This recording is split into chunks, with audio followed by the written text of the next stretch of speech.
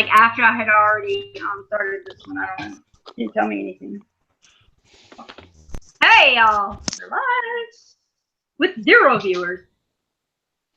All right, I think I'm gonna leave it because it's all gonna go. Bullshit. Oh yeah, we're live. Hello to. Good morning, Vietnam. Morning, Vietnam. Hell yeah. I don't even know what Yeah, did you watch or listen to Vegans No. with those douchebags?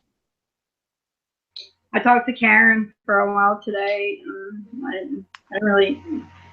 don't know what the fuck did I do. Oh, yeah, I know what I did. Yeah, I was talking with somebody for a while. Gotcha. But, I talked to Karen. I was supposed to go out there today, remember? Oh, yeah, that's right. You didn't make it? No, because I wasn't driving all the way to an hour and something to Spartanburg when I didn't go to work. Like, I didn't have work today, so I was going to go on my way home from work. So I don't have gas to go just drive out there like that, you know? Oh, you work by her? Hmm? Where she lives? No, she lives close to me. I'm talking about I didn't go. I was supposed to go to the morgue house, and then He's in South Carolina? Yeah, but we're on the border. No, I know. We live like on the border. Like she lives on the border, like the last city before the border, and I live like east on the border. Like she lives west from me. Gotcha. But I guess it is south. That's by Florence, right? No, Florence is in South Carolina. I don't know what fucking Florence is. Never heard of it. I'm trying to remember. That's where we get off to go. We go to Myrtle every year. I think that's. Let me tell you where I go. Let me tell you where I go. Okay? You want to know where I go? Working home. That's it. Working home. Here you. I don't go eat at restaurants. I don't go out. I don't go anywhere. I go working home. I go working home. Okay, I see. Me no get out much. Me stuck in the house.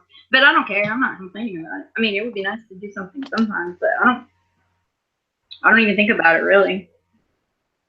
Happy. Gotcha. I like being home shit. Okay. Oh, Rob dropped. Oh, I added you to the call, Rio. Wait, who said that? Rio. Oh, I think I spoke to Rio before. Yo, like this is crazy. Yo, this whole thing is like gone. I might as well just stop. Oh man, I might as well just stop. Look, let me show you how pretty this is.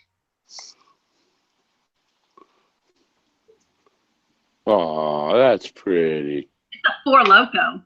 I didn't even know it when I bought it. I got home and I was like, what the fuck? I bought it because it was pretty. Don't let Jimmy hear me say that. And so then I got it home. Where'd Rob go? I didn't even He dropped. Probably. He said he was in the car. Or on a cell anyway. Oh yeah, he had bad connection. I forgot.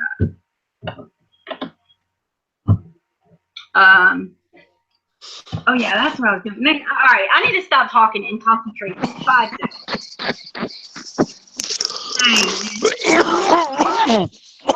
Damn. Smoke another one. Damn. Get the chance. I didn't smoke it all today or yesterday. Not because I don't have any, it's just I didn't feel like it. Shit. Damn, man, I keep forgetting what's going on. I'll be right back. I gotta get my power cord. You need some oxygen tanks. I could use a little bit of that. Need you to jump on my chest. Maybe helium? I don't know. Yep. You need something to breathe. Never breathe. All right, I go power cord. I'll be right back.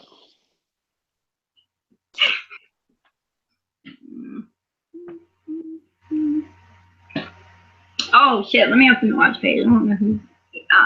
Nope, I'm not. I'm not gonna get distracted again. I will be in there in a minute, y'all. I don't know who's in here, but hello, hello, hello.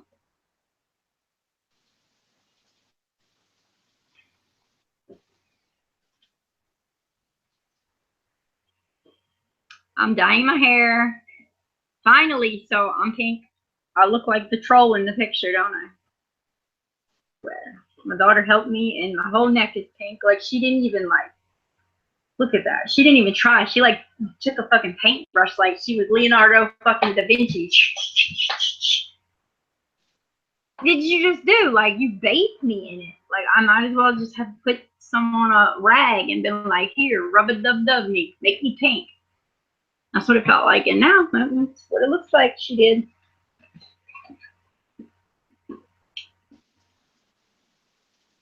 Yeah. That's exactly what she did. That, oh my God. I wish I never would have looked at that. Oh my God, I should never look. Now it's going to drive me crazy. Oh, Lord.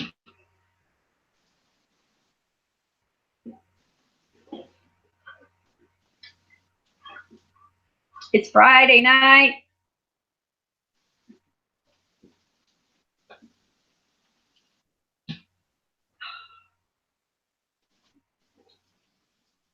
Wow.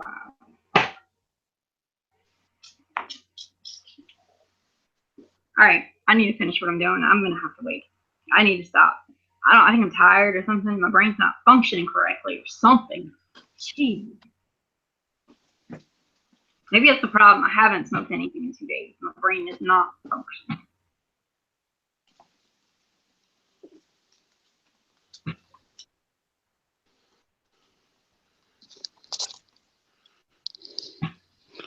Man, I could hear you talking from out there off the earbuds.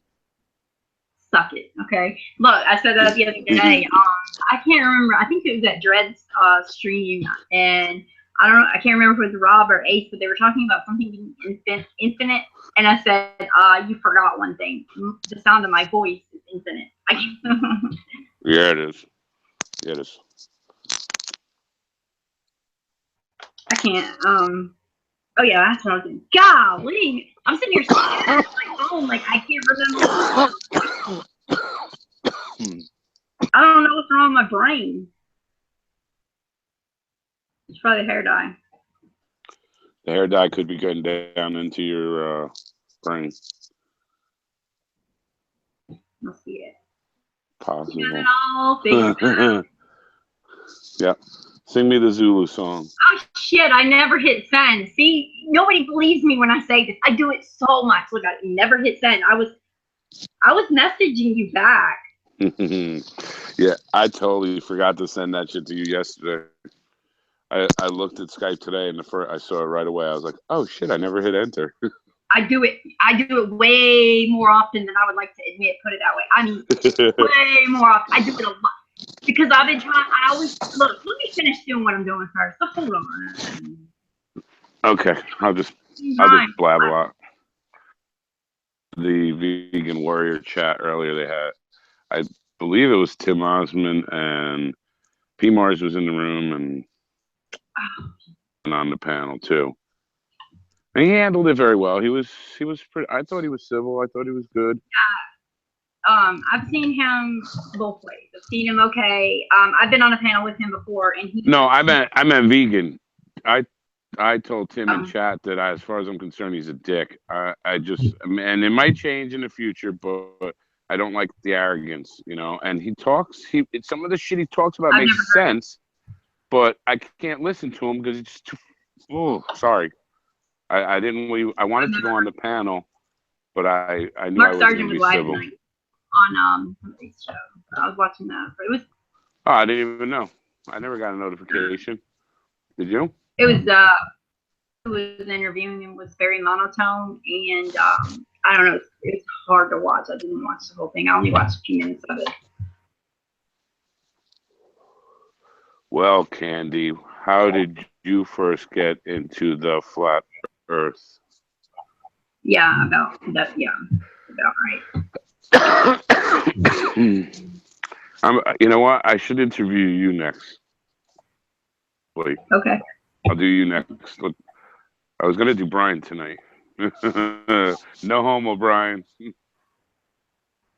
Yeah, I think I should interview you. I think you'd have some interesting answers for sure. I'll hit you with the same battery of questions I nailed Mark with. Some of the ones here and there. I finally. Is there music in your head? Is there music in your head? Yeah, I'm listening for all day. I've been hearing the same song, and it's Sublime. Summertime, the weather. I just see. I don't know why. I've been sitting there all day long, and I'm like, I haven't even heard the song in years. I don't know why it's in my head. That's funny. Yeah, I can see. Oh, you can. I hate that shit. I gotta remember, like, when I'm on my phone, right, and I'm on Hangouts, if I minimize, like, if I get out of Hangouts to open something else, it turns my camera off. Well, I forget that it doesn't do that on the laptop. Like, it's steady looking at me like, I'll be in here like, no music playing. Like, what the fuck is that bitch on in there? Like, shit. That's what I'm talking about. That's what I said. There's music in your head. It's okay. It's okay. Thing to hear music. It's better than not hearing music. It's better than hearing fucking voices to tell you to kill people. Yeah, you just copied what I said. No. Jinx, pinch Coke. You owe me a Coke. Nice. Okay. Was it raining today by you? Yeah, a little bit. Not really. It rained for a little while. Just not. I mean, it was like a groggy looking day, but it wasn't raining that much. It only rained for 10 minutes. Oh no, it was brutal here. Like, I walked into the body shop for my car, and I'm talking to the guy, and I go out to my car, and there's like water in the parking lot. It came out of nowhere. I was like, what the fuck? But like I said, I always wear combat boots. Wet feet. I'm a bitch. If my feet get wet, I don't give a fuck what it is. I'm going home. Yep, you're a bitch. Oh, totally. I'll tell you right now. I admitted to the world. It's live. Hello, everyone. I am a bitch. When my feet get wet, I go the fuck home. That's why I wear waterproof shit, so my feet don't get wet. I mean, if you have any chance of your feet getting wet, bring a fucking extra pair of socks, you dipshit. I don't need to if I wear fucking waterproof boots. I'm fine. Okay. I don't know why, but it just ruins my fucking day. I don't like to have wet feet either, and that happened to me. It might have been yesterday, the day before. I was mopping the floor, and I had walked all back in the dust again, and I was like, I'm not about to fucking walk on this floor and make it dirty and have to mop it again. So I kicked my shoes off before I walked in there, and I said, that was the dumbest shit I've done in a long time. I'm not about to walk on this motherfucking floor. That was great. So I took my shoes off and I walked on that bitch all the way to the back of the apartment, and the floor was soaking wet. So now I had wet socks on. And how dumb was that? Then I had to put I left footprints. Wet socks. And I was like, why did I do that? Like, that was so stupid. You were trying. You tried. It's like I didn't think of the consequences of my actions before I took the action. Funny. You hate to see it. You hate to see it. I mean, I don't mind. Honestly, I don't mind. I don't have to wear shoes if my feet get wet. Whatever. You know, I can handle that all day. I can walk in the mud, whatever. Shoes on and they get wet. Nope, don't like it. Nah, man, my feet don't stink, Joey. My feet smell good. No, I bet your feet smell all right. I can't stand it. Like, I always. Kind of a weird thing to say to somebody, but your feet probably smell. He said your feet don't stink. Oh man, too fucking funny. Yeah, buddy.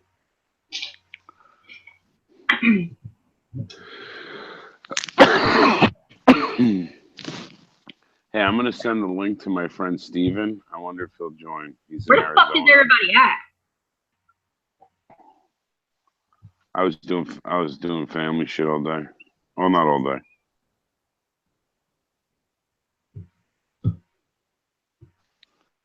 See if my friend joins us. Man, all day. Oh yes, I did. I'm lying. Earlier today.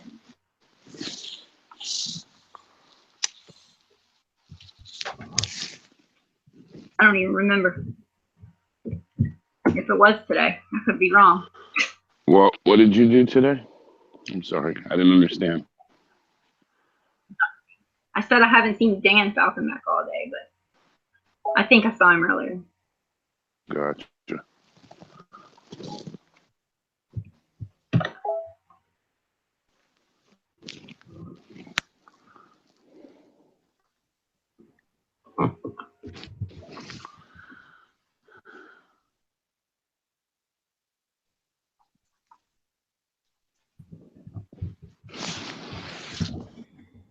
Dan's name on his channel. Hello? But I said, what'd you say? Said, what's Dan's channel's name? Us, Flat Earth Subgenius. Flat Earth what? Subgenius. Subgenius. Okay, all right. That's what I thought it was. Okay. I'm trying to catch up. Jesus Christ, you know so many people. I was like, what the fuck? I don't know all these guys. Hello. I mean, everybody's cool. That's a good thing.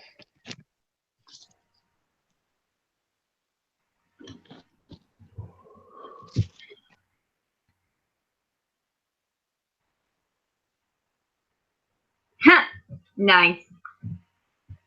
Pass it over here. Anybody in the chat? I'm on Skype and Hangouts. Hold on, I'm going back. I don't know how much. And you know what? Don't ask me how. Like, if you tell me to go look up something, I'm not gonna be able to look it up. I have to use my phone.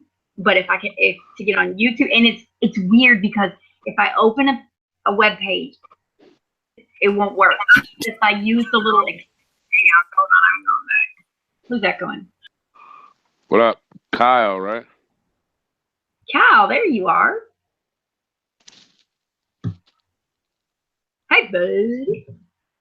I still haven't got a headband. Damn it. But what was I just saying? Hat or headband? No, before that. Before when I said who's echoing. I don't know. Oh yeah, my internet. So back and forth from Skype and this, and you can't look anything up because the web browser's fucked yeah, up. I can't. Like, okay, no, my internet isn't paid. It's cut off. I don't know why it's working for certain things. Like if I open a web page, it won't go to it. It'll say AT&T. But if I open the web page and I click on the little extension that I have like on the toolbar, the Google thing, and open it from the app, it'll open it there, and it'll open the Skype app and work. But sometimes it bogs down and it won't work. It won't do anything. Like it'll kick everybody off the Hangout. But only for YouTube, Google, anything Google, and I have to go to it a certain way. It will not work if I try to like go to the address bar and type in something. I have to use that. Interesting. So what are you fooling the router or something, or the modem? Is that how that works? I don't know. Interesting. Cool. Yeah, it's saying like, okay, watch. Like it's saying that I have internet access there in the Wi-Fi thing on the bottom, but watch. Hold on. I can't watch. Why not? I don't know. I'm about to show you. I can't look at you. Ugh. Yucky. Go fuck yourself. Go away. See, I don't know what's going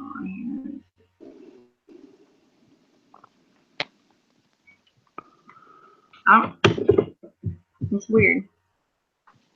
Don't go away. Okay.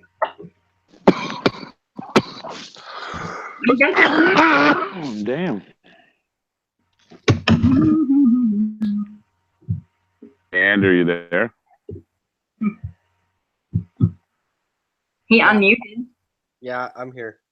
Can you hear me? There he is. Yeah, you go. Okay. What up? It's Kyle, right? Yeah. Kyle Anderson. That's it. 3 Maple in Missouri. No. I'm kidding. I'm kidding.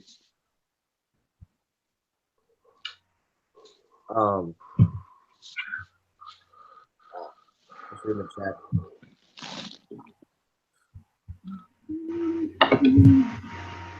Yo, what happened to Poncho Pete? I thought. I don't know. Oh, weren't they supposed to be on earlier today? Yesterday, dude. Yesterday? That was yesterday morning? Yeah. Wow. I was at work. Remember I made Hillbilly. I mean, I didn't make him, but I kind of did. And then put a gun to his head and be like, end the fucking hangout, they're live. But I did say, hey, y'all, it's 10:30, they're live, I'm gone. And I bounced. And then as soon as I went to click on it, he was already unlive. What the fuck? Dead. He was dead. No, he wasn't on. No, wait. Andy Franklin. Oh, that must be Vinny. So weird. How the hell did you just join? That's Hello. Hey, Hello. listen, I'm sorry. I help you with streaming, so I will hide myself from broadcast, and you can do whatever you want. You have. Why? You don't want to hang out with us? No, you have a better stream. I'm in a Skype call with 6 people. We are making something. So, if you're ready, I will jump in back. But I will keep on. I help you to stream. I will help you streaming. And so you can drop. Bye. Drop it like that. Drop it like that. Drop it like that. Vinny P's gonna do it for you. I was just going off of that. Holy shit, Hillbilly. How'd you sneak in the back door? Oh man, I came in quiet as a church mouse, didn't I? Hell yeah. Hell yeah. So stupid. Oh my god, y'all. I'm sitting over here trying to give Vinny controls, and I'm like, why isn't it working? He's wow. already I have really lost it. Oh my god. Today's been one of the days, but I don't know what. Flip. I'm not functioning right. My head's all fucked up.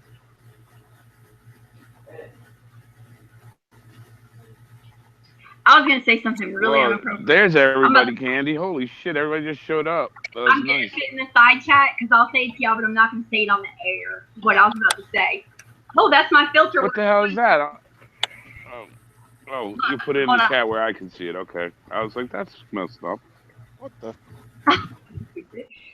It's Hillbilly. How you doing, buddy? Don't make me go full-blown hillbilly on you, goddammit. You know I do it. What up, Wesley? Flat Earth News. Talk. I got lucky. I got the truck. Yeah. You're driving something? I drove the truck today, yeah. Oh, he made nice. me an offer. He made me an offer I couldn't refuse. He says, go over and pick me up a 30-pack of beer, and you can use the truck tonight. I went, okay. There you go. So he's home drunk, and you're at work, and you got. Oh no, you're off tonight. What am I talking about? No, I'm fucking working. That's why I got the truck. No, I just pulled in. Oh, that's right. It's Friday night. Right. But my press operator's not here tonight, so I get to fuck off all night. Really? So you didn't have to walk to work, and you're not even gonna have to do shit at work. Pretty good much. Night. Awesome. Yeah, awesome. Really good night.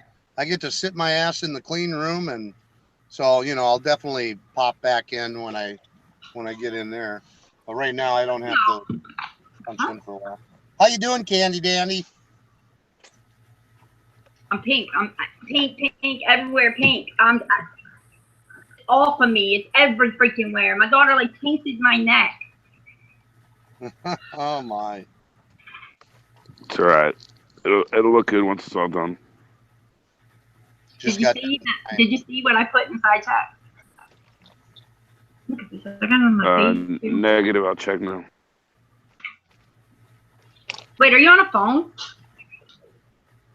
You can't see it if you're on a phone. I can't see that. I'm on my phone. You got to put it in the other. I'm not putting it in the back chat. There's too many people in there. I'll text it to Then you. text it to me. Yeah, I mean, honestly, Candy, I think I have more ways of talking to you than my own wife. I got to thinking earlier when you was in when you guys were at my hangout and you was talking about it was Candy McCalling people at 4:30 in the morning. She has called you. I said, man, you must have a pretty understanding wife if a girl's calling you at 4:30 in the morning. Oh, yeah. I know that's what I said. Like I commend her because most women aren't like that, and I love bitches like that. Like the dude, his wife or fiance is just like she calls me when they fight and or like she can't find him. Call me and find him. What do you want? Why are you calling me from the other room? You were just for nothing. But I can't bang you through the internet, so I don't think you're a threat. What? Hold on. What? I said. No, hold on. Not you. My son that was just standing in front of my face called me from the other fucking room when he walked out of the fucking room. Well, what the hell? What did you say? That it's not threatening. I can't bang you through the internet. Not you. Shut up. Then don't look at the screen when you're talking. Every time I say, "What did you say to him?" you answer again. It's funny. Now what, Jacob?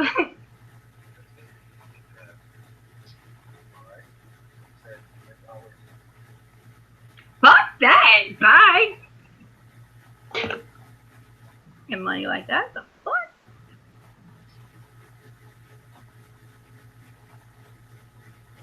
Do that? The front. Oh, now nobody wants to talk. Huh? When I don't want y'all to talk, y'all want to start talking. When I want to ask you. Tell me then. Tell me when it's cool. I'm still waiting. Damn. Too funny. Look, oh my god. Where are you at? Ghost? Look.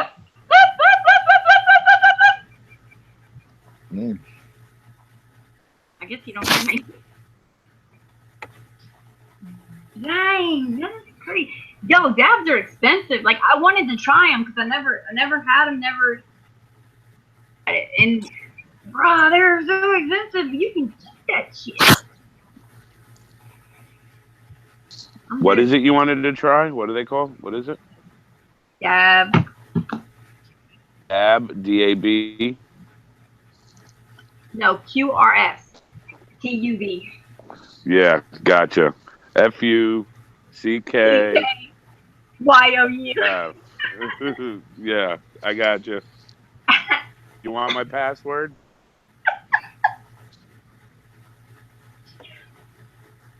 Yo, Nah. you know what's funny? Is like I still haven't figured out, and neither does Benny. I mean, Benny would be the only person that could answer this. It's like I asked Antonio.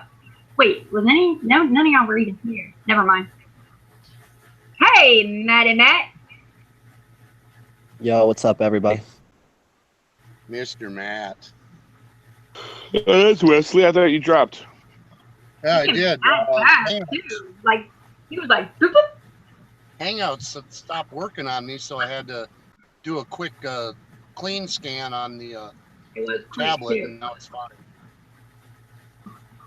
That's weird. What happened to Rob? He must have lost service.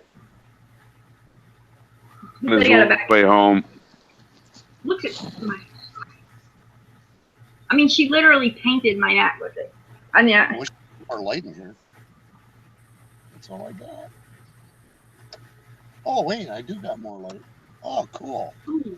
This is how I got it off my leg earlier. I'm gonna use it. So what's on the flat Earth agenda today? What do we got going on? It's Cinco de Mayo, so I know people. You eating tacos and drinking Coronas? What's going on? Yep, I had quesadillas for dinner and a couple cervezas, and now we're talking hair products. Oh yeah, I need some carne asada and a couple margaritas, dude, and I think I'll be good. Oh, I'm not lying. That's totally what I had for dinner. Hell yeah. Yeah, we got a new Mexican joint in town, and my wife loves that food, so she stopped in and got some shit. It was good. I had no idea. Mark Sargent's in the chat. What's up, Mark Sargent? Mark. It's Mark. Uh-oh. Sorry, Mark. Didn't mean to call you out, man. I just got to. Every time I see him in the chat, I call him out. So usually he's like, can't see the chat on the phone. He's like, damn it, I wanted to just pop in and pop out. Yeah. I mean, everybody notices when he says something. It's not like he can't. Like, Mark Sargent comes in and, like, everybody, boo, boo, boo, hi, Mark, hi, Mark, hi, Mark, hi, Mark. But let one of us pop in and 2 people are going to say, hey. Hey, I'm okay with that, man. He's made a way bigger impact than me, so he gets it way more than me, so that's okay. That's okay with me. Besides, we are all Mark Sargent. Yeah. Yeah, I was about to say, I don't know what you guys are talking about, because I am Mark Sargent. Yep. No, Word. See, she's even got the book. She's Mark Sargent. Oh, I can't. Mine's in the other room. You're too slow there. Zulu, you're too funny. Slow. Too funny. Hey, Mark, will you sign my book like a fangirl? Will you sign my book? Will you sign my book? Will you sign my book in November, please? Are you practicing for the conference? Yeah, I don't think he's gonna now. Please. I'll cry. I'll stay here all day. Please sign my book, Mark. Please. You're my favorite. You're my idol. Please sign my book. Look, it's advertisement. Free advertisement. You are my Yo, idol. if you haven't read, seriously though, I'm not even joking. Like, if you haven't read this book, you cannot call yourself a flat earther. I'm sorry. If you haven't read it or listened to it on YouTube for free, you're not a flat earther. Like, this is the most well. You started sounding like Von Zipper from I don't know. You're probably not old people, but That's the Sound of Music. No. We used to watch the Beach Party Bingo and all that with Annette. Oh yes, the rat and dudes Zipper, or whatever, right? Zipper's like you are an idol, and when Von Zipper keeps an idol, he stays idolized. What? Yeah, old reference, Candy. This is I have no idea what he's talking about. Even like the words are spaced out nice and evenly and easy to read. It's formatted awesomely. It's like a kindergartner could understand this. It is very well written. So if you have not read this or watched the videos, you better go do it. Like, now, get off my screen and go to my say thanks for having me on QVC, Candy. No, like, this is the very first. You are nailing it. It's perfect. This is the very first thing I ever heard about the flat Earth. This right here, the flat Earth clues, and I guess that's why I'm like a Mark Sargent fangirl. And I not really like I used to be friends but like before I couldn't wait till Tuesday every week to call Mark Sargent. Now I'm like, I'm not calling him. I talk to him every day. Let somebody else call him. Not that I don't love Mark. Listen to you. I don't care. I'll still call. I don't give a shit. I mean, I'm never gonna call again, but it's like I run out of things to say. Like, what am I gonna call and say? Mark, dude, I don't think I ever told you, but honestly, your calls into Mark's show are like one of my favorite parts of the show when I used to listen to it nonstop. Seriously. Thank you. Straight up. Thank you. Thank you. Completely honest. I appreciate that. Yeah. I did. I was like, oh shit. Every time I hear your voice, I'd be like, oh, Mark's from New York. Yeah. Right on. You know why? I think you know why it is, because we recognized him and we knew, like, oh, that's Mark from New York. Like, well, it wasn't that. It was that he always had something good to bring up. He always, not that I have anything against Mark. I love Mark to death. You know, on Terraplane Truth, you know, on Instagram, you have a profile at the top. It gives you a little breakdown real quick of what your channel's about or whatever. And I only have 3 because you can only fit so much up in there. So I have 3 people, and it's Jeranism, Rob Skiba, and Mark Sargent. You know, it goes Jeranism, Glowbusters, Rob Skiba, Biblical, Mark Sargent, Flat Earth Clues. Nice. Fit in there. Nice. But I think those are like the 3. Well, that's 4 because Glowbusters is in itself. But I think those are, like, you know, regardless of whether half of Mark's answers are just that's the way they made it. You know, like, that's all right because he has the Flat Earth clues, and for people that are just waking, like, it's near perfect. I got to the point. Oh, Mark Sargent doesn't know my phone bill, does he? What happened? Mark Sargent, I paid $1,500 to listen to you. Hey, Candy, your panel's starting to get full, so I'm going to go ahead and jump out and make room. I was just stopping by to offer you my computer to make sure you had a secure connection while you're done. All right? Hey, Hillbilly, before you go, mate, I want to know what's happening with you and your wife. I heard your wife's not well.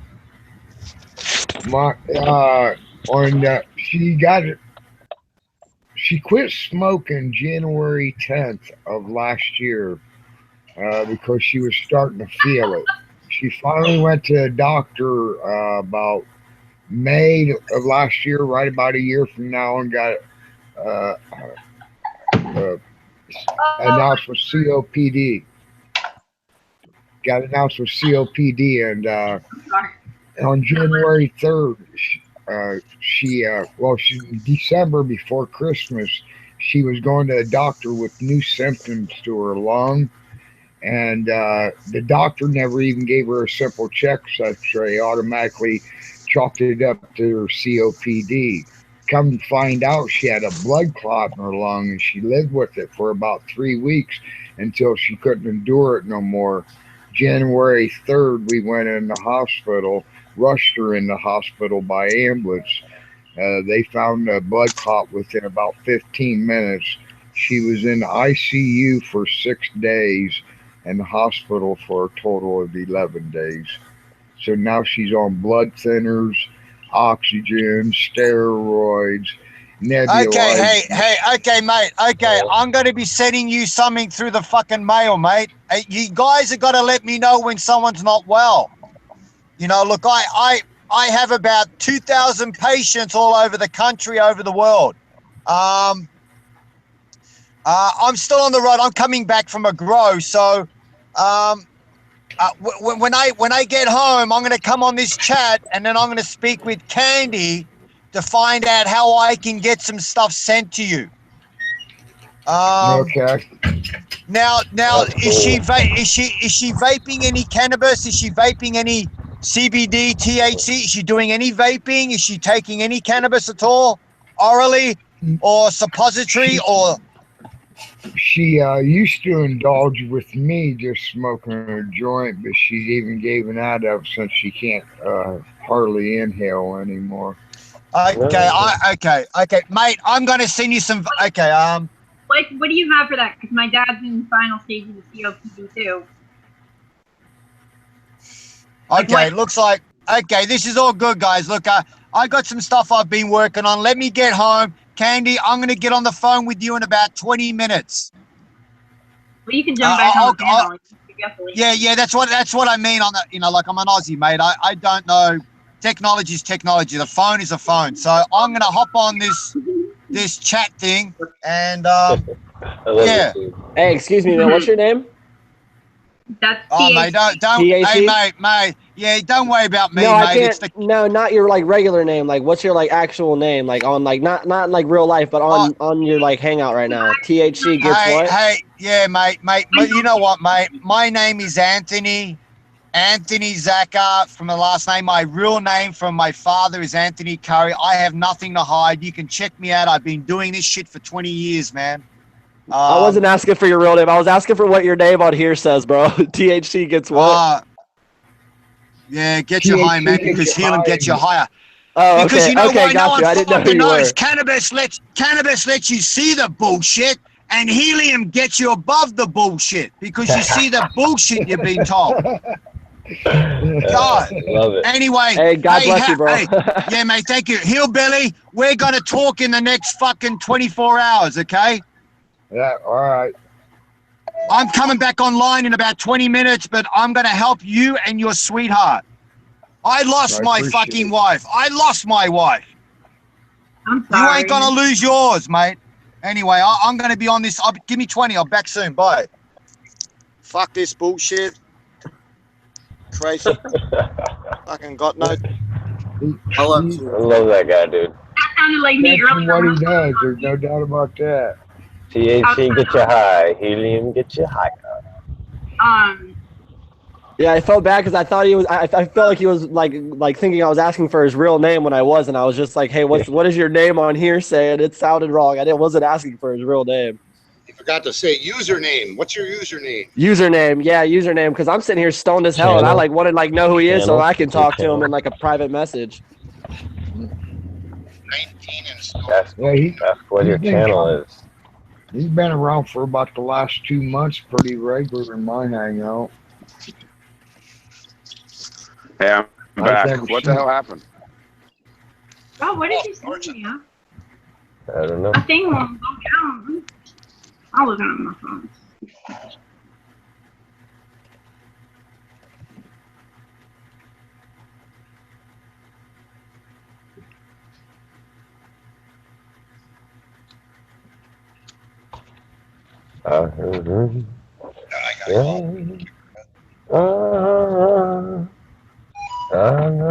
Yo, Rob, when are we gonna link up, dude? Bro, I was just thinking that yesterday. I think I heard you on a panel. I was like, man, we need to hang out. But see, the thing is, my life is like absolutely super chaotic, and it's like there's other people. Like I wanted to go chill with Cathexis. There's a couple people I wanted to go like even do some experiments with, but. What Well, it dude, is, I'm moving to brother, what Miami it in is 2 weeks. that I work my ass. I work off so much that I pretty much quit my job and went with something else so I could have more time for this and for actually growing and helping others grow. And so that just happened, and I'm in the middle of some other craziness, a couple different crazy situations, and so the only break I get from that is on the weekends, and that's when I get my son. So if I don't have my son, I am busting my ass. Well, dude, we And gotta if go I'm not fishing or busting something, my bro. ass, that's what I'm saying. If we're going fishing, we better bring a fucking laser and some cameras. Yeah, and, dude, let's go fishing. We'll bring some lasers and some cameras, and we'll catch. We'll go out to the West Coast, bro. We'll go out to the West Coast, and we'll get some Lake Pan. We'll get some. Yeah, dude, we'll catch some fucking bonefish. Gonna go Lake Pan. I think is it Lake Pan? Lake Panasoffkee, I think, is the biggest lake in Florida. I think it's 6 miles across. We can shoot from one side to the other and have another curvature. Dude, I test know a proof. shit. Dude, I know a shit ton of islands we can go and like look at, bro, from like miles and miles away, bro. Are you by Jacksonville? 4 miles. Yeah, he's in Jack. Everything in Jacksonville, Florida's right? close. Everything in Well, Florida is relatively 'Cause close. I'm going to Palm Coast That's in not like true. a couple months. Cool. It's especially in like northern Florida, like from the east coast to the west coast of Florida, from like Jacksonville. That's like a 2.5 hour drive tops, 3 hour drive. The back roads. You know what I mean? That's not that far. Orlando's like 2 hours for me. I'm actually about to be moving to Miami, guys. About 2 weeks. That's far. That's like 8 Yeah, hours. that's right? like nah. It's gonna take me like 6.5 hours to get there. It takes me like 8 hours to get to the Keys. I want to get away from every person.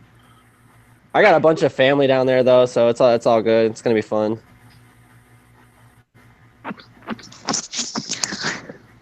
In Yeah, Miami. did you get It is harder. Yo, Wes, I can barely hear you, bro. I was wondering if you got a hold of Yeah. Dread. No, I haven't got a hold of him. I've seen him in the chat a couple times. I've said Down what's there up to him, too? but I haven't talked to him for a while. Yeah, because we wanted to do some music stuff together. Oh, I'm about it. I know you'd be down with it. Jeez, Wes has got a way of saying things creepily. What was that, Flip? Said you got a way of saying things very creepily. I know It's you. all in perception, brother. I didn't hear creepiliness. Yeah, me neither. But but now that you said something, I do, and it sucks. Oh, no. Oh, shit. Oh man, what's up, Flip? Holy Oh, not much. shit. How y'all doing? What's up, Flip? Desert trip. It's amazing how everybody's mind works in this freaking. They one thing, and it's like, no, back up. We've been No, it's the trained same that thing way. with texting, dude. Texting, I hate texting people because I'll be sitting there and the way I text, they can be mad as hell at me and I won't even know. You know what I mean? Because I'll read it in a completely different way than what they're saying, and I'll see them and they'll be pissed at me, and I'm like, "Why are you mad?" And it's just like, I hate texting, Hey, dude. check this out. Now, don't, get on my ass or nothing like this, but you're talking about, mind and all that and the way we think and things like that. And we all know we're programmed to a certain extent. Right. But I don't think we realize to the extent that we're programmed. Think about it like this. What do we know is pretty much the most in-depth, hardcore mind control program that we know of that was conducted for the most part here in this country, but What, like Monarch? That'd probably be about the second, but yeah, MK like Ultra that. Monarch. Yeah, MK Ultra, yeah, right. So yeah, Monarch Mind Control. Yeah, that's what it is. That Monarch program too. That's Monarch Mind Control. That's what MK Ultra is. Yeah. Well, all right. Well, what I'm postulating right now is that it's not just, it's much more than. It's bigger.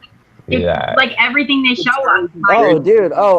Hey, bro. I completely agree with that. I mean, literally, like, you know how we get so frustrated when we're telling some people the aspects of this that are so simple, and they just keep saying the same thing over and over again. No, but how could the sun not be like lighting up the whole plane then? Stuff like that just drives you insane. Like, think about this. Could the mass majority of the population literally be under mass hypnosis right now, living as actual zombies? To where. Dude, I'm reading a book right now. I'm reading a book right now, dude. And here, let me look up. I forget what the author's name is, dude. But I just I have on Audible. I get Audible, so like I pay like a subscription every month to it, and so I get like a free credit, dude. And this book was like, it's called Operation Mind Control, and it's by W.H. Boart, and it's narrated by Eric Burns.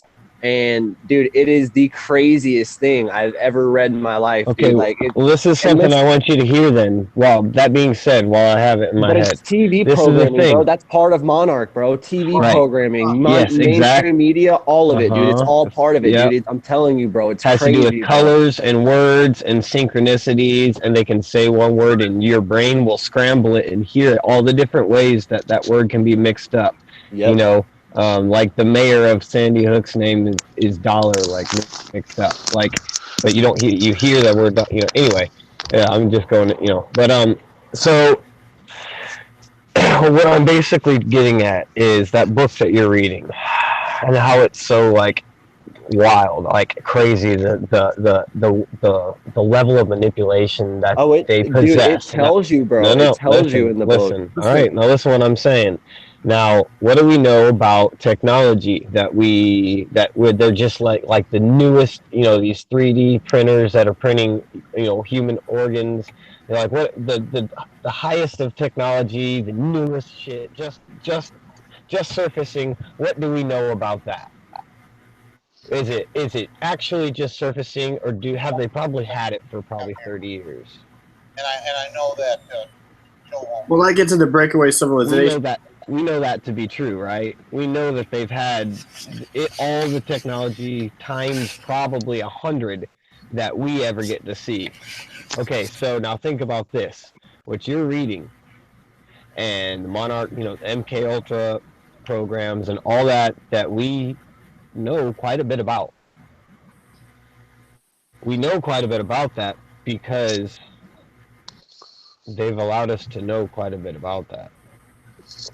Right. Yeah, Right. well, yeah, I agree with that. Actual serious mind control manipulation, like having, mind controlled zombies that snap on keywords, assassins that will like go perform a mission and come back and then wake up and not have any recollection of where they were, what they did, anything like that. Be a regular citizen walking around, a high school student, a college student, whatever.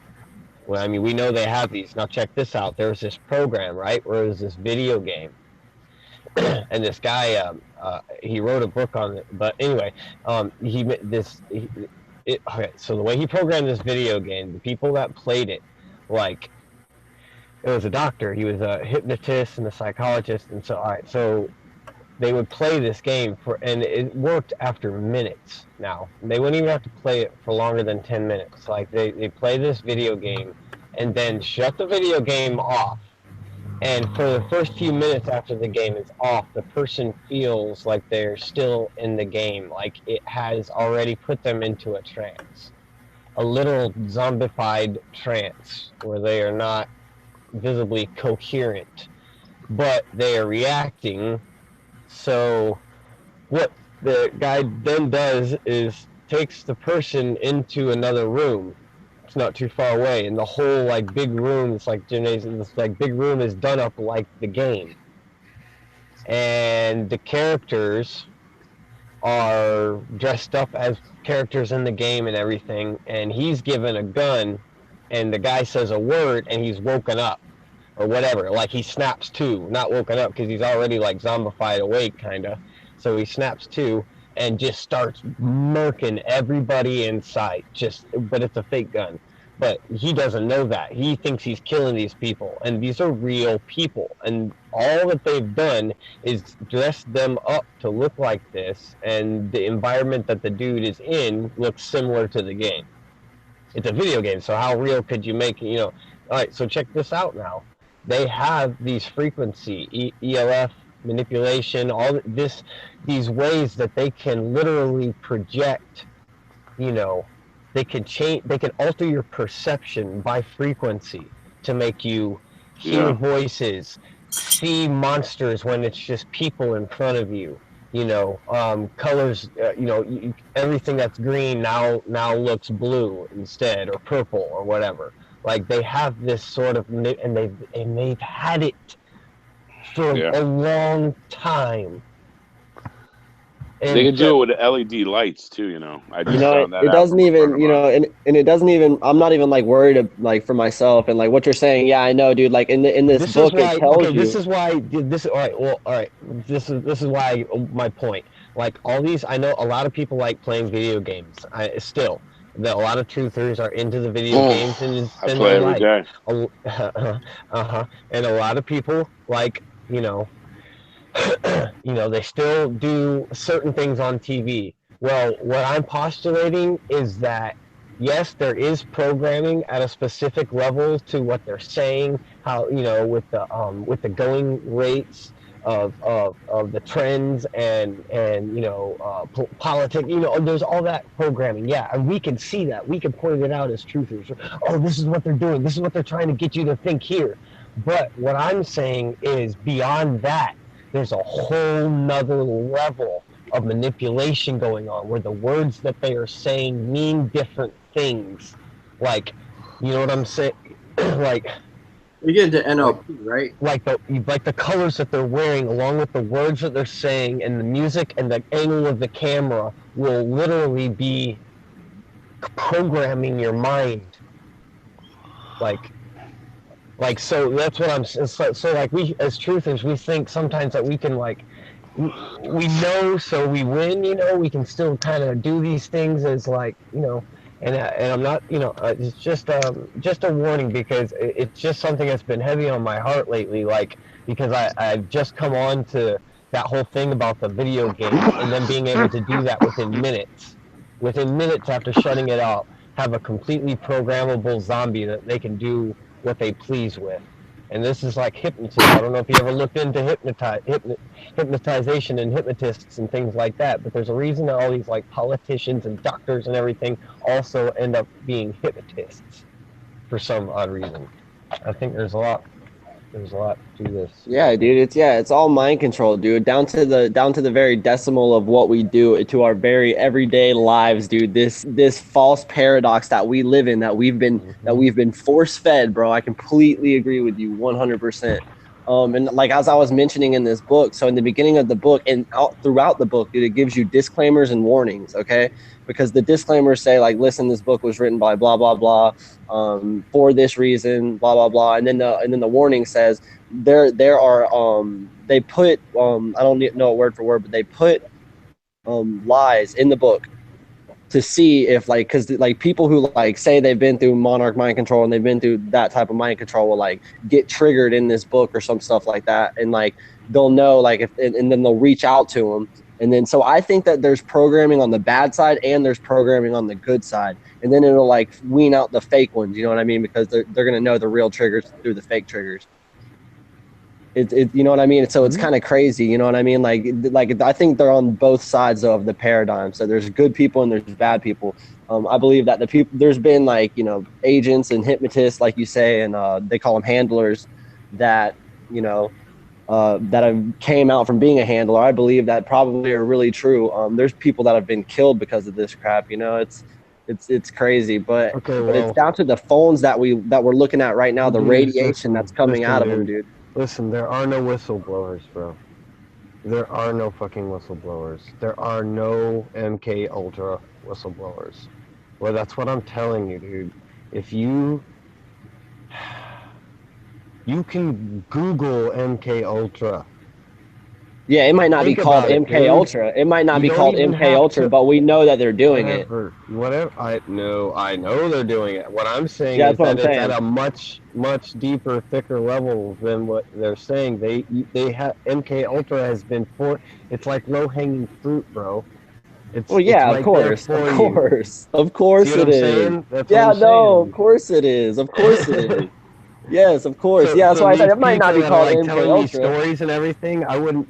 That's part of whatever program that is part of. You know what I'm saying? So I don't know, man. As far as like these personal, you know, they can say words in cadences and hypnotize you while you're listening. Like it's just there's just certain things. I don't know, man. Like I said, there's certain things that I think we should be careful about, because when they're just given to you, you know, there's something else going on. Like there's something deeper. Like Wiki, you know, right? Do they want all these people like looking into this and getting all the same type of whatever, so that at the given time they can, you know, blast this trigger word through everyone through this frequency? No one else will even hear it. Exactly. And it's like WikiLeaks, right? So you have the one aspect where they're releasing government documents or emails, whatever, and it's but then on another level, they're still suppressing it, and you still have Assange basically controlled, right? Well, and it's yeah, quote unquote. So you have another level to it. That's, I think, what like the whistleblowers of MK Ultra are still in on the MK Ultra program as a whole, right? This is kind of like, yeah, exactly. And like this is the thing, like this whole WikiLeaks thing, like, dude, when did WikiLeaks start dropping a ton of stuff? It just picked up within the last 2 years? 2 years, yeah. Really, when Trump got like when he was running for president is really when they were really dropping bombs. Yeah, what happened about 2.5 years ago? Flat Earth went viral? Right. Yeah, true.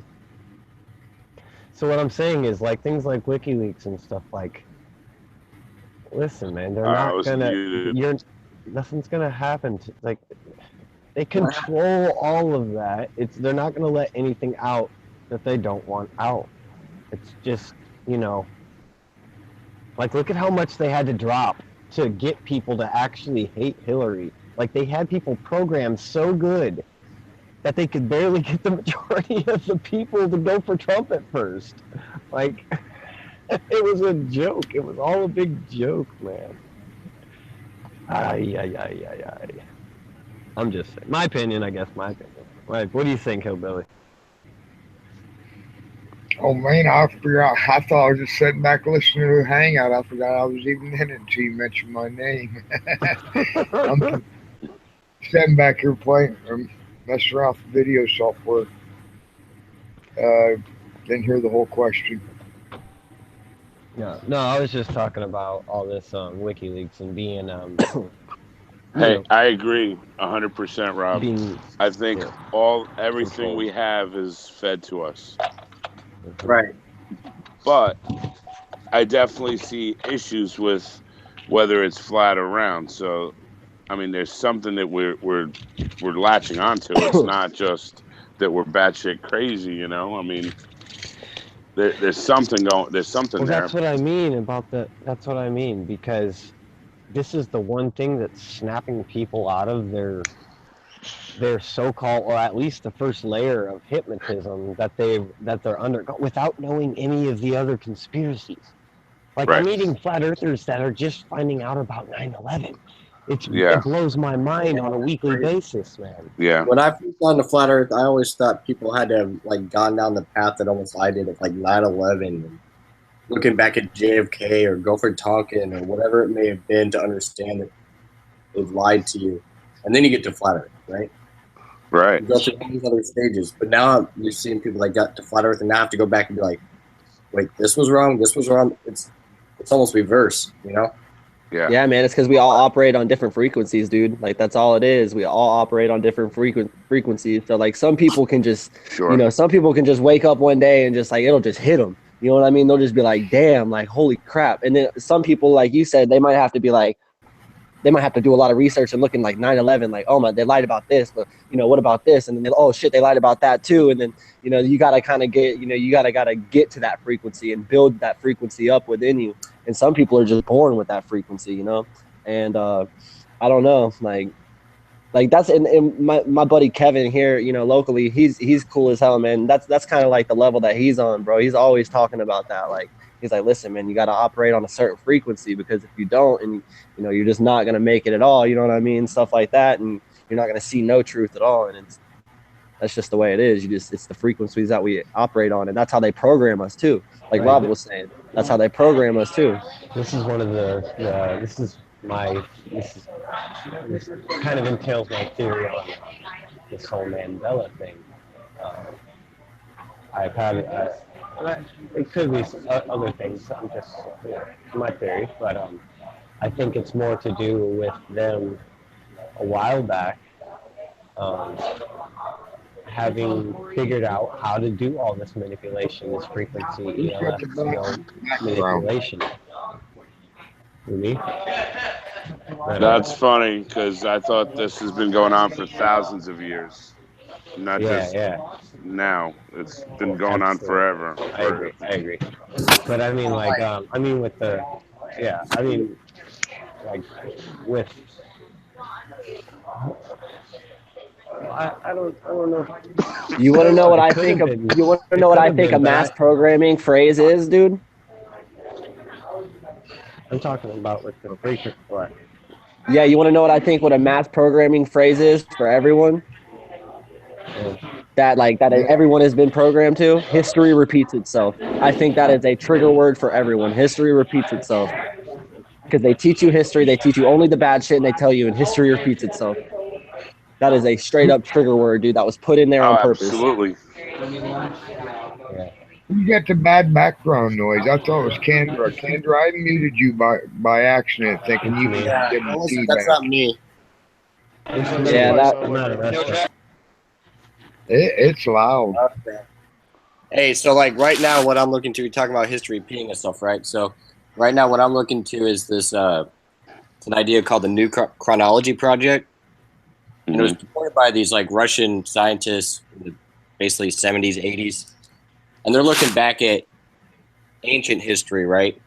and they're seeing parallels and using mathematical, like statistical analysis and different things. I have like 4 of these volumes. I'm only in volume 1 right now. It's super complex, but anyways, what their hypothesis basically is that in the or the Dark Ages, so to speak, the Jesuits and the priest class rewrote ancient history and just copy and pasted and changed names and dates and things and changed all of ancient history. It was much more compressed at one point.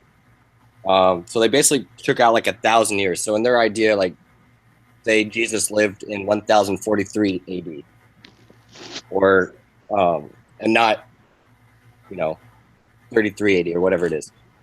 So looking into that, that's kind of blowing my mind. But like what you're saying, history repeats itself. What these guys are postulating is they did repeat it, but they just stretched out the timeline to confuse everyone. They're going through ancient money. You've seen like Stonehenge was like created, right, in the like early 1900s. Well, even the Greek and the Roman pantheons are not original, and they came from the Etruscan pantheon. So the whole idea of history being what even it's taught, and carbon dating and all that, carbon dating is a bunch of crap or whatever, but even like the history that we propose, like most of us subscribe to, even as flat earthers and truthers, may not even be real, right? It's kind of crazy, but it's something I'm looking into right now, and it's. May I say something? Go ahead. To touch on Matt's thing, history repeats itself. I can agree with that 100%. And I think about like what Rob is saying, that, this stuff has been going on for probably and a lot bigger than we really even see now, and longer. And, I wonder, did they have, what do you call it? The technology years ago, because the history things show that they saw things in the air and stuff and like that. Maybe like breakaway civilizations, right? Right, like they've always existed, and they've always controlled us and allow us to develop until we can figure out who they are. Then they destroy us and let us do it again, so that they could just keep using us for slave labor or whatever the hell. I don't know. Right. But I wonder about that thing, because I definitely feel like it's been going on a lot longer than we think. Yeah, there's definitely cycles and stuff. Like, you look at the Tower of Babel, and they confused all the languages, but then you have all these gods and goddesses that are the same personifications of each other, but with different names. So the things get messed up there at one point where stuff is getting figured out. I don't know. There's different ways to look at it, and what was actually going on back then. So. Sure. Yeah.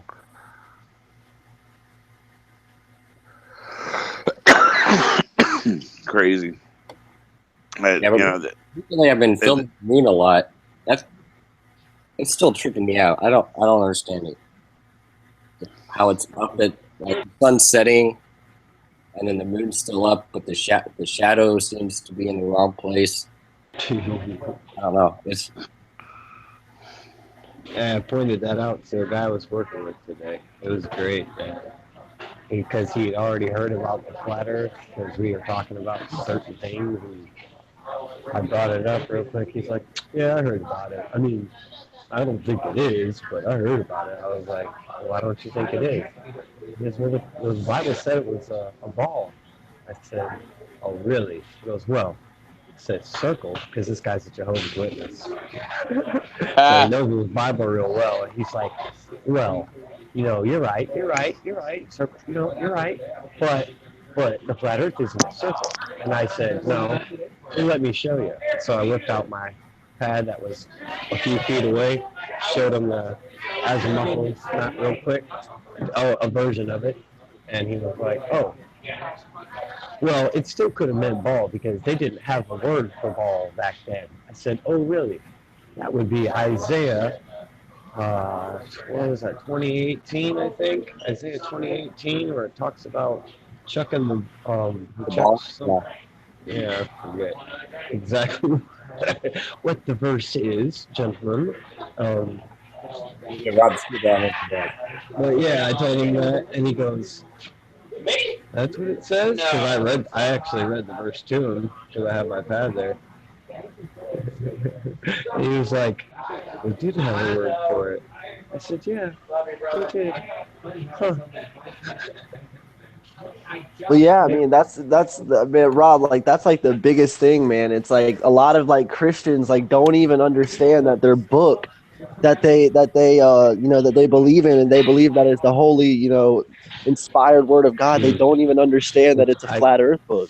It's so freaking mind blowing. Isaiah 22:18, he will surely violently toss or turn and toss thee like a ball into a large country.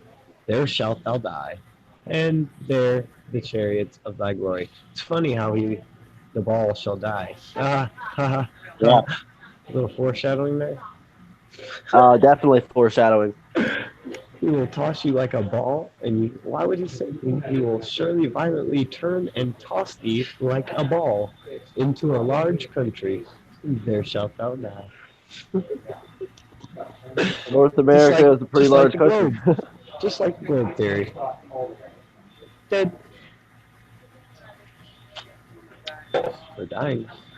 It's kind of cool because I do that with my parents too. When I was first telling about this, you know, you bring up the Bible.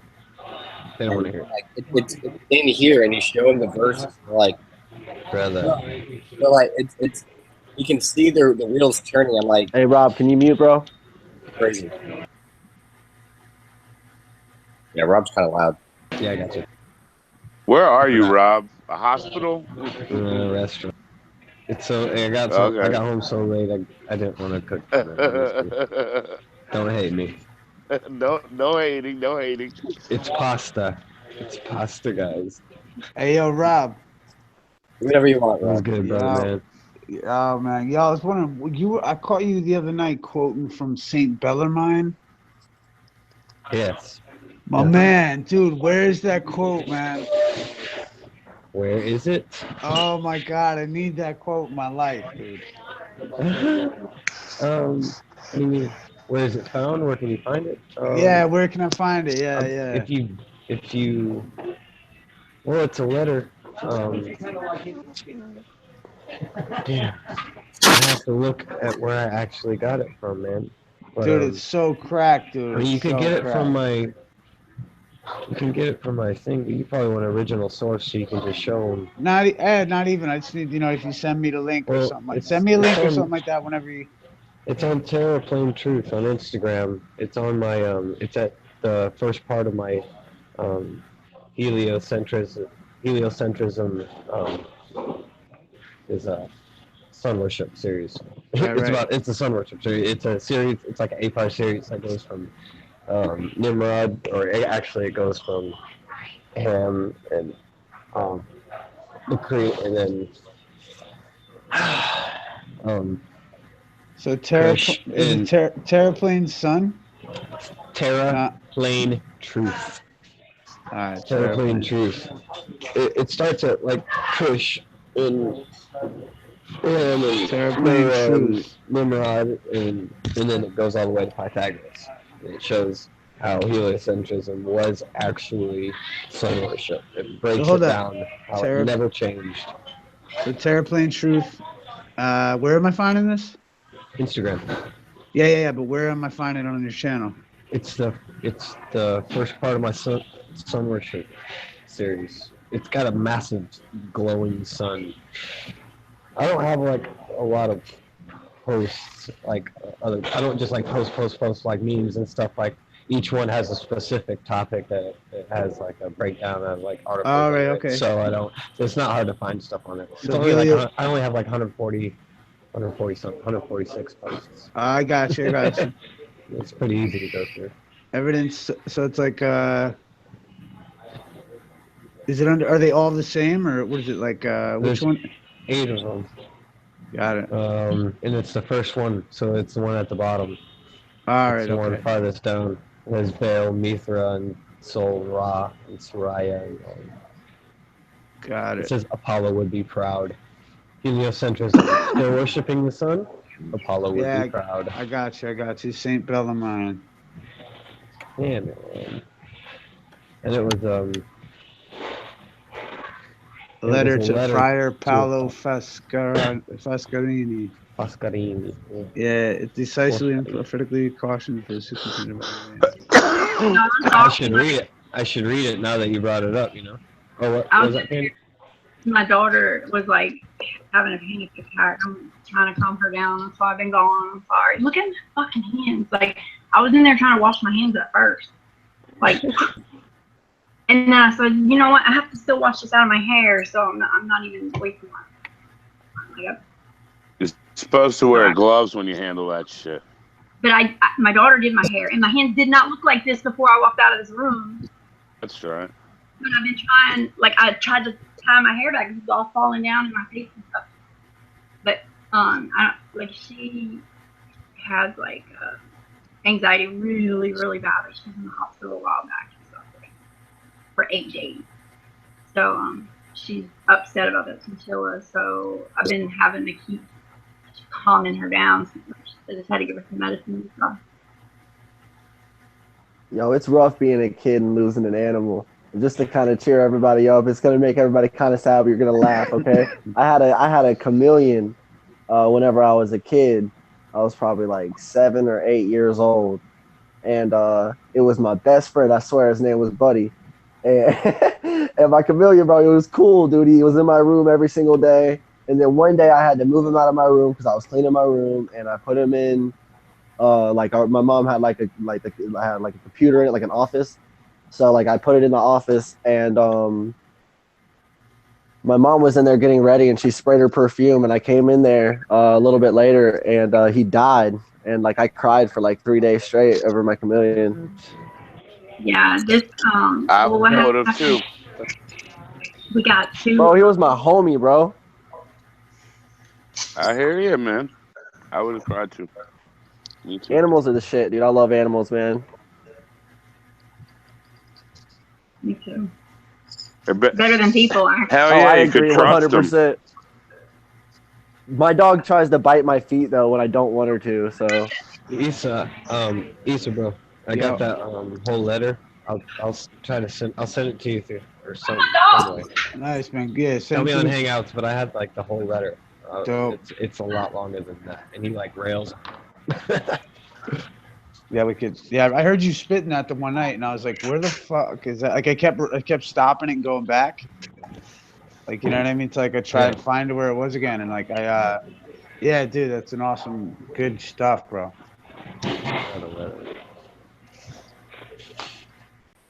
That's such a good one, dude. What was it? Here, let me read it. Candor was gonna. Candor, did you finish what you were saying before? Yeah, sorry. I still reading the book. I'm here listening. Yeah, she did. All right. Yo, Rob, if you want, I'll read it because you're at the store. Yes, sir. Yo. Hey, so I started reading the book. I'm actually reading Black's Law Dictionary, right? Wicked. Okay. This thing, oh my god. I don't understand half what's going on in here. What happened? Yeah, you know what happens is you wind up going from one word to the next because you got to figure out the word from a definition from another one. It's funny because when I was in middle school, I was in a UIL competition called Dictionary Skills. Words all the time and like flip through it and like try to like learn etymology and different things. I'm going back to middle school again, but with a totally different thing, so it's crazy. Yeah, dude. I spent a lot of time just with I had a 6th edition, and it was like a life changer for me, man. I would just take one one word. It was so crazy how I wound up with it too. Like, hey y'all. I just found what's up, Candy? Hey, I want to show you how cool my dog is. Oh god. Hold on. Come here, Bridget. Word up, yo. So Candor, yeah, that book, man. If you get like, you start looking up words like nice, pretty dog. Oh, you got it on the dog. So you start going from one word to the next. Yeah. And, like looking up, like look up fiduciary, look up beneficiary. I'm reading about person. Okay, yeah, read up persons, look up individual. Yeah. You know, all like all the real simple words. Look up the word sovereign. Right, I did. That was like the first one I did. And that, and what's crazy, that just means authority. Yeah. You know what I mean? Like it's look up the word bank. Yeah. You know what I mean? All the simplest of terms, man. And then like once you start, actually, if you got it with you, I'd love to see if they got a description of God. You know what I mean? Like look up like descriptions of like everything that they talk about, like law, contracts. Look up law of the land. Yeah, this is a 4th edition right here. Beautiful. So I found it for $50, but fuck yeah. I was like, this is it. How much? It was 54. Yeah, that's round about right, bro. They're fucking worth it, man. They're priceless, dude. Yeah. So I found it online for $250. That was the cheapest one I could find, but. Well, you know what though? That's if you're going like I definitely like I mean I had a 6th, but like and then as you start getting into the 8th and 9th, like they have now, yeah, they don't put those words in. Right. It's kind of weird. Like they're like, nah. Like that's why you got to go back and get those beasts of books, man. Good shit. And you know another thing too is they got maxims in it. Mm-hmm. So you read the maxims and all kinds of stuff. What law book is that? Sorry, I no worries. know. What's up, Zulu? How you doing, brother? Black's Law. Yeah, Black's Law Dictionary. All right, because I have penal code books and they're interesting. 44. Hey, yo, and shout out to Brock Louise, whoever that chick is, man. Respect to that girl, man. I heard her on Hanks earlier today. Yo, like she understands. Like, yo, do you know that in I overheard her talking about Islam. Like, you know, contracts are so severe and so respected throughout the world. Like, women when they get married can make a contract that allows them to get a divorce. Like they have to, whatever that contract is. Like contracts are the most severe thing. You know, another book you should get, dude, is Brian Blum's Contracts, Examples, and Explanations. Okay. Or I think it's I have the book somewhere. But that's where you learn like the mailbox rule. Like this is why a lot of people talk about, oh, I didn't open the letter, I didn't get it. Well, that's not true. Like check it out. Like the mailbox rule is this, right? If you send, let's say, well, you come home and you find a box of wine on your doorstep. Right. And then like, you know, so that box of wine has a letter on it saying, hey, if you'd like to, you know, have this bottle of wine, you know, these bottles of wine, it costs $200. Send it to this place in this much time, 2 weeks. But you think to yourself, well, I didn't pay for the wine. I didn't ask for it, you know, with all this. So it's on my doorstep. So I'm going to have some. Well, if you drink it and don't address the fact that you don't pay that person that left the wine on your thing, that wine company could come and sue you for the money. Treble damages, actually. You know, so Sure. like, you know, a lot of people don't understand the idea of like that. If you've got something in that mail system, like, you know, that's been, or better off, like, you know, it's been sent to you, delivered, like, then like you have to respond. It's considered received. Yeah. Yeah. You know, like yeah. there's all kinds of nuance to this stuff. But I mean, like as you start realizing, like there's little gateways of information that open up to where you realize, like, you know, the situation is much different than people think it is. And if you haven't studied it, then you really are talking out the side of your face most of the time. Even the cops, like, you know, like all of them, man, like, you know, whoever they are, because like, you know, you're forced, they have their rights under the codes and statutes of the system, which is an honorable system. And it, you know, like the people that operate the system don't have to know the repercussions that one could bring down upon them. You know what I mean? They don't even have to know that. They just have to know that they're licensed by the state to uphold certain bunch of bullshit that nobody ever questions. Well, when they meet somebody who starts questioning those things and they belittle that, then their superiors will come down on them because you're making the whole company liable. And that's why the big people on top get paid the big money. That's why the CFOs get paid lots of money, because they're the ones who sign the back of these payment things, these bonds, applications, mortgages. That's called an endorsement. Look it up. It's spelled INDORSEMENT. An endorsement. It's not an endorsement. It's an endorsement. And like every U.S. citizen is a banker.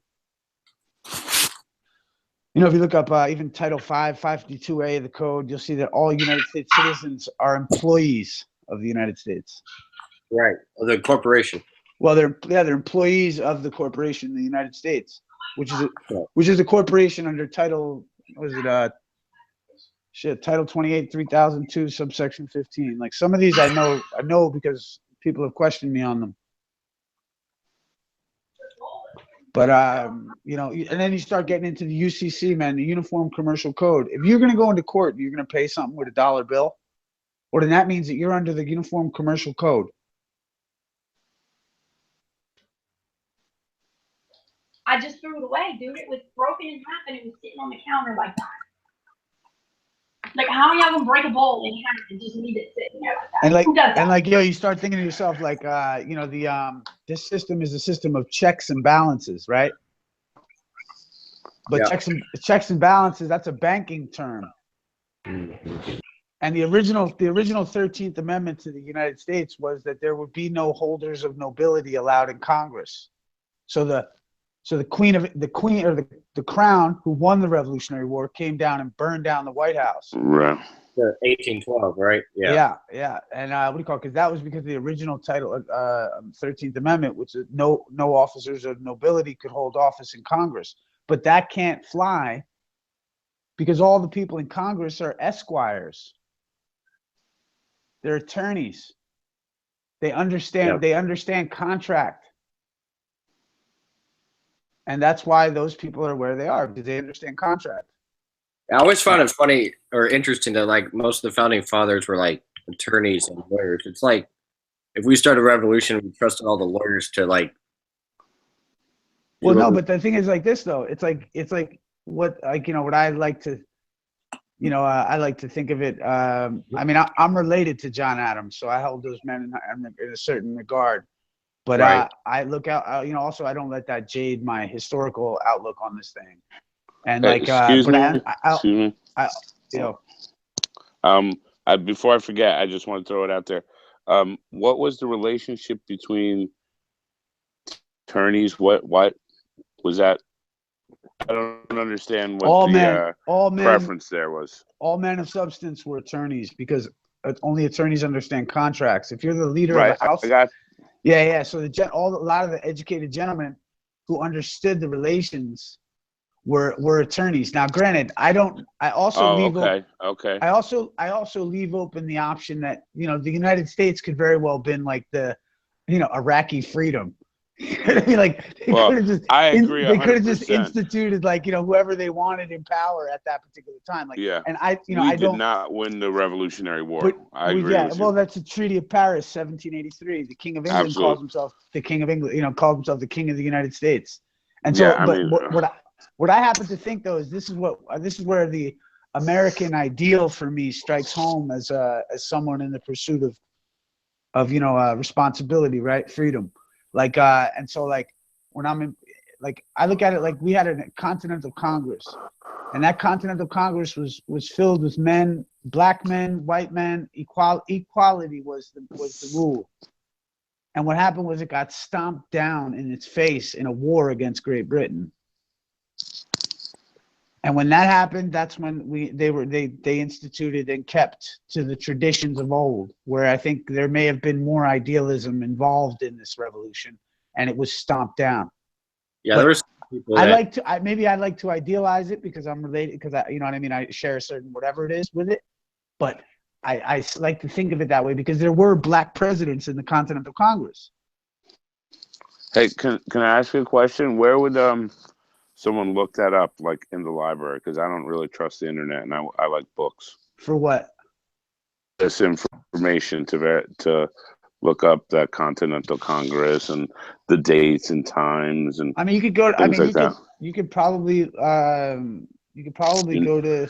I mean, I'm really not quite certain, but I'm sure that there must be a library. But however, from what I've read of the Continental Congress, that's kind of the impression I've gathered from it. Now, I mean, like I also am willing to give up to any new information that we find, but that also doesn't that information about what the Continental Congress was doesn't affect what else I'm talking about, because that information. No, You know, that's I didn't mean to imply that at all. I was just asking because I actually do go to the library, and I'm weird like dude, that. I'm geeky. yo, man, I'm sure there's books out there. I'm sure there's authors I'm just like, you know, not sure what I would be looking for. Is it law? Is it presidents of the history? Continental Congress. Is it? Yeah, I guess I could just actually ask the librarian. Maybe she might have an idea. Well, you know, you could do is you could look it up on Google or something and direct the words, your word choices for your search, and then I you know could what I probably mean? look it up that way. You know, find out whether like, you know, the proper titles for the gentleman you're looking up about. Yeah, it's kind of cool. We got a library with old books, and it's kind of neat looking through them. Oh, definitely, man. I mean, you know, you start looking at like, you know, I have this book now. It's what is it called? It's this book right here. Let's see. It's called Power Through Repose by Annie Payson Call, and it's from like 1909. And it's just amazing when you start like realizing how many authors, how many people wrote books, and all these alternative ideas that are out there. You know, there's isn't it interesting? They had the same ideas we did. Again, leading back to what Rob was saying, how this may have been going on for a long, long time, a lot longer than we think. Hey, the fooling. Step in real quick. So to go on that, the long, long time, which I always subscribed to until about a month or so ago. Okay. So I got these books called History, Fiction, or Science by Anatoly Fomenko. I'm just going to read the back page. It'll take me about a minute. All right. So antiquity and the Bible were crafted in the 15th and 16th century. The Old Testament refers to medieval events, and the Apocalypse was written after 1486. Not quite what you learned in school. This version of events is more sustainable by hard facts and logic, validated by new astronomical research and statistical analysis of ancient sources than everything you have read and heard about history before. The so-called consensual history, the finely woven magic fabric of intricate lies about events in the 16th century. There is not a single piece of firm written evidence or artifact that could be reliably and independently traced back earlier than the 11th century. The archaeological, dendrochronological, paleographical, and carbon methods of dating of ancient sources and artifacts are both non-exact and contradictory. The dominating historical discourse in the current state was essentially crafted in the 16th century from a rather contradictory jumble of sources, such as numerous copies of ancient Latin and Greek manuscripts, whose originals have vanished in the Dark Ages, and the allegedly irrefutable proof delivered by the late medieval astronomers, all cemented by the power of the ecclesiastical authorities. Nearly all of its components are blatantly untrue. And so that was the back of part 2, and I have all 4 parts of this series, and they're all about 500-600 pages long. But it's fascinating to read and like go through, and they document a lot of different things. Basically, this book is pushing up the timeline like 18 years. I was reading a passage about this guy, Dremisto Platon, which translates into like Jerusalem being like Gemini, like Plato's double, so to speak. And he lived in Greece and Italy and was a philosopher and died around 1452. And they're postulating that this is basically Plato, but they stretch the timeline out about 1800 years in this place. And they cut and paste historical events and stretch them out. They did that in the Dark Ages with the Jesuits and different other priestly classes to hide ancient history, so to speak. Oh, for sure. Yeah, it's weird. I've like I kind of got into the subject of trying to look into that stuff, but like I've like limited to my studies to what is practical. Yeah, I'm kind of like reading this book. I got like 4 of the books I'm reading. I just jump around and just try to keep it fresh. And whenever I get inspired to read one, I read it for a day or 2, and then we're on to the next. Yeah, that's how like I mean for me the subject moved on to this, you know, law stuff because and then once you get into the law world you realize like nobody can prove anything. Right. And once like that's like understood in your head, it's kind of one of those things where, you know, you realize the value in what's going on and the idea of like who we are in relation to all these things. Like, take for instance, like this system, everyone that's operating on behalf of the system is an insured agent, right? They're bonded to uphold a certain element of whatever. And because of those things, like, you know, we can understand that we're the only ones who can come forward with, you know, affidavits, like facts of the matter. You know, all that this system is built upon is deposition. It's after the fact, and it's it's like, you know, once we understand who we are, all their lies are boring to me. Mm-hmm. It's like, you know, it becomes like, you know, like it's like, you know, and that's why kind of for me, Flat Earth seems so interesting, because it was like, okay, if they can switch this paradigm on us over here, then they could most assuredly do it over here. Well, and they built so much stuff off of Flat Earth to like support the heliocentric model, right? Well, it's a dual system of astronomy, brother. Yeah, I mean, just like 1984, right? Yeah, man, it's a dual system of astronomy, and the thing is that I wouldn't say that they don't control both sides. And my thing is, I think they are masters of thought, and I respect them as what they are, and I think they operate on a higher code for some reason. And I think that I respect them as an opponent for sure. They're definitely man, worthy like, opponents. You know, dude, and like, you know, and the whole notion that, like, you know, we're gonna just like people are gonna do something to disturb this. I think what we have to take into consideration is that, the good Lord has given those of his children away.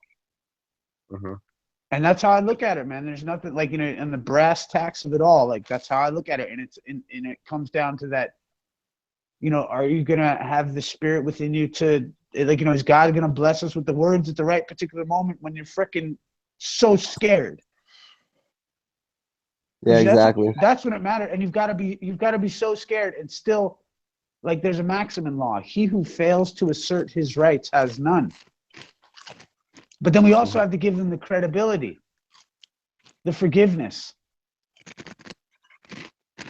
We have to show this world what we want from it. Who's having a meal in the background?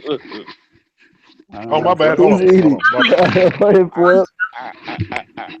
Well, That's too funny. Earlier, like, history repeats itself, right? And so in the book I just read, you open up the first page and there's two quotes. One is by Clarence Darrow that says, sorry. History repeats itself. That's one of the things that's wrong with history. And then the other quote is, who controls the past controls the future, who controls the present controls the past. Who's writing that? This is the opening page of the book I just read, the back cover. There's two quotes, one by Orwell about who controls the past controls the future, who controls the present controls the past. And then Clarence Darrow said that history repeats itself. That's one of the things that's wrong with history. Yeah, I mean, you know, because he's basically saying it doesn't repeat itself because history is wrong. Well, yeah, that's interesting. Like, you fix that, or yes, I'll just focus. I think of it like No. you know, like the system, like, I don't know, man. I feel like individuals have recourse. Yeah, there's a thing called free will, you know, too, right? Like, yeah, like individuals have recourse, and like, you know, and that's what makes me like have faith in the Creator, because like, like, for all the evil intentions of the wicked, God knows energy cannot be created nor destroyed. We can all agree on that. Mm-hmm. So, you know what I mean? And, you know, only God has mercy on whom he wills, man. Actually, can I ask you a question about that? I do agree, but that also, how is there? Hey, 100%. I agree with you to question. Check it out. How is it we do that? How do we know that? Hey, man.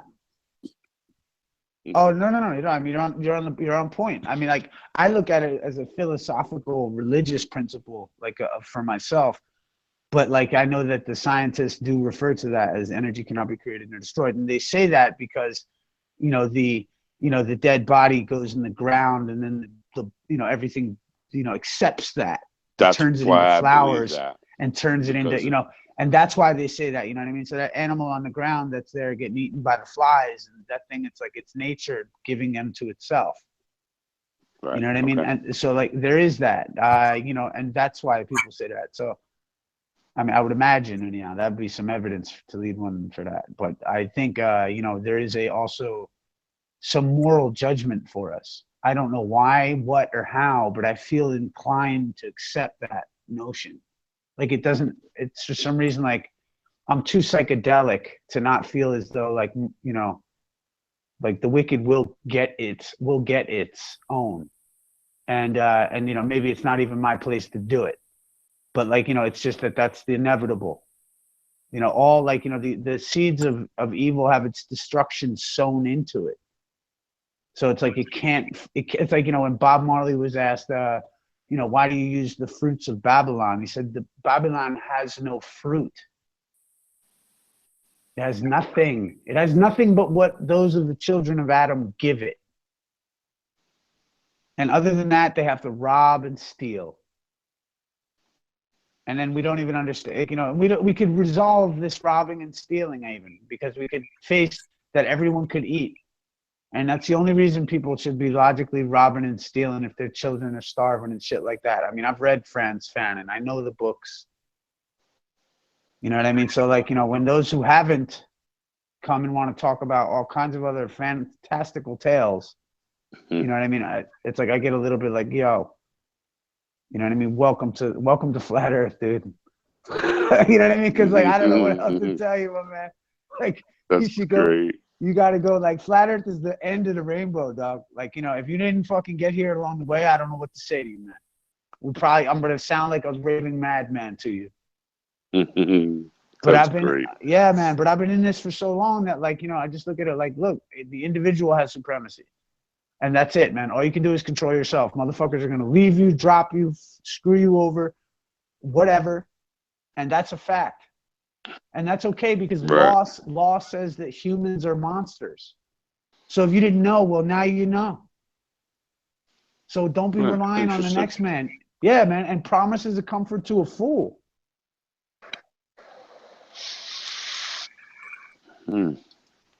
So, like when you have that recognition that like, yo, this shit isn't about, like there ain't going to be no group of people that does this or anything like that. Like people don't understand. U.S. citizens are not protected under the first 8 amendments to the federal Constitution. If you don't understand that, then your protest is in vain. Excuse me. Come on, kid. You know what I'm saying? No first 8 amendments. That's freedom of speech, right to assemble, right to bear arms, all them things. Those are privileges for citizens. Okay, so I've been listening kind of in and out. Can you explain that a little bit? Like what part? Not being the people. You're saying the people aren't protected under the first 8? Yeah, it's Maxwell v. Dow. Put some shoes on, boy. And so why does Max? What is it? Max versus V. Dow? Maxwell v. Dow is the case where the judge made that claim. U.S. citizens are not the same. That's why they created the United States citizenship for black people. The United States citizen was first created when they liberated black. What happened was the United States lost the Revolutionary War. Then you had the Civil War because the states were the collateral on the debt of the line of credit, and the Union defaulted on that line of credit. So then they had to make up for it, because they said that the North was willing to pay the tariff. They said to the South, hey, you're going to owe this much more. And they refused. They didn't want to pay. They wanted to secede. So they said, yo, to the people on the land, to the black people, say, yo, you want to be free? You want to be U.S. citizens? This is why I think stuff like Frederick Douglass, like, I don't know, we don't know who those people are in this situation. But like, anyway, let me explain first. So like, they said to the slaves down there, say, yo, you want to be free? Here's U.S. citizenship. And they said, okay, we'll take it. And then the North said to the South, give us our property. The United States citizen. And the South refused. So the North said, you won't give us our property, we're coming down. And they burned down the South. and they so-called liberated the slaves. They created the United States citizen. 1933, they converted everyone into United States citizens. When they created the U.S. citizen, it was in the same way as a black man having 3/5 the rights of a white man. So the U.S. citizen has that same status.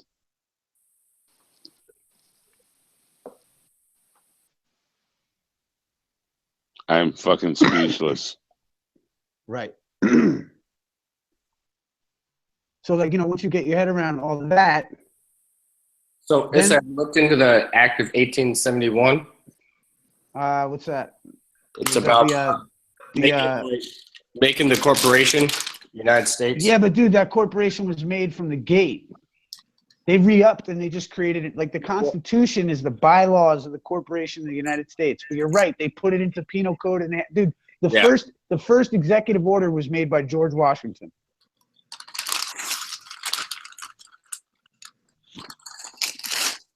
So, like, you know, there wasn't Hey, King Wayne said Washington got a wig on, motherfucker. What happened? Why we looking at Washington? Washington got a wig on. Oh, yeah, he got. Well, yo, he got. And it was tights. It was tights in the wig. Yo, it's pretty wild, man. Like, once you get your head into this shit, you know. I try to tell him, Wayne, they don't hear me. Hello. Hello. Yeah. Hello. Hello. Hello. Hello. Hello. Hi. Hi, I'm Brian's sister. Hello, Hey, Brian's sister. I was like, you don't look like Brian. I was like, didn't I see Brian Welsh? Like, everybody's all quiet, like, thinking, is this a troll? Like, who is this? Yeah. What's your name? I can't even hear. Sarah. Well, hello. Are you nice to meet you. Are you a flat earther too? I don't know if I am or not. I'm on the fence. Hey, have you checked out? You're on your way. Have you checked out Dell? Beyond the Imaginary Curve? Have you seen any of his work? He's got some good personal interviews with people. But we're right here, so what you want to know? You have any questions about the flat Earth? I'm after having a conversation. Brian? Can everyone else mute who's not talking, because it's like loud. Brian. What? Brian's sister. It's loud. Hey, Brian's sister, how are you doing tonight? Or this whatever time it is where you're at. Hey, Candy. What up? Hey, what's going on? Hello. Sarah had a few questions. What questions have we got, Sarah? Man, I just asked that like 3 minutes ago. It's okay, take your time. She was having a hard time hearing Rob.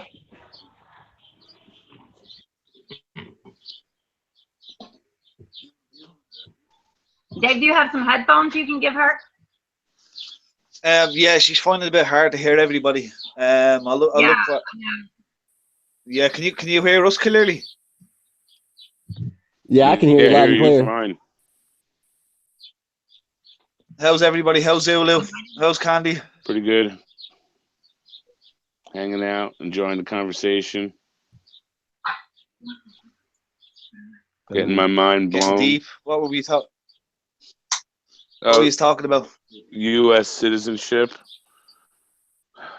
the Revolutionary the free War, man stuff and all. Products. We were talking about all kinds of stuff tonight. Hair products. Hair products. Yeah. Oh, Sarah, about all this shit. Sarah, I'd love to talk to you about hair products. Yeah. Here we go. Candy did her hair pink. products. She did her hair pink. I don't know if you could see her picture, her camera, but she got it all over her hands and on her leg. And the messed up part is I didn't even dye this. My daughter did, and I have it all over my hands. Candy. Yeah. Do you have to dye your hair blonde first before you dye the pink? Well, yeah, I usually do just the root, but I didn't do it this time because I'm gonna let my roots stay brown for a while because I don't like all that bleach in my hair. So next time I dye it, I'll dye it brown. My hair is falling out, Candy. Yeah, from bleaching it. I don't even bleach it. I only get half a head of mesh. Highlights, sorry. Highlights, sorry. Oh, I was about to say, what is that? Candy. Highlights, sorry. I bleach mine every time. I was bleaching it every time I dyed it pink, but I had to stop because my hair's so fried. I just bought some coconut oil to and I bought the biggest thing there. It's like this big. After I rinse this out, I'm gonna put a lot of coconut. I was told to put coconut oil in mine as well, and when I put it in for 10 minutes, it just falls out. Wow, yeah, my daughter's hair falls out like bad too. I don't know why. Her hair is really long, and until this weekend, it's gonna be really short. And I'm not sure how I feel about that, but I'll do it. Hey, Candy. This is the part where you're supposed to say shoe shopping. Then us guys will just go off. It's like this is my part to go shoe shop. I don't go shoe shopping. I've only 2 pairs of shoes. What? Nice. I think Destiny's gonna use it. Like 40 pairs of sneakers. Flops. I don't think Candy could say it. She probably got like 15. She's got like 40 I pairs. have like 400 pairs of shoes, actually. I have. There you go. Oh my god. Wow. It's between like my boots and my tennis shoes and my heels, my whole under my bed is full of my boots, and then my whole closet. I have a big 4 or 5 shelves all along the back closet, and then I have another one with like 7 shelves of all my tennis shoes, and then that one's on my heels, and then I have another one in the shed. Sad. Those are the backup shoes. Have 2 pairs. Yeah, those are the ones I don't really wear. That's awesome. Handy. Are you the same way? No. I have 2 pairs of runners. I have 3 pairs of heels, and I have 4 boots, and that's it. Oh wow. I would Awesome. die. That's like my habit though. That's my addiction. Is shoes. Like I like Jordans and DCs a lot. I got Jordans personal. runners. I got 4 Yeah. 4 pairs of boots and 2 pairs of sneakers. Yeah, but you're a dude. That's it. 4 pairs of boots. Why do you need 4 pairs of boots? Like, what do you have? A white pair, a brown pair, a black pair, and a yellow pair? Dedicated different things. There's the going out boots. There's the semi going out boots when you're hanging out, and then there's the work boots, and then there's the tall, waterproof, fireproof. Hey, y'all must be like right around the same age, huh? So which ones of those are you going to wear to the conference? That's all we need to know. What are you going to put on with a shirt and tie? There you go. Right. So, Candy, do you think we look alike? Yeah, that's what I say. Y'all must be like really close to the same age. You look older than her though. He's 15 years older than me. Y'all look. Oh wow, y'all look alike though. Yeah. I'm only 23 and he's 30. What? 35. Are you guys? Yeah. Look today. Well, here, Candy. I was telling her all about you, and she was dying to say hello. So that's why I popped her on Then I tonight. got shy. Look, today my son, he's almost 18, and he was sitting outside in my truck. You're the same age as her son. Oh, fuck off. Really? Yeah. Yeah. Look, well, he was Sarah sitting outside. says, "Is he single?" Yeah. He don't mess with girls. He's like, I don't want no thought. I don't want no whore with his friends. He doesn't even mess with girls. He had one girlfriend for 3 years, and that's it. I ruined him. She was a little whore. He was sitting outside of my truck, and they were smoking a blunt. Him and his 2 friends. And so I went outside to get my. He took my auxiliary line, and I know I just brought it in the house because me and him had just came home, and I knew I carried it in, and I had it sitting right here by the laptop. So I went out there and I opened the door and I was like, yo, you got my aux cord? And he was like, yeah. I was like, give it back to me. And when he came in the house, he was like, yo, Ma, get your number. He thought you were my sister. I was like, What? He's like, yo, when's that girl coming back out here? You need to get her number. He's like, yo, that's my mom.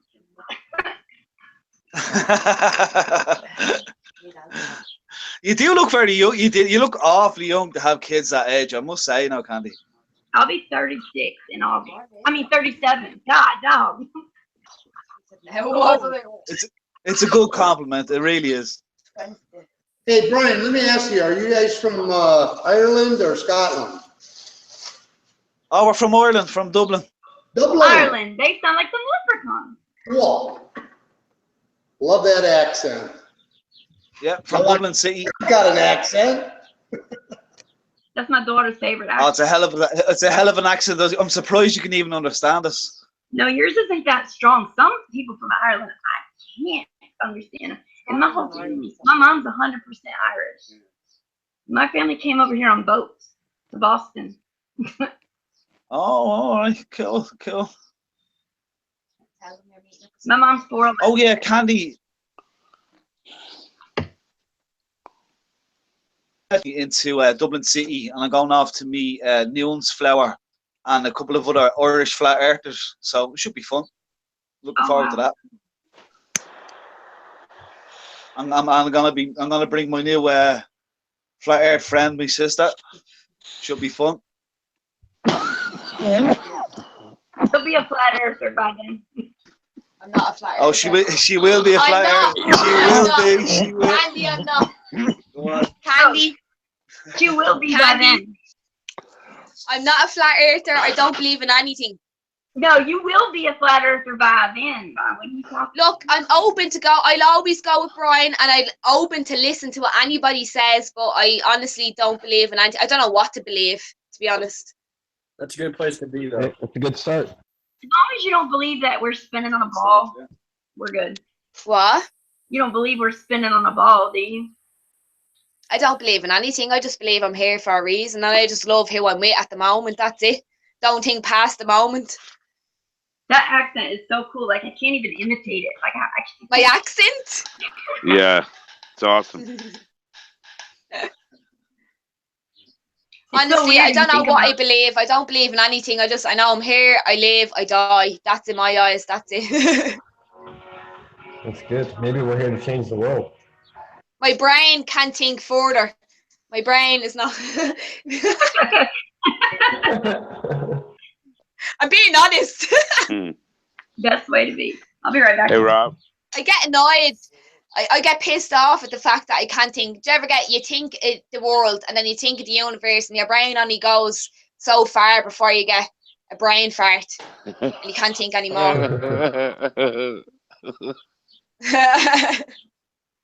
That's funny. Oh man. Brain fart. Candy? No, never. I don't know. I'm just going to go with Brian tomorrow to meet up with these people and see what they have to say and just get drunk. No One's Flower is cool. That's a cool chick. I've definitely got some respect for that chick, No One's Flower. She's got a lot of cool stuff to say. She has a nice mind. Yeah, she's pretty interesting lady. I'm waiting for one of these young single guys to ask her if she's single. Oh yeah. Hey, do you have any questions about the flat Earth? Hey, Rob. Rob, real quick. Crap, now I froze up and forgot what I was gonna say. Is Rob the pimp? That's funny. The pimp. I'm not a pimp. Robbie Pimp. Hey, pimping ain't easy. It's got to do that. It ain't. Oh, now I remember what I was going to say. You said maybe we're here to save the world, and I was thinking about that as maybe we're not. Maybe we're here to just learn so that at least we can have a better life. And I don't know. Yeah, but if you learn, Do you know what annoys me? No, I don't. Are you listening? Do you know what annoys me is the fact that and myself, my kids, grandkids, and my great grandkids will never know the truth. So what's the point in thinking about it? Ooh, we might be able to do that though. We're getting there. We're like, Well, you won't ever know this the is truth. trigger. You will This never is- know why Oh, we that's are on true, this that's true. earth.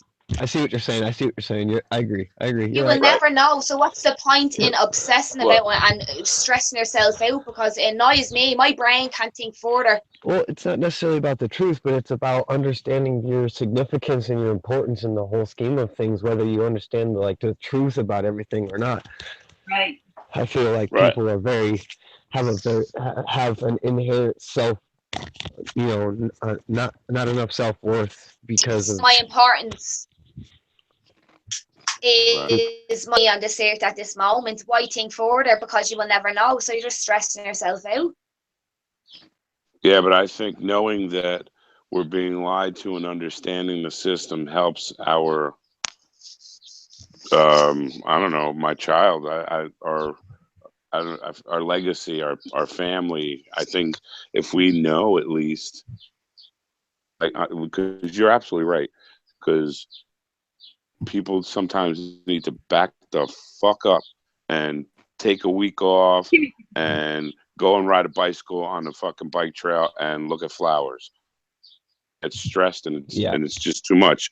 You got to remember, we're still here. We got to live our lives. Well, if you know and you want to, if you want to tell your family, it doesn't make a difference. You are only a certain percentage of the world that you're the only one that cares. No one else cares. Right. No, I agree with that. I agree with that. Earth to live, love, agree and with that. die. I'm here to live, love, and die, and that. Well, that's good. That's definitely good. The more I think about what is the universe, or is there a universe, or people out there, I have a tattoo on the back of my neck. Look, can you see it? I have a tattoo there too. Look. I can't. Hang on. Not yet. My tattoo one. is the Ankh. Brian, I got two porpoises kissing me on my back. Okay. Can you see my tattoo? It's the Ankh, and I got that because me and my friend went to get a tattoo, like the Christian cross, and I said I don't believe in anything like that, and I believe in aliens, and we are not the aliens in the universe. We are not the only being. It's those that came from above, and that's why I got the Ankh on the back of my neck. I don't believe that though. I don't believe in aliens. You don't believe in aliens, so you think we're the only people out there? No, but they don't What have to did be you say, from Flip? millions of light years away that some No, sorry, I'm sorry, but my brothers only have to inform me that there is no universe. Yeah. Straight up.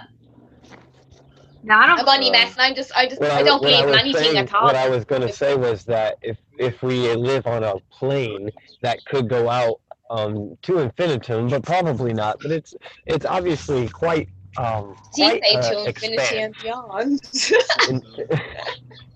You believe in God? Do I what? Candy, what? You believe in God? In what?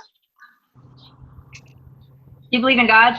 No, I don't. Listen, No. hold on. Before you get into all that, I'm just saying your alien creatures could come some from underground, from the ancient stories of them going underground to save themselves, and they could be coming from areas that are past Antarctica, which we are not able to go past at this point. What I said to Brian earlier on, listen, I only had this conversation. I goes, there's the Antarctica, and here's the Arctica, right? Mm-hmm. If the both of them melt, would you fall off? Nope. No.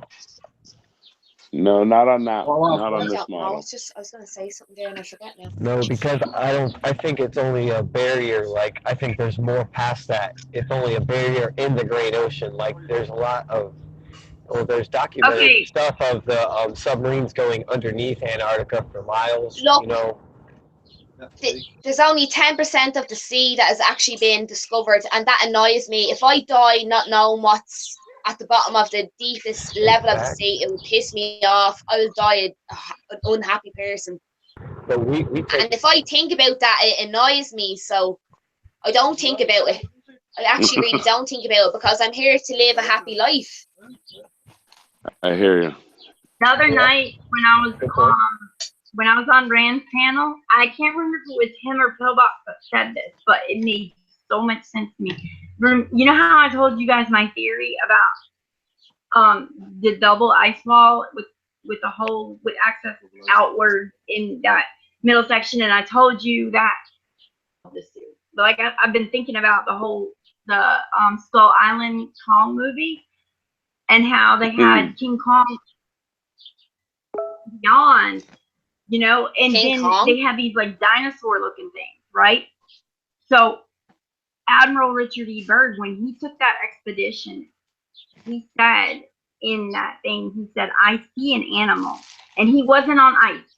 He said, this is dry land. There's no ice. It's something like the resources and stuff they're not going to be under ice. So like the mountains and the desert and whatever's there.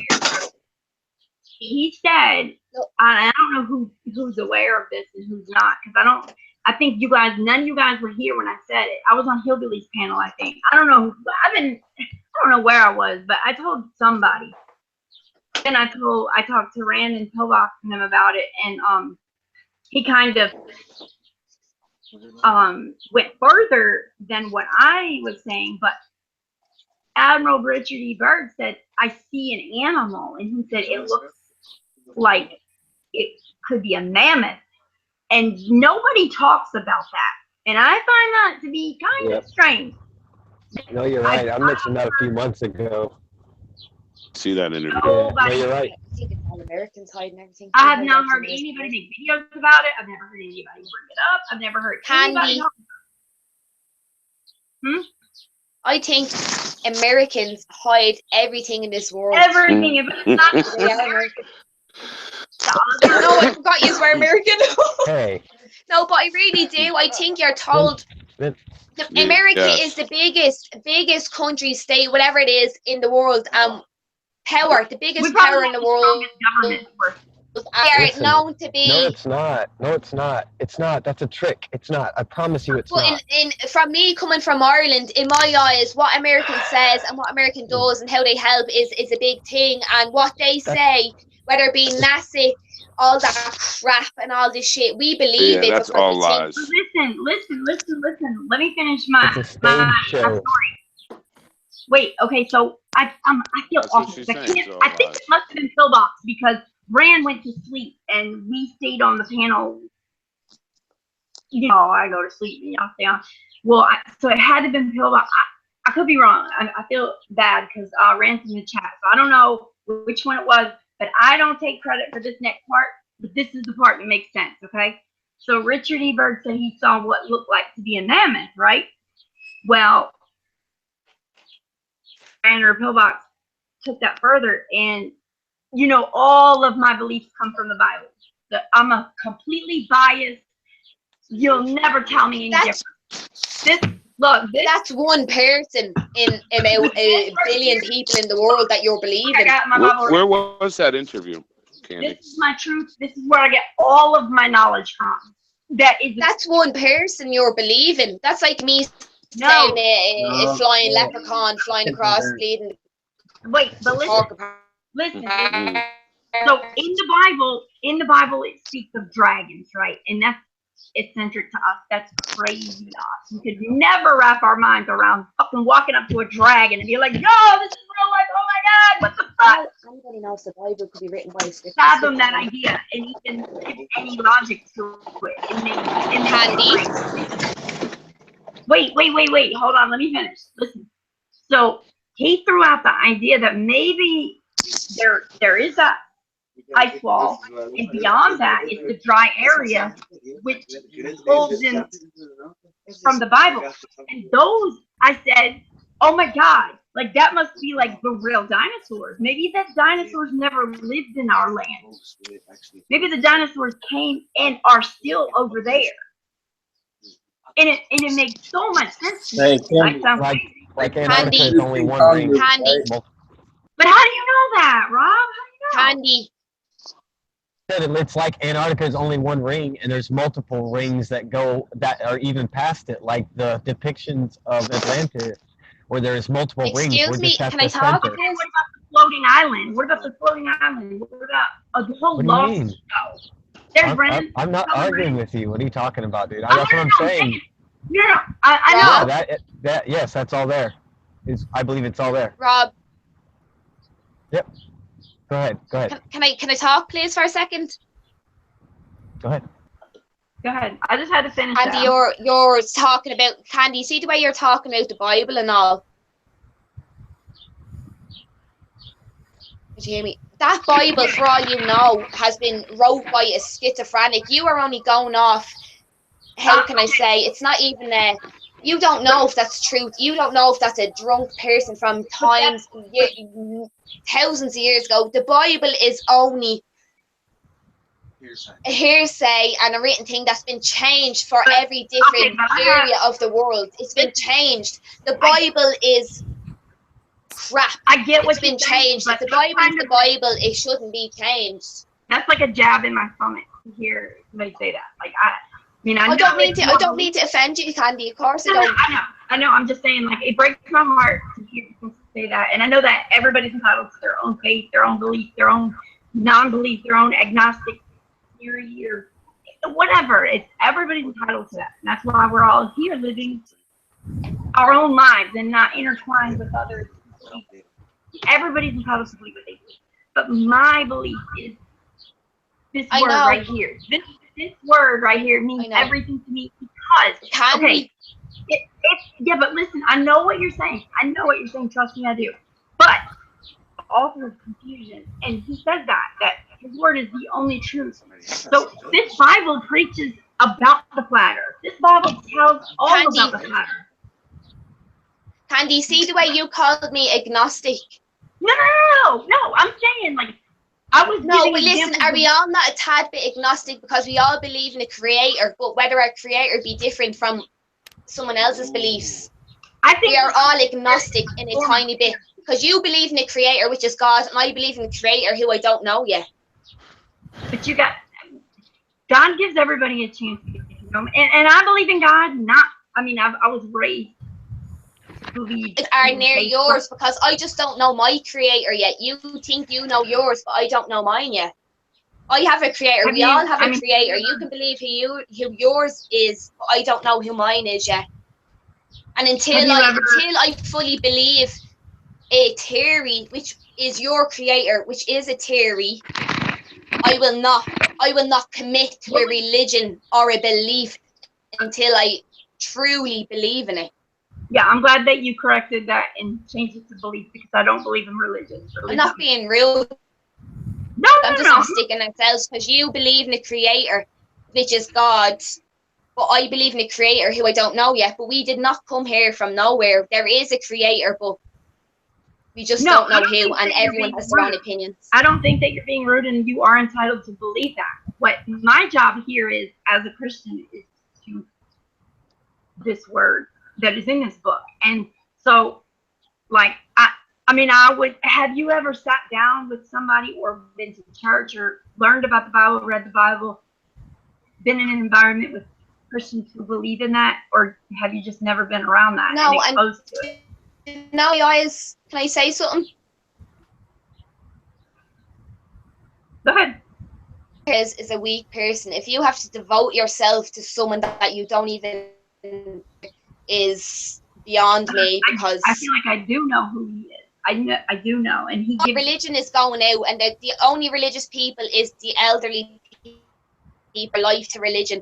And in my eyes, if you are a priest or if you're you are a weak person. For you to devote your your independence, your fucking anything. Okay. You are a fucking weak Right, well, person. let me just play devil's advocate here. Person. Sorry for cursing, Candy. No, I cuss. It's okay. I can't say a sentence without the word fucking in it, and I'm trying to stop. So, okay. Let me play devil's advocate and say this back to you.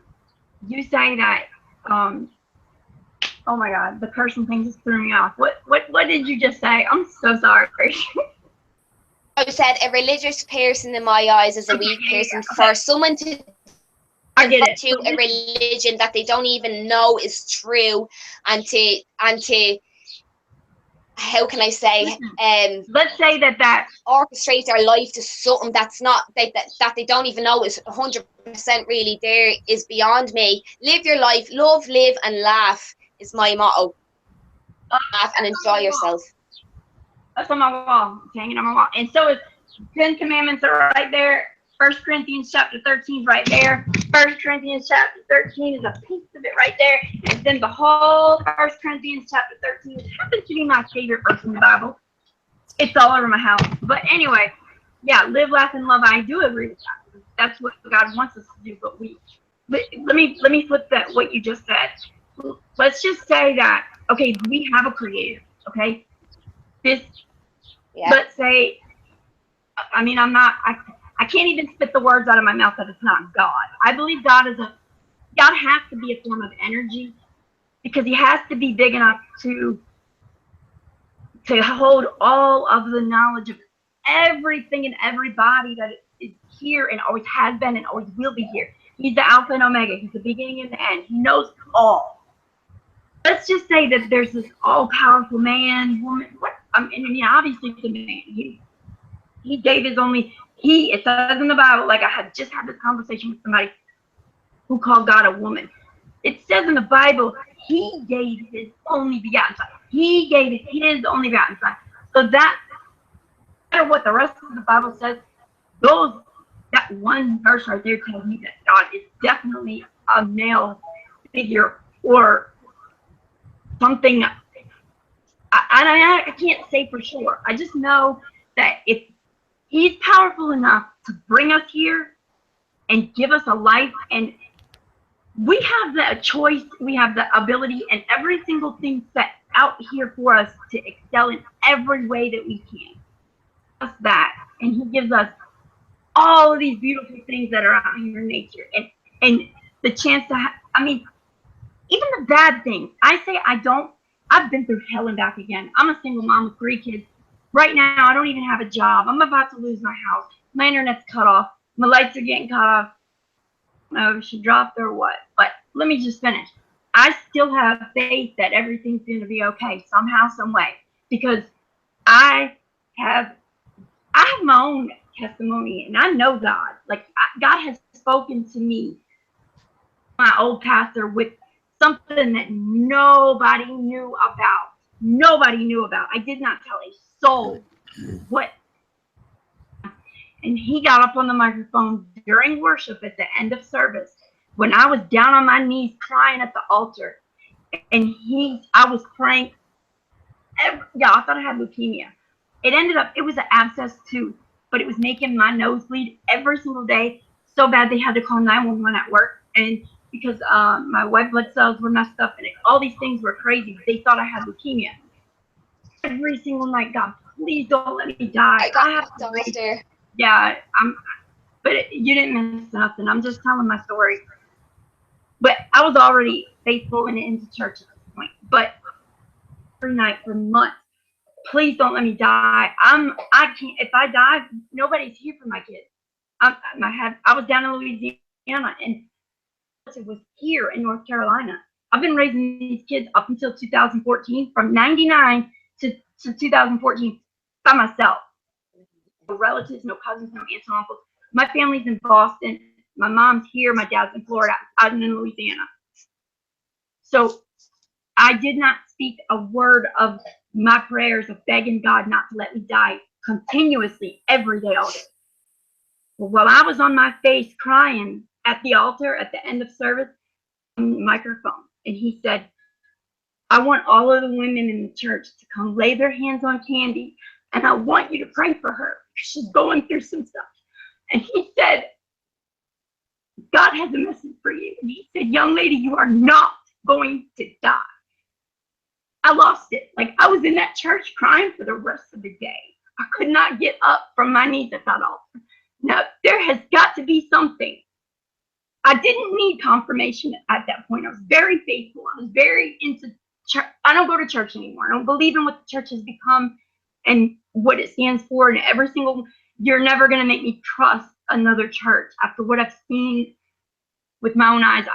What I'm doing when I get on Rand's panel, that's my church. That fellowship with other Christians, that is church to me. I read my Bible. You see it sitting right here, both my study Bible and my regular Bible sitting right here, because that is my vision to the map of my life. And I know that for me to never tell anybody, like, why would I come to somebody and say, oh my God, I think I'm going to die? I was like 20 years old. Candy, you're a strong person. You would have done that. You will through that with your own willpower. You don't need to think that someone else got you through that. You got through that yourself. And okay, let's say that you would have got through that yourself. You don't need to think that someone else got you through that. You are a strong person. Can you not believe that you've done it yourself?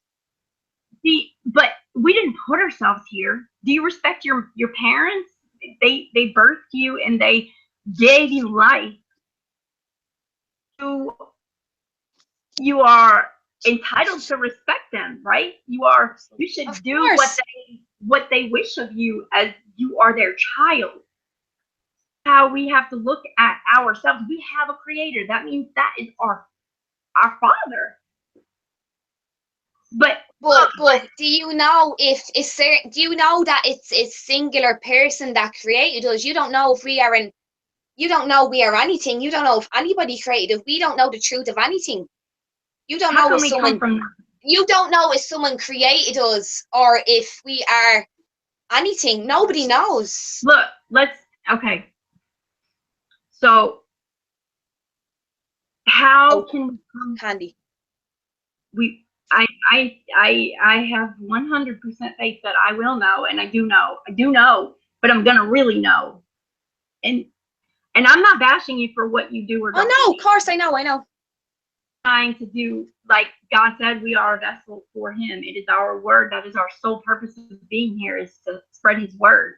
So I feel like if He is giving us the opportunity to live here and experience life and have, yeah, we have bad feelings with shitty days. I cried today. I thought that it's me and I'm just miserable to, like, I annoy everybody and I didn't want to talk to nobody. That's the kind of day that I had today. I was having a party. But I believe that what? Candy, I only said to my brother Brian, Brian, earlier on, I went to the library. I work with kids, okay? I went to a library and I seen a book, How to Deal with Anxiety. And I read a few pages of that. And see the way you said you felt shitty? That's natural. They are natural feelings. You can't feel happy and not feel sad. It is only natural to feel every emotion. So you don't think, right? Thank you for saying that. Thank you for saying that, because that proves right there. Natural to feel like that. You cannot go through your life feeling happy, because if you feel happy every day of the week, you are psycho, basically. But right, so there's good and evil, and so people who say, "Oh, there's not a God," because God if you feel sad or if you feel bad, it's not being evil. It's natural. If you don't feel sad or some days or something upsets you, everybody feels, even before you get your period, Candy, you feel emotional. Like me, I cry. Yeah, that's what's wrong with me today. That's natural. Like, everybody feels, you know what I mean? Like, I don't care if there's men. I'm just talking woman to woman. Brian's talking.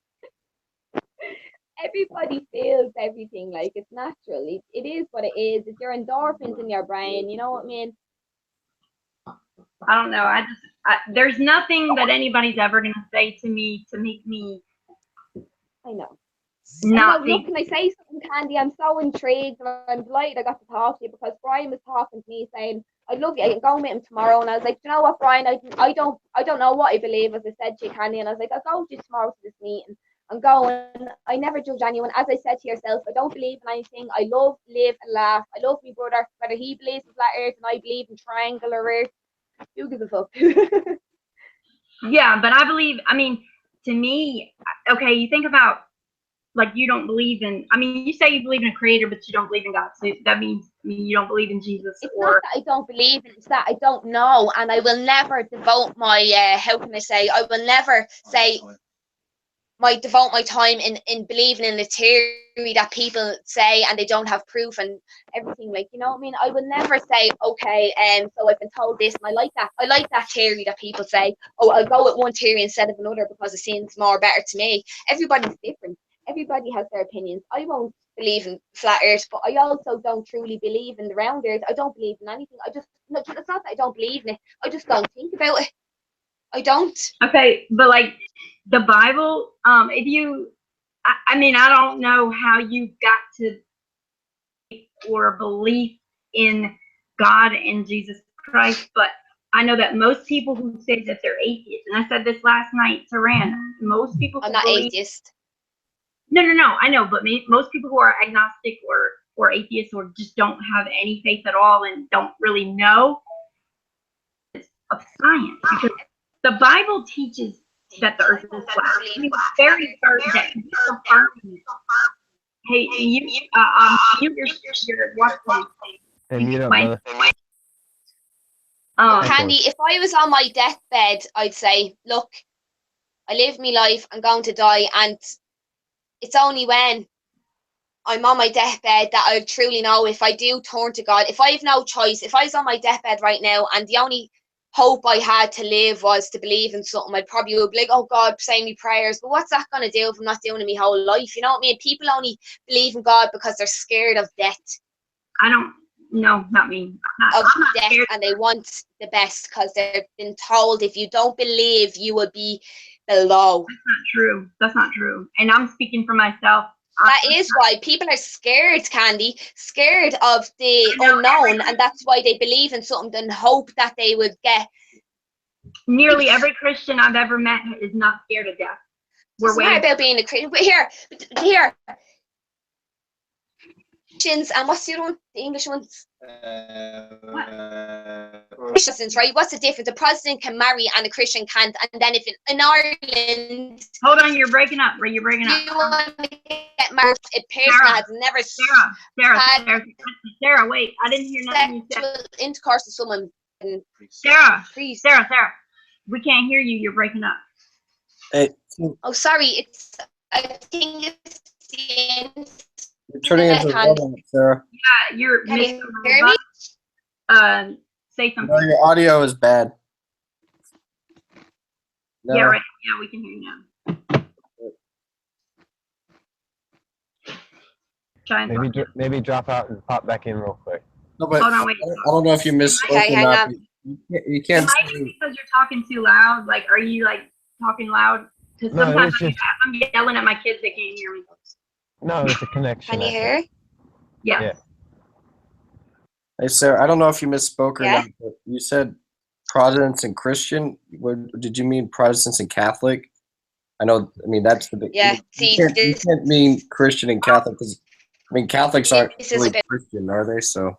Yeah. Are you educated in the difference between religions? And I'm not saying that to be a dickhead. Like I'm saying. No.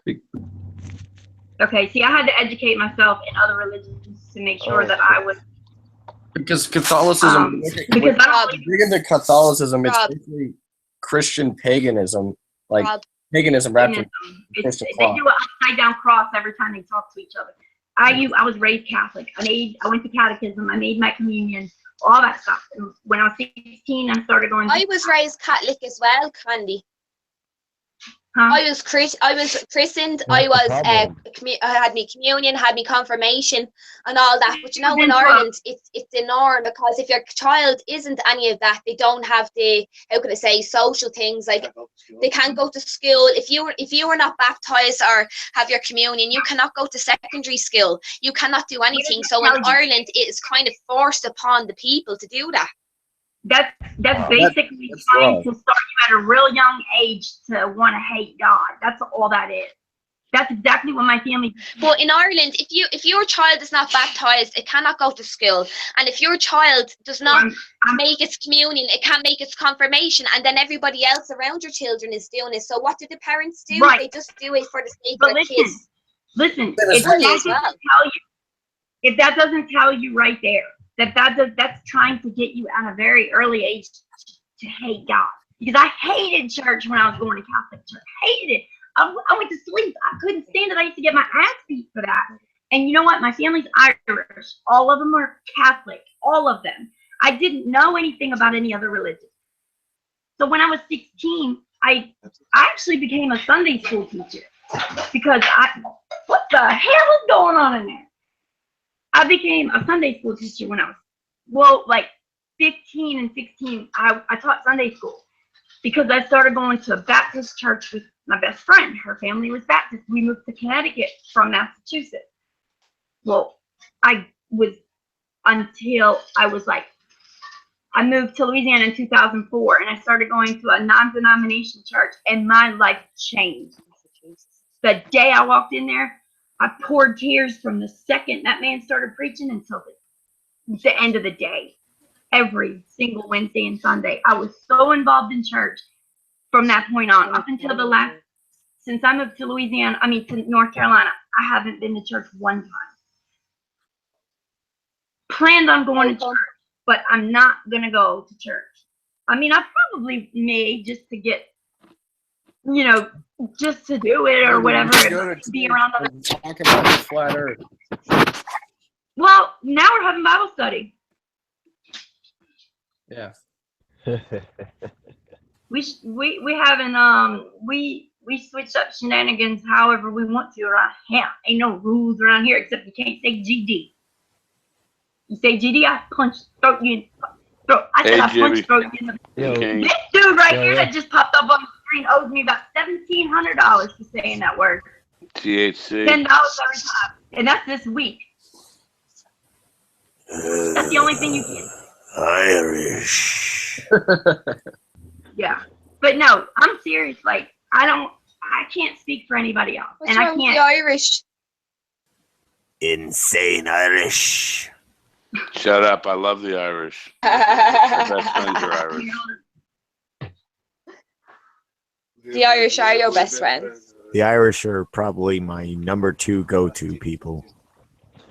Besides the Scottish. Do you know why? Do you know why that is? Do you know why the Irish are number 2 Who's go-to number people? 1? Who's Scottish. Number 1? The Scottish. We're not Scottish. No, to be honest, I love the Scottish accent. But a haggis. Haggis. Haggis. But a haggis. Oh, that's great. Angus. Yeah, let's not do Bible the arguing. There's no winners. No, there's not. It never is. I am a winner. Well, let's say hi to my brother Dusway over there in the corner, Mr. King Wayne. Put my brother back on. I put Brian back on. I was probably annoying you. All right. Nah, you were cool. What's up, Wayne? You there? I'm very opinionated, but I probably don't know what. No? Okay. Well, I think we're all opinionated. Yeah, that's why we're here. Opinion is a motive to say something nice, and nice means ignorant. Sorry? Opinion is a motive to say something nice, and nice means ignorance. Ignorance means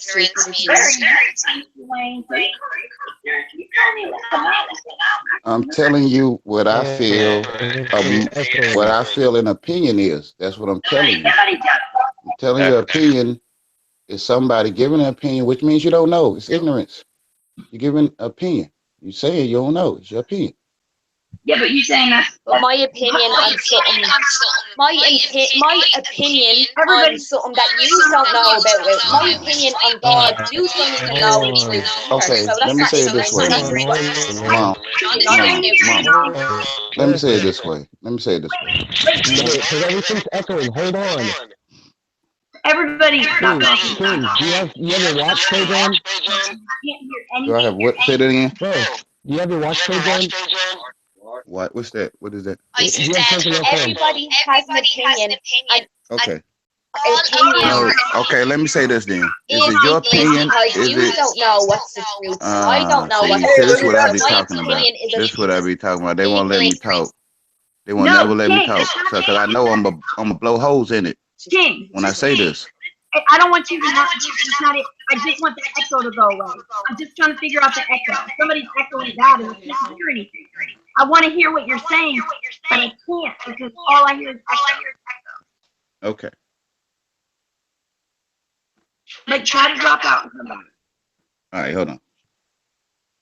King, do you have your YouTube watch page on? If you do, close that.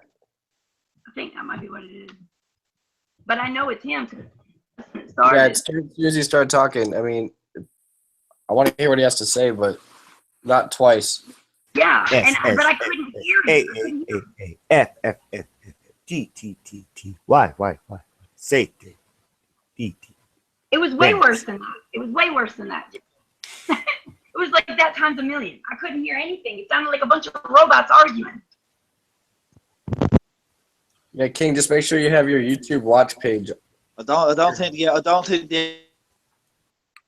Yeah. Hold on.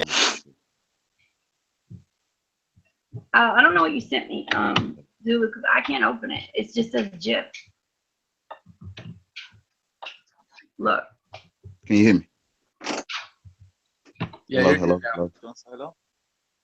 Hello. Yes, I hear you. There's no echo now. Yeah, we're I ain't, Hold on one sec. I didn't mean to make that person mad. 'Cause I don't know what it was to me. No. Funny. No, wait. Nobody's mad. No. Babe, listen. No, I just couldn't. the young being that was on here that didn't understand what I was saying to him. I mean, they didn't get it because I don't want them to understand it. But everybody's still here. But I couldn't understand what you were saying. Couldn't hear you. yeah, well, I was saying, You said you were calling me ignorant. I was saying opinion is a motive to say something nice. Now let me finish. Is it? I misunderstood you then. I thought you were saying being nice is ignorant. That's what I thought you said. No. Hold on. Let me finish. Opinion is a motive to say something nice. This is my quote, and I ain't get this from no great philosopher. I'm telling you what I see and what it literally say to me. Now, nice means ignorant. Google it. Now, I'm gonna say this: when whoever used the bathroom today, is it your opinion that you used the bathroom? No. Okay, you. So in other words, that means you. When I say it's my opinion, it sounds like I'm saying I don't know. I'm so glad you took that scary man off your picture. It's the same person. It's the same thing. I know, but that thing just made me laugh every time I saw it. Oh, it's supposed to make you laugh. I mean, you smiling? An allergy either, is it though? If you go to the bar. I want to make you smile. That's what I'm here for. Yeah. Okay. So you said to me, our compliments, if you really pay attention to what it's an insult is actually a compliment. You know why? Because it's the person that says the fucking insults reflection back at themselves. It's not really what they think about you. I mean, sometimes it is if you deserve it. But like these people around here calling us names for no reason, that's a reflection of what they see of themselves. Yeah. That's why it doesn't bother. I'm of nature, so if somebody say I got a watermelon head, they say I look like a monkey, whatever they say in nature, thank you. Greatly appreciate it. Stuck on the opinion thing. So I just want to understand what you're saying. Like, so you think like, should we not have opinions? Shouldn't we? Listen, if I see this mouse right here, I'm gonna say, fuck, I don't like it. It's nasty. That's an opinion. Okay, look at the word opinion, right? Ions, right? Okay. Opinion. Yeah. So you're opting in ions. So you're just guessing. You're not. You saying you don't know. Well, yeah, that's Candy. What's that fella's name, Candy? His name's Wayne. Wayne. How's it going, Wayne? How are you? Yeah, because ain't nobody's opinion that they ate dinner or went to the bathroom. Is it your opinion you went to the bathroom? No, you know. See, we want to know. Listen. We want to get out of B life and get Is it into your A. opinion? No, we want to get out of. We want to get out of B life, which is belief, which means I don't know. It does Which make means sense. Because I don't know. if I can, And go ahead. we want to get into A life because we're alive. Get out of belief. You believe you don't know. No. But that's still a belief. See, this is the type of person right here. I'm sitting here literally telling him to his face, and he want to sit here and get educated. He want to get straight ass. He not understand he getting straight ass. All right, be nice though. Be nice. Be Straight Don't ass. I'm just saying. Come on now, Wayne. Be nice. Because it's an opinion. You see, it's his opinion. How do you know where I celestial? You said belief, how you Wayne. know, You said belief, not how he know ethereally? How he know why being ethereally? How do he know? Okay, but listen. Let me break it down so he understands what you're saying. So I just got it. Look, Brian. Like I just said, it's an opinion. If I say I don't like to eat this mouse, but it's still a fact because I really don't like to eat the mouse. It tastes nasty. It's still a fact. That's like I thought about it at first. Like I would say, well, that would be an opinion, but it's not an opinion. It's true that I don't like the taste of this mouse. Well, let me say this then. The word religion. Is it an opinion that the word religion says rely on, or is it religion? Is it my opinion if I say religion says rely on? Is that my opinion? Opinion. Stop saying opinion if you don't like the word opinion. Man, see, this is what I'm talking about, man. You don't know who created the language. You don't know who created your language. You don't know what you're talking about, and you're allowing yourself. Hold on. If you can't be respectful and have a civil conversation while you're disagreeing, you have to disagree. He might not believe the same things that you believe. Everybody's entitled to their own belief. You can't get mad at him for not believing the same thing. You can try to. I'm not mad at him. It's that he's putting in ions. He's opinion. He don't know where I've been ethereally. I wouldn't even talk to somebody. It's like playing chess. Listen, it's like playing chess. It's like walking up to the chess player and saying, I'm gonna beat you. Well, listen, sorry everybody, but I gotta play chess. I'm gonna checkmate out here. It was a lovely old chat. And thanks very much for trying. Do you know what ethereal mean? Do you know what it means? Very baller. See, and I know you're gonna try to make fun of what I'm trying to say to you. And I'm trying to say to you, do you know what it means? No, no, brother. I don't understand that. That's why. See, that's why. Yeah, I might as well just go ahead and get, because it's like somebody always want to not let me cut the light on. Let me run the circuit so I could cut the light on. I'm trying to tell you, we want to get out of belief. I do.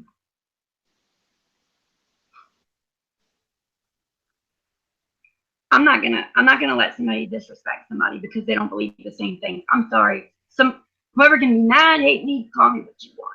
But I allow everybody up here to speak their mind and what they believe in. You can, like I just did with Sarah. I did it in a civil way. I allowed her to come back at me and tell me I don't believe what you believe. And we had a rational conversation for the most part. But I'm not okay with somebody disrespecting somebody for what they believe or don't believe. That shit pisses me off. I'm sorry. I'm not down for making somebody feel like shit, down talking to them like you're better than them or you know more than them. So you think you do, but they think you don't. So they're entitled to that. Who was he? I don't even know. Yeah, see, this is what I'm saying here. See, you all stating your opinions and shit. You know what I'm saying? See, this is what I'm saying. Rob would have punched me in the throat if he heard me say that. Dude, Rob gets annoyed with that Brandon guy on Dred's channel so fast. Why? Fuck. That's so annoying, bro. Look, he came on my panel. I didn't even know he was on my panel one time before, and these guys were having a conversation. The whole 9 of them, okay, including me.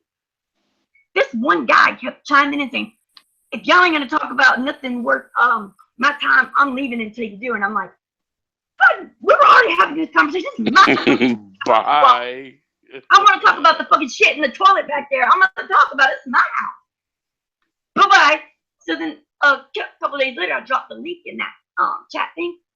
Well, he jumped on. He interrupted everybody. Went on for 5 minutes.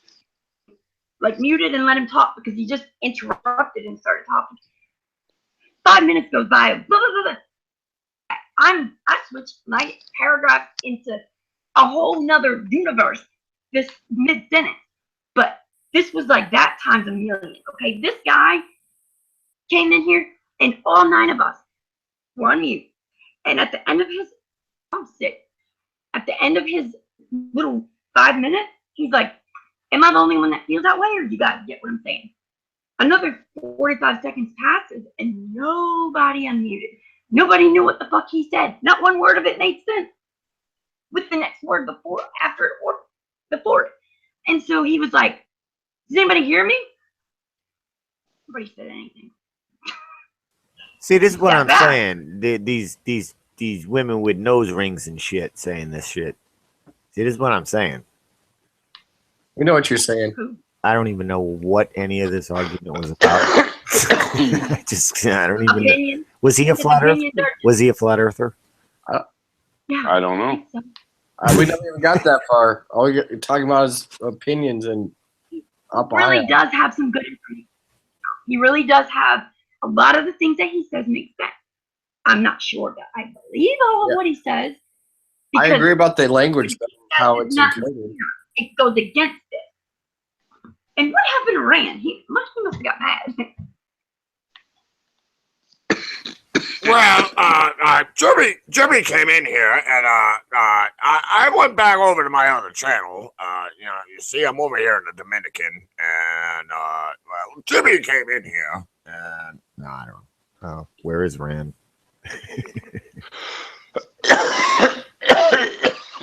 I just messaged him. Somebody, you guys are smoking a lot of cigarettes tonight. Candy's losing her voice and it's choking over here. No, I'm sick, Jimmy. Jimmy. Oh, man, I've been cussing you all day yesterday. Look, You sound like you've been at like some kind of a Jimmy, constant. shut your fucking mouth. What did you tell me the other day? What did you say to me 4 days ago? I don't know what I said 2 days ago. You said when you're sick in a week, because you will be, 3 days later, I got sick. Okay, I'm over why here. did I say that? I must have had a reason. You fucking cursed me. I don't curse people. Yo, who was that dude? Who was that dude? This is what I'm surviving on now. Vitamin C. Who Did was you that take dude? your 5,000 milligrams of vitamin C like was Fuck suggested? you and them 30 pills. I You were supposed to crush them up and snort them. What happened? mean, like, put my whole face in a mountain like the Godfather. Scarface. My bad. My kid had to correct me. I've never seen Scarface. I saw that. Wait, which movie is it? Okay, I'm reloading. Yo, and well, that dude had a really shitty opinion, in my opinion. And my mom always said that opinions are like assholes. Everybody has one, and they all stink. No. So that dude, I don't know who he is, and nose rings ain't got nothing to do with it. The most beautiful girl in the world that I know has a nose ring. So Yeah. you know, that dude's a tool. And he thinks he knows something, but he's just spewing out dumb shit. So he can sit down, and actually he needs to be educated. So why don't you let him back in here, and we get some of his beliefs, since he doesn't think that you know we should use that. He absolutely has beliefs. Matt, Yeah, get him back in. I'll talk to him. Because he's gonna sit there and talk. He's gonna call out the girl. He's gonna call it, and screw that. Like, he's gonna call out the girl. I'm a man. I'll talk to him. I'll put my camera on, and we can talk. I'll talk to him. I know you. And Well, no, it's gonna be the UFC champion title, right? In this bitch. No, Right he here. don't. No, no, he don't want that. You gotta be respectful when you do though. That was his problem though. Yeah, oh, I'll be respectful. I'll let him talk, but whenever I want to talk, you just keep muting him. You know what I mean? Just keep muting him. All right, but I will moderate this shit. I'm gonna let you know because I'm not gonna sit here and be quiet and allow that shit. Yeah, well, I'm not gonna allow him to disrespect you on your own panel. Like that's that's what I'm saying. I'm not gonna let him disrespect you on your own panel.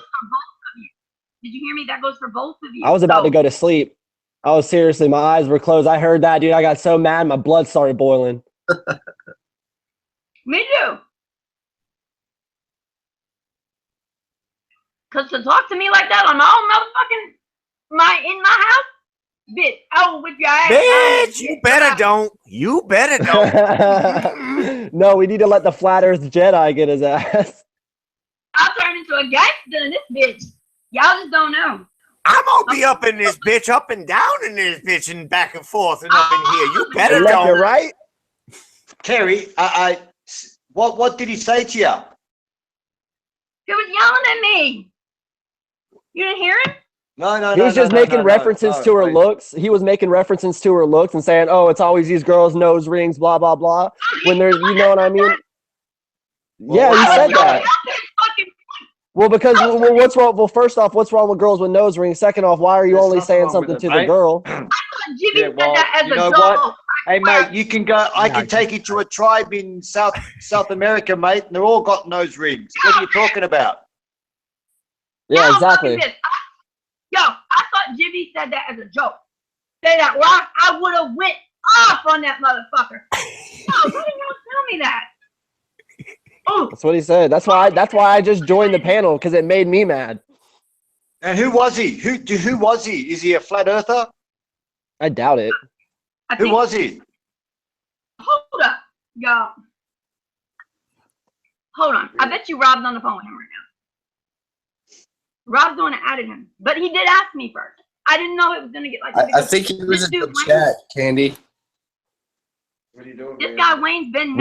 I'll have a civil debate with him or anybody else. I know. No, you can't, Matt. Debating. Hold on, y'all. Everybody mute.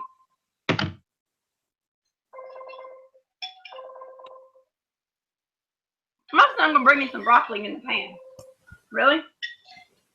Like went on dishes in there, but I didn't even complain. It's so good. I'm hungry. I'm sorry, you said mute. What the hell, GB? What the hell? I want to vomit now. Yo, when I call somebody and they text me back, That was impressive, Jimmy. But I don't like people to do it to me. I have headphones in, so it was like extra. Like the details were just like extra there. Yo, you know what? I'm glad I didn't hear him. I could almost smell it. That you never wanted to see before. I'm glad I did not hear him. Thought of me as a whole different person than you thought about me earlier today. I guarantee you. What the fuck is Rob doing, man? Get your ass Hey, what's going on here? Vinny, did you hear all that? Sorry? No, I muted the Hangout because I'm in a Skype call. How's the matchmaking going?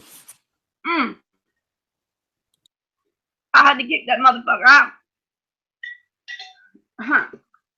Ain't gonna disrespect me in my house? Rob, what the fuck? I'm sorry, you said mute. Yo, don't you ever in your life I don't know what's going on. I had to mute the watch I will thing. shove my What the hell happened? I leave for fucking 2 minutes and all I hear is yelling and shit. You invited a shit stir. That motherfucker. Okay, I know who hey, how about this? I know who the fuck I invited for one, and for two, he's been on here with fucking Candy for 5 hours straight, so I don't want to hear shit. That's why I kicked him off for disrespecting people, so just calm down. Alright. I was trying to help his argument. I was trying to explain to Brian what he was trying to say, and he flipped on me, and I was trying to help his argument. Yeah, Rob, you kept making like passive aggressive, like disrespectful remarks and stuff, dude. Like I wasn't even on the panel when I was just listening. I was about to go to sleep, and I just joined the panel because it made me mad. That's why I tell him he needs a fucking translator and shit.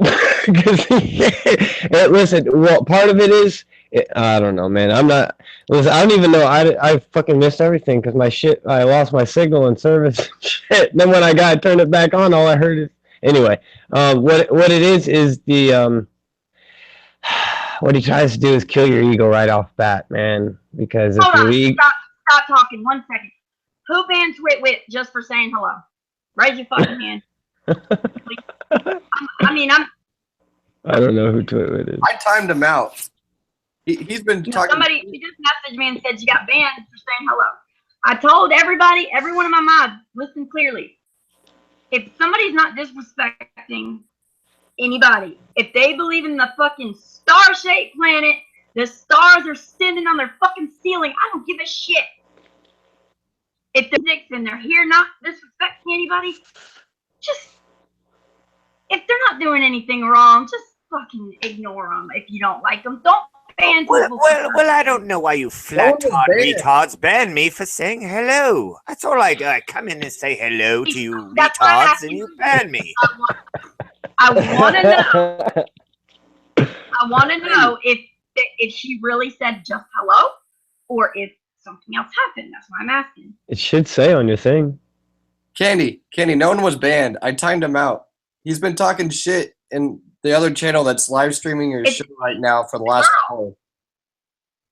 It's a girl. It's not a boy. Not a boy. It's not a guy. Is it Twit? Yes. Yeah. Girlfriend from Timmy. Yeah. Bye-bye. What?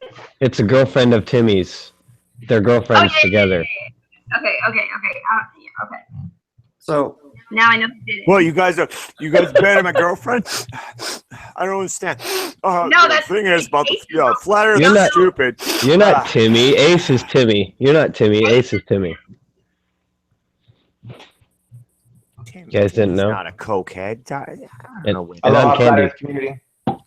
Hey, what's up, Joey? How are you doing, man? Joey, what's up? Hey, Joey, what's going on, man? Crack-a-lacka, brother. And Flip and Mark, y'all supposed to be my sidekicks. What the fuck? Y'all didn't say shit to that. Hey, Joey, you got your check earlier? I wasn't in the hangout at the time there, Candy. I didn't need to say shit. You handled it right, girl. Please. No, the only reason I came in is because I didn't think Candy hurt him, so I just came in to defend her because she didn't get a chance to defend herself, you know? Are you sure you didn't hear Jibby? And I didn't even hear No, what it wasn't he said. Jibby. It was not Jibby, dude. I never heard Because he's been laughing. No, it was not, bro. It was not Jibby. Somebody mute the nose ring girl. I was listening to it. I was just listening I to do it. that voice, believe me. I was just listening to it too, but the best thing you can do is when you have a troll like that, you just have to recognize, wait a minute, this guy's causing conflict. A real flat earther doesn't do something like that. So that was a good call. You hung in there, you handled it, you listened to it, and you deleted him. So I think that was perfect. You gave him enough time to where you figured out, wait a minute, this guy's just causing. You know, I was trying to do the same thing you were doing. I was trying to listen to what he was saying. I was like, there's no point coming. There's no point coming. So I that's was good. arguing his Glad it's point. gone. I was explaining his point. You know why? Because your show rocks. Turned into a fucking what the Ignorance fuck? is bliss, you know. Ignorance is bliss. Hey, you know, he needs. You know what? My favorite thing to do is to track flat Earth. But Joey, And he thinks he's above flat Earth.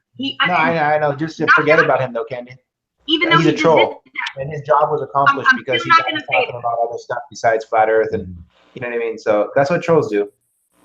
But I'm not going to talk bad about him because I'm not going to stoop to his level. I don't talk bad about people no matter what they do. Everybody has feelings and to that level. Yeah, okay? it's not a troll. But what I am going to say is I do realize he believes that his opinion is the only opinion that matters, and nobody else is. If they disagree with him, they're the enemy, and that's not okay with me. Like, it breaks my heart to hear that people don't believe in God and that Jesus died for our sins. But I'm never going to turn away that person or any person for that belief that they have. What I will do is try my hardest to convince them otherwise.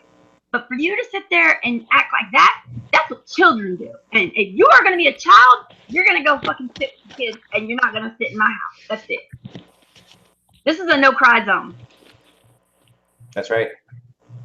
There's no crying in flat Earth. Yeah, I was about to say that. There's no crying in flat Earth. Respecting others here. Everybody knows there's no crime. Two things I will not ever allow here, and that's anybody that's not here is here or was here. Somebody dead. I don't care who it is. Not gonna hear it. Not gonna let you do it. You're gone. And if you say I'm gonna give you a couple chances, then I'm gonna get mad. That's all I care about. Anything else? Party. I don't give a fuck. Get sloppy drunk. I don't care. But don't do those two things. That's all I ask. Or you can go somewhere else and do that. You just can't do it here. Happy Cinco de Mayo, or Cinco de Flat Earth. It's May 6th. I bought this today just because it was pretty. Right? I didn't know what it was. Look what it is, though. I looked everywhere for Four Loko and I couldn't find it at my local store. Look. You gotta hit the 7-Eleven, so that's where they're hiding them. This is the empty one. It was prettier. See, look how pretty. You're holding it too close. Oh. Pink and purple, my two favorite colors. But this one's only empty because it got spilled twice. My son spilled it, and then I spilled the rest. Well, I probably had like half of it. Bottled by Pure Spring Water, I'm sure. Yeah, buddy. What is that? Oh, God.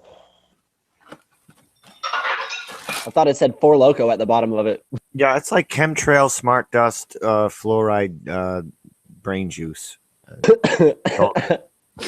Okay. See, this one is 12% alcohol. And this Oh, one, they are Four Lokos. I was right. Ew, that's gross, Candy. That's what I told her. That's absolutely disgusting. What are you, 16? It was your Zemas. When I was 16, that's what I was drinking one of those things and going home and puking in the toilet for 4 hours. Okay. Mad dog with a I was Zima drinking chaser. Farm. I gotta go turn the water off. You're gonna get cancer from drinking that, Candy. Come on. Lymphoma. You're gonna wake up with a 6th toe.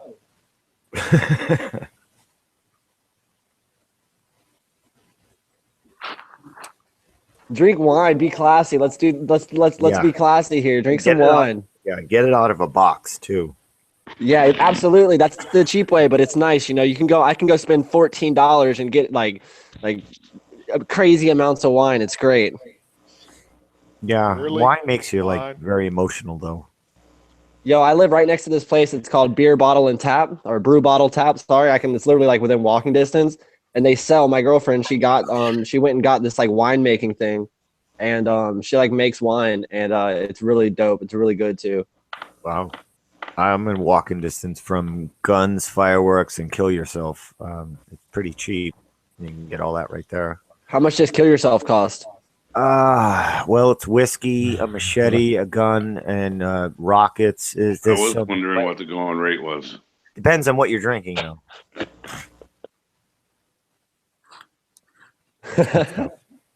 No, I don't even know how to respond to that. I can't smoke marijuana, but I can go get a gun, a machete, a giant rocket, more guns. You can get a Sam minigun if I had a few grand on me. Like it just, and I can point it at my neighbors and yeah.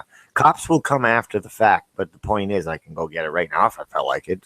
But I can't smoke weed. Can't smoke weed because why not?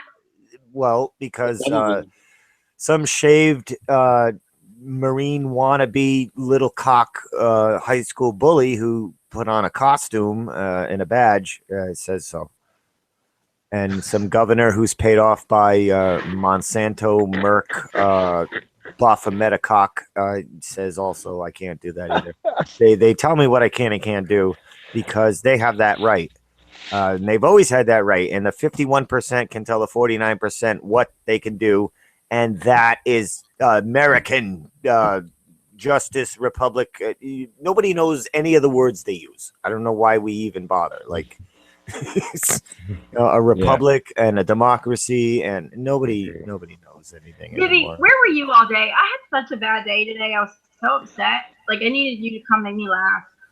I was resting with a bottle of whiskey. Oh, that's important, huh? Sounds like it was a good rest, bro. Vitamin 100 proof. Hell yeah. Hey, it sounds like y'all guys got this one under wraps, man. Y'all got this one under control. I'm a dip out on y'all. I'm All right, Rob. Do some things. It's sweet. Hey, it's not that I don't like that other dude either, man. Brother Kander. It's not that I don't like him. It's that when you stealing people's words, man. And then No, it's one. You know what I mean? know exactly what you mean. Yeah. It's just frustrating because It is because he'll steal. You know what I mean? He listens and steals someone's words, and he'll steal a whole, and then when you spit it back out, it's completely out of context. It has nothing to do with what they're saying. So, I mean, it's like blatantly obvious you're taking people's words, man. Yeah. It's great, but, people do what they do, I guess.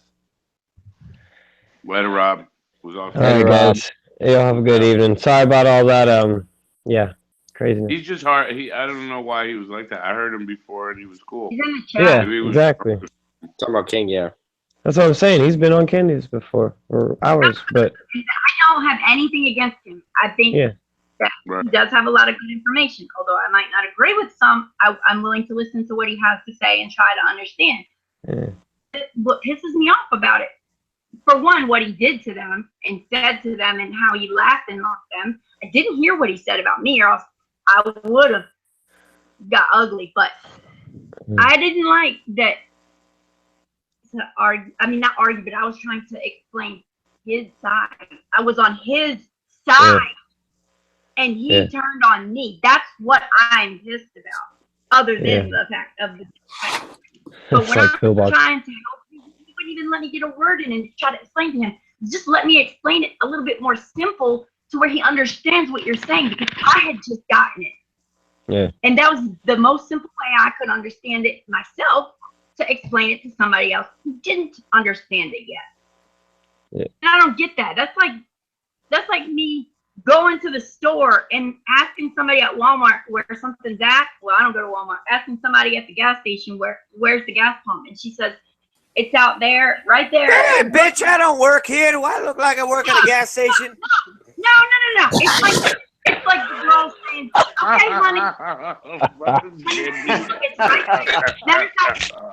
I'm sorry.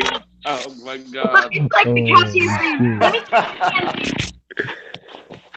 Come on, we'll go find this gas pump together and we'll work it out. That's and then we say, fuck you, bitch! Fuck you, you're doing your fucking nose ring. You know what I mean?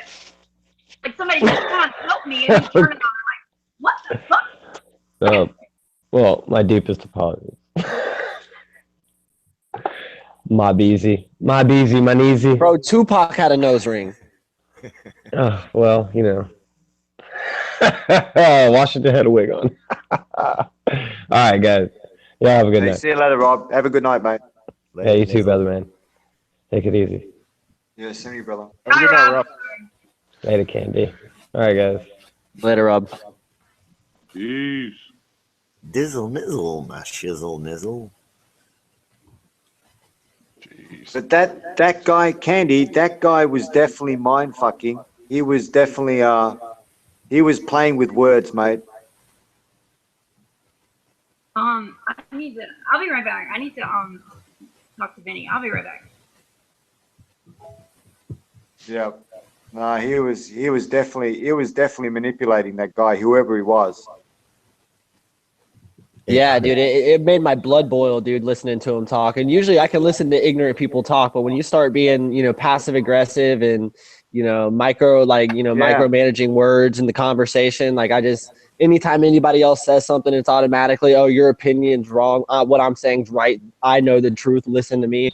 It's like, come on, man, get out of here. Nobody wants to listen to you, bro, because you're too arrogant. Yeah, no, it was just a strange, because as I got on, he was talking with some guy.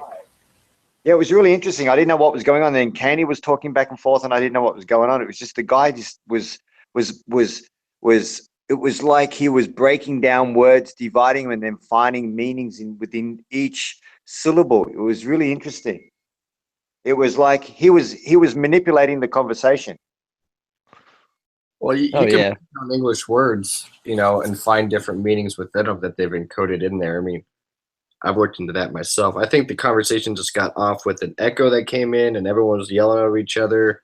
It's got heated and kind of out of control and spun out real fast. Oh, so blame it on the echo, huh? Yep. Yeah, I didn't hear much of the echo, but That echo pissed me off. That just got everyone on the edge, I think. And he was getting offended. We were trying to tell him to stop talking because no one could hear what he was saying.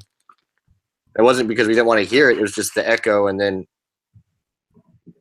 he started yelling at Candy, and that wasn't cool. So it reminded me of Madon. It do what it do. It do what it do. I think it all comes down to everyone has a personal say, but I think it's about just let's get to the root issue, and that's about truth. It's about something that's factual. He was talking a lot of strange philosophy stuff. Yeah, very strange. Is he a flat earther? Does anybody know? I don't think they. No, I didn't. He's above the fire. He doesn't even think that's important. Hey, I don't know. Like the Tesla, the electromagnetic field, and it goes real deep. But he's above the flat earth. No, you're on the flat earth. You're walking on it. We're it's all very on top important. On top of the world. You beat me to it, damn it, Candy. I've been waiting to say that shit. I kept forgetting. Me too. That's so funny. Yo, you've been taking the words out of. We've been doing that all day. You notice that? Yo, that door's not shut. Been doing what all day? Taking the words out of her mouth. Oh. Finishing her sentences. Well, doing things that married couples do. That's. Hey, Zulu, hey guys, did anyone get many chemtrails? Because I was in an area today that I've never seen so many chemtrails in my life. It was in the east of farming area, and I've never seen up and close chemtrails. And this was really bad, guys. So I don't know if you're getting them, but Eastern Washington is getting hit. All the time. Yeah, who's transsexual gay right now? chemtrails. Was that Brian asking about the chemtrails? No, it's me, mate, Anthony. Anthony, okay. No, I didn't. It's been raining here all day, but what you said you seen it over the farming area? Oh, mate, I was in a place called Goldendale. It's Eastern Washington. It's growing area. Anyway, standing up there on the hills, we seen this plane, mate. I swear to God, I could see the underbelly and everything. And I swear to God, man, it sprayed something out that's shredded. I would say it expanded probably 100-fold. I'd say about a mile back. It was incredible. Chemtrails have been doing that a lot lately, like just what we saw the other day, where you had what is it? Chemtrails above. You got a special recipe over you. I don't know what's going on. I've got a thought here. Over Florida, where Flat Earth dude is, and anyways, over Florida, Rob Dizzle's down there too. Down there where they've got the orange groves down around Orlando, a lot of the orange groves are dying, and the FDA has come in. I know a guy who works for them, and he's been down there, and he said it's a bug that's coming in and eating these trees, right? But he said the bug's been there forever. The bug's not something new. But what's happening is with the chemtrails they're spraying over Florida, the aluminum and barium that they're spraying out is getting into the soil. It's weakening the trees, and the trees are dying. It changes the pH of the soil. It takes it from acidic to alkaline. It's really screwing up. Barium and aluminum destroys the ability of the soil to grow crops. I think it's all part of the Codex Alimentarius. Oh, absolutely. Yeah. Yeah, for sure. You control the food, you control the nation. Yeah, I really don't know about how bad the chemtrails are in other parts of the nation, but here in Charlotte, they're not as bad as I've seen in places like Jacksonville, Savannah, just all over Florida. I mean, Florida, I don't know why. Hey, I can speak from experience, dude. I can speak from experience because I see it every single day. If there's no cloud cover, dude, my whole entire sky is covered in chemtrails on a daily basis. We have three major 150 of them. Yeah, we have three major naval bases here in Jacksonville, Florida. We have Mayport, we have NAS Jax, we have Cecil Field, and there's touch and goes everywhere. I'm talking about, dude, we are locked down, strapped, and loaded where I'm at, and there's chemtrails everywhere. I live right down the street from NAS Jax, and dude, there's all these unmarked Navy planes. They're Navy planes, the Navy base, but they're all unmarked, bro. And there's a bunch of, and they're all big, gray, huge planes. Look like big, huge commercial 747s, but they're all military. No windows on them. And there's probably like 50 of them out there, dude. Huge planes. And they just came in probably within the last month. There's something going on. Yeah, I got a bunch of friends in the Navy and stuff too, and in the Army and Marines, everything. And they all say the same thing too. They're all like, it's crazy, but they're all just as brainwashed as anyone else. Most of them just think, hey, I'm fighting for my country, I'm doing the right thing. That's what they were told their entire lives. And I have the utmost respect for those people, but they've a lot of them have been brainwashed too. Now there's a lot of people that are in the military that know exactly what's going on, but don't say anything out of fear. So, it's kind of a slippery slope, Yeah. Have you ever seen the cobwebs coming down from the sky? What? Yeah. Look, we're in Washington here, and there was a time. It was about a year ago, and this was the first time I started this is pretty weird. It was like a cobwebs because I had people working with me and working for me, and it was like a fine web was floating through the sky, and when it touched your skin, it dissolved. It was just really, really bizarre stuff. But anyway, it was temperature sensitive. Yeah, really, really interesting stuff, man. It's but really seeing it up and close and personal today, seeing that aircraft fly over and seeing that disperse of agent was so noticeable. I mean, my God, I didn't have a phone on me. I was just because I was in a field. I had nothing with me, but quite amazing. Anthony, I've seen completely square clouds in the sky, like completely perfectly square. Wow, there's something. Yeah, it's. I don't know what's going on. I don't believe you. Everything in nature is a sphere. Yeah, well, it's not a real cloud. It's not a real cloud. It was obviously a chemtrail. Everything's a sphere. Because I don't believe you, you asshole, Jimmy. And then again, you want to try and be the advocate as well as not promoting fear. What is the other side of it? An aircraft flying over, dispersing an agent like that. What is the other side of it? I don't see no good. Just remember, spheres are racist. So I knew it was coming. I was finishing typing what I was saying, and I was going to say the same thing. Gay, transsexual, racist. Yeah. Yes. That's it. Yes. Gay chemtrails. You got to watch out. We got gay frogs. Gay frogs. They want to have gay chemtrails get married now. Like, can you believe this? Yeah. Dogs? It's terrible. I can't look at my fucking son's Instagram. I hate Instagram. That shit. Look, if I wake up with a pink dress on in the morning, I'd be really annoyed with myself. Pink clouds, man. Pink clouds. That's all I'm saying. Actually, they get the copper color from the lithium that they're dumping all over Larry's house. Look at that. You know what's fucked up is when he showed it to me, I was like, what am I looking at? All I saw was the purple. I didn't even see the background. The jar, whatever. That's how my whole, I don't know, like that just threw me off. Like I'm really annoyed now. And then I got something else going on the side over here too. So I'm just drama. I fucking hate drama.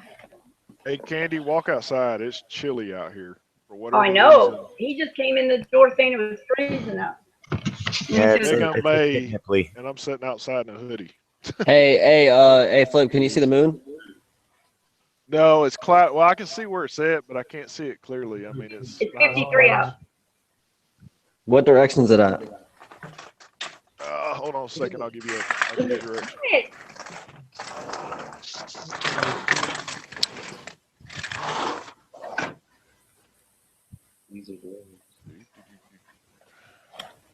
I know what they are. That's how you better hit it. You need a dab root.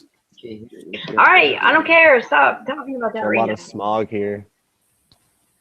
There's a lot of smug here. It's not quite Smog. like smog. It's smug. It's kind of smog. Yeah. You're kind of It's like smug. you can just see it in the sky. It's like just like weird. I don't know. Very hazy here today. And it's cold here too, by the way. It's freaking freezing outside. It's not typical May weather. It seems in New England anyway. Global and it's going to warming. be like in the 30s and shit. Like the trees don't even know what to do. They're like, okay, green. Ah, shit. It's Yeah, I know. They can't keep track of the seasons because I can't see the moon. The planes are in charge of the seasons. So Got 229 degrees southwest, Matt. Yeah, I can't see the moon. Oh. I just did a complete Anybody else 360. see the moon?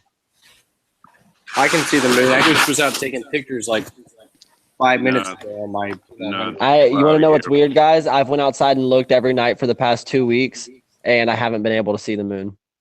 It's been up during the day, for the most part. I posted a couple of videos, I think 4 of the last week, with the moon and the sun up at the same time. It's been super clear here in Texas, so I've had a good. Well, I think it might be because of cloud cover, but at the same time,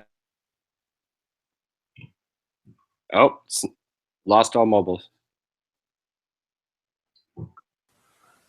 Look at that pink troll. Isn't Vinny cute? Oh. Yeah, I might just not be going out and looking at the right time. Can you believe so? Do what I asked you? How do you know? I guess Zulu got mounts too. Let me go out there and I see it. I'm gonna whip you out. I'm guessing everybody on cell phone got bounced. Yeah, that's how it works. If you're on a mobile, it's been doing that lately. Been doing that for the last week and a half, 2 weeks. Since they got rid of the Google effects sounds. It's been like jerky. Whenever they mess with anything, like if they fix one thing, 10 things break. Just like they're onto us. Yeah. This is like the fucking story of my life. Real shit. What are you talking about, Candy? Fix one thing and 10 things break. I just heard somebody like touch my front door. That was weird. I thought you were gonna say something way different. No, seriously. Like I just heard somebody like press up, like like you can hear like when a door is like being pressed up against. Maybe it was the wind. Wasn't the wind. The wind's blowing from the opposite direction. I had a piece of broccoli on my lip. Did you see that? Gross. And all my doors are closed. And my AC is off because it's freezing. Matt, you were saying earlier you like to drink wine.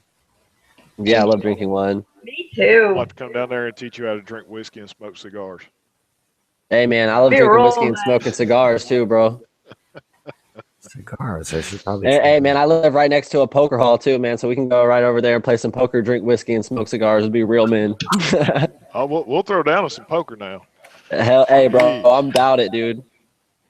Hey, do you ever go to Miami? Yeah, I've been down there a few times.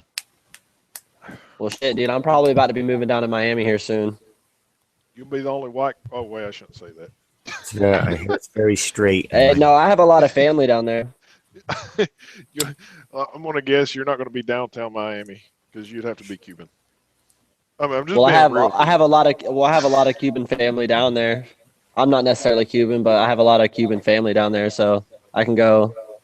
I mean, no, they're the nicest. They're some of the nicest people in the world. I mean, I'm Yeah, not they have trying great to knock food. that at all. I'm just saying there is a ton of Cuban people down there, but they are some of the nicest people I've ever met. Some beautiful women. Yeah, I have a lot of Cuban people that are married into my family. Like every single like family reunion on my dad's side, like it's like, you know, half Cuban people and half white people. It's pretty weird because like all the white people are like really country, like redneck, and all the Cubans are like, you know, kind of like city folk, you know what I mean? And Oh yeah. it's just funny. It's funny. But we all get along and it's a great time, you know. We all, you know, we don't really drink at family reunions, but we definitely eat a lot of food. Kill the white people. Oh, kill the white people. Hey, but it does feel like a sin to be a straight white male now today in 2017. It's like That's the you know, minority. Yeah, definitely. Actually, to be a male and heterosexual is a minority. Hey, have you ever noticed this? Hey, have you ever noticed this? That a white male could walk into a group of people and just say there's 20,000 Hispanic people there, and there's 20,000 black people, and 20,000 of any other race, right? And that one white male can walk in there and say, "Dang, there's a lot of minorities here." Yeah. It's like, dude, you're the minority. Chill out. Get a tan. That's how you mix in. Shit, man, I can get a tan. I lay in the sun for 2 weeks. You don't know if I'm from South Africa or I got some pretty good melanin absorption. Yeah, me too, dude. I go out. My mom always called me like, because my brother's like, we have different dads. He's like really like blonde hair, you know, blue eyes and stuff, and I got green eyes and dark hair, and you know, I got like olive skin. So when I go outside, she calls me her chocolate milk baby because I'd go out and I'd just get like just completely like tan as hell. I'd look like a little Hawaiian kid or something. Dude, the olive skin, I'm olive skin. And the olive skin people, we're like chameleons. We can fit in the white community, we can fit in the black community, the Hispanic community. It just depends how much sun we decide to get. And then we can just change. Yeah, and I have like a natural, like, you know, kind of like oily, like kind of, but like rough skin at the same time. So like my hands are like really rough, but like, you know, but at the same time I have like soft skin. I don't know how to like describe it.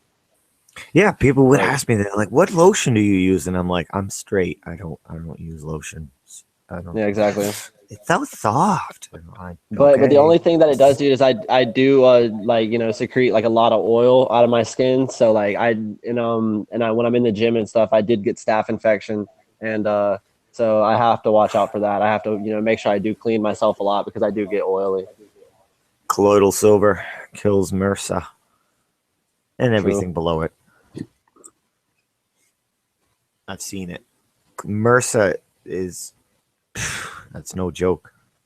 And it can kill you.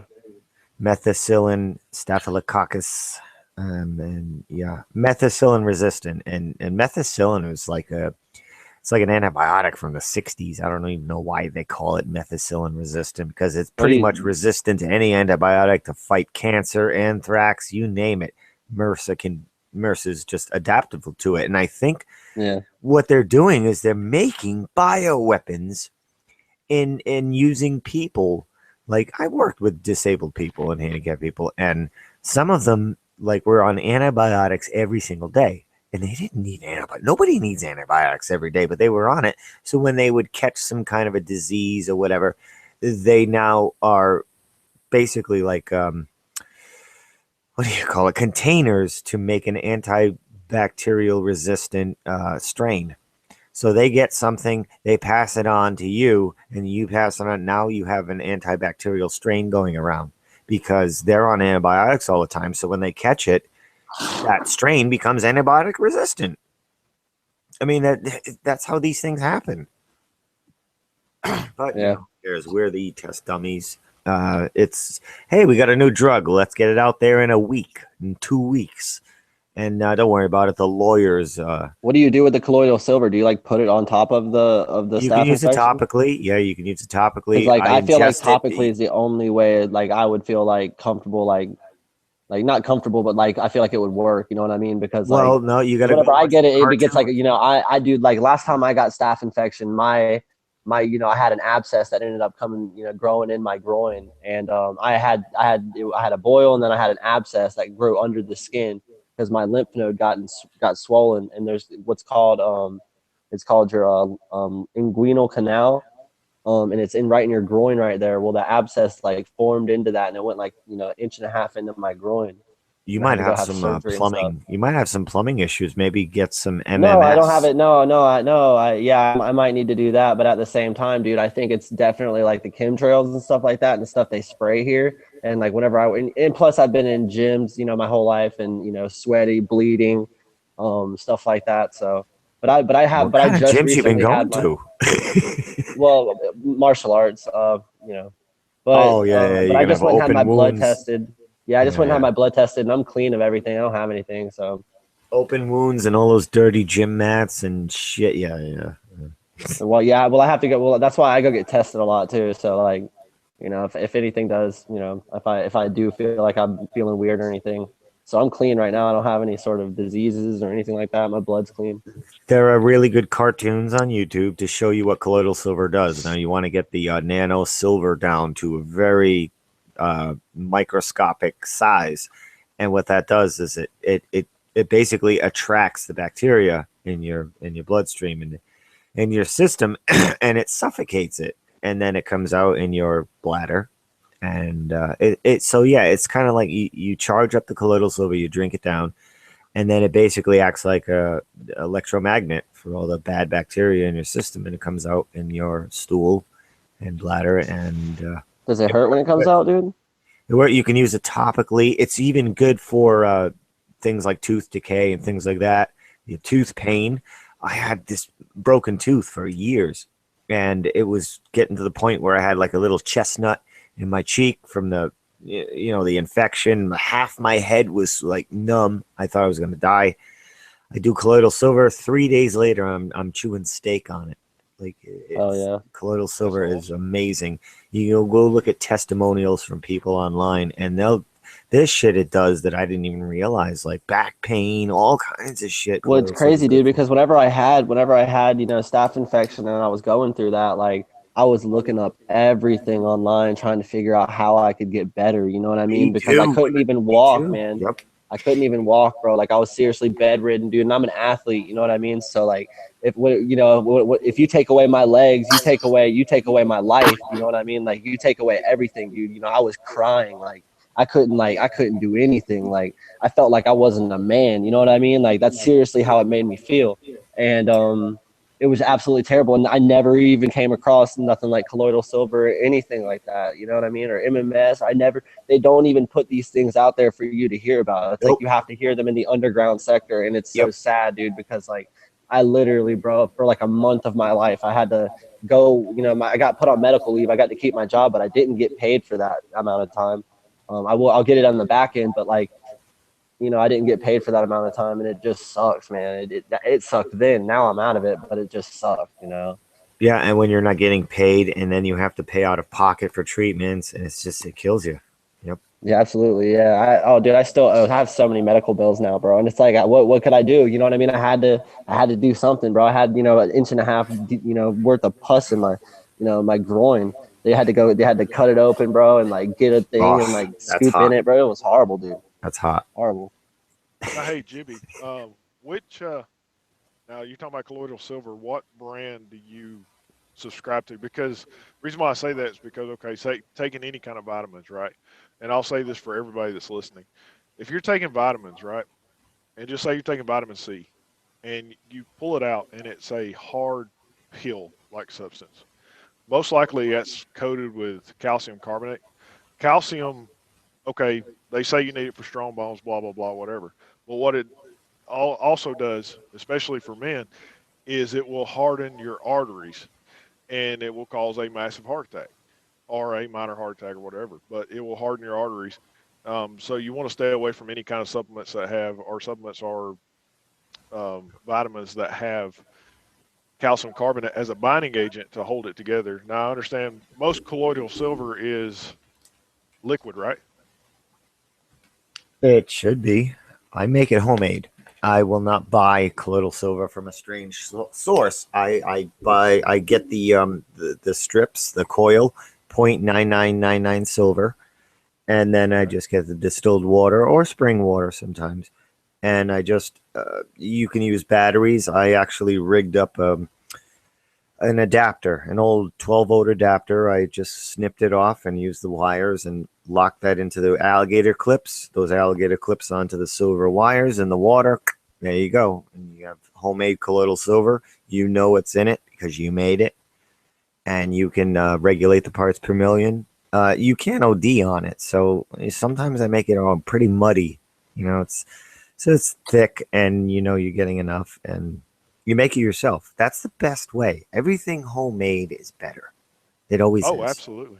Absolutely. You're 100% right. And I wouldn't trust an outside source for colloidal silver because I just don't know what they're doing. I don't know if, you have to put your faith in others. It's always best to learn a recipe and make it yourself.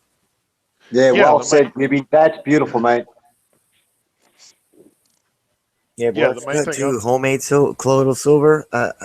There's nothing that I haven't seen it kick its ass. Like basically everything. Acne, tooth decay, pain, back pain, elbow pain, knee pain, joint pain, MRSA, staph infection. That's just what I've seen personally. That definitely piques my interest in them. Yeah, in New Zealand, all the hospitals in New Zealand use honey, and it's infused with the silver. Baking soda? Oh, I was gonna say because baking soda. The nanoparticle silver, the colloidal silver, and honey. They mix those two together, and that's what you take. It's the colloidal silver is the greatest for bacteria, killing bacteria. Yep. Wow. I wish I would have known that a couple months ago. Yeah. Hey, I would for like $20, you can make yourself a homemade rig, and that'll include the silver, the alligator clips. That's it. You get a little rig, and that's what I call it, a rig. I make a rig, and then people say, "Oh, you got any colloidal silver?" I come over and I make it for them, and that's it. It's easy. And the silver, that shit'll last you years. Like I bought the thickest gauge, 12 gauge, and that was, I don't know, 8 years ago. What do you do with the silver? What do you do with it? Do you grind, you have to grind it up, or what do you do?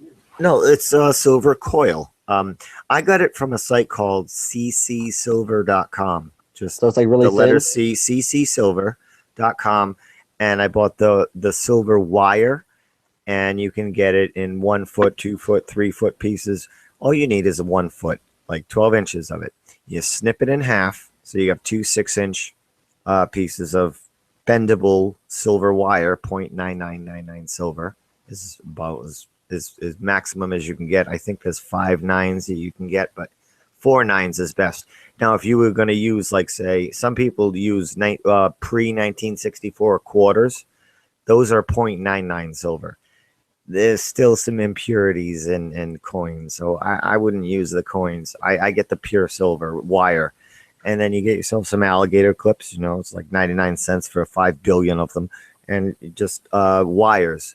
You can use speaker wire and 3 9-volt batteries, or if you like to plug it in, I just use like an old 12-volt adapter, snip the wires, split them, and then hook each wire onto the alligator clips. The alligator clips hook onto the silver wires. You put it in. You can do spring water. You'll make it a lot faster, but I think they consider that ionic silver. It still works pretty good. Colloidal silver would be the distilled water, and that takes much longer when you're using distilled water. You can make colloidal silver in 10, 15 minutes with spring water, ionic silver, whatever. If you're using distilled water, that's like 1-2 hours sometimes. Depends.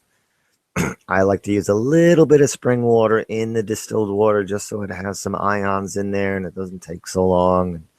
I don't know.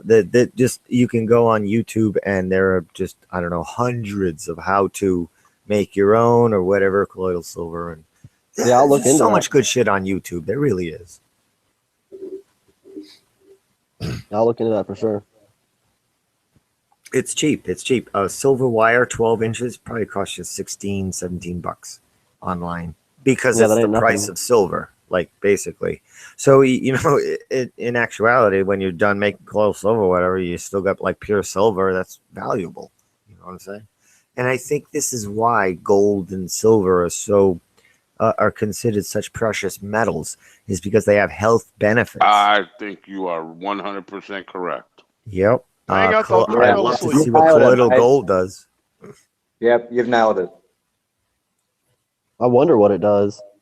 I would love. I bet colloidal gold gives you life extension. I just have this feeling because gold is such a great conductor of electricity, which is what we need. We need salt to help our cells conduct electricity because we're electric beings. Now, if you're doing colloidal gold, that must just increase your electric conductivity by a lot, which is health. So yeah, it's got to be good. But I've read somewhere like it's like getting extra hearts in Zelda, bro.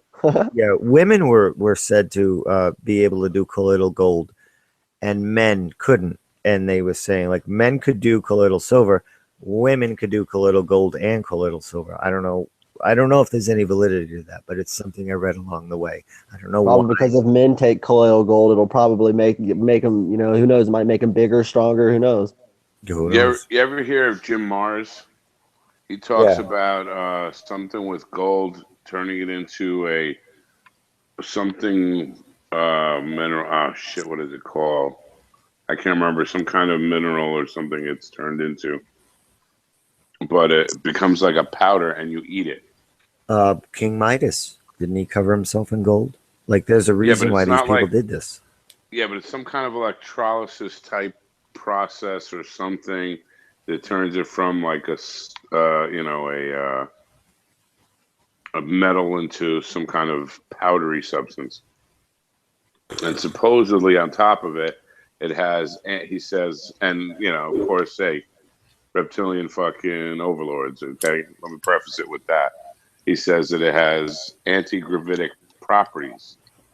That when they put it onto a tray, the tray weighed less than when they didn't have this powder on it, and it's made from gold. No shit. Yeah, so I don't know where the hell it came from or something, but it's very interesting. Jim Mars, Marrs, and he talks about how Hitler got there, how he was installed, how it's all been orchestrated all from the beginning. Yeah, Jim Mars. I thought he was more UFO. I didn't know he was. Yes, but he talks about that. He talks about Kennedy assassination.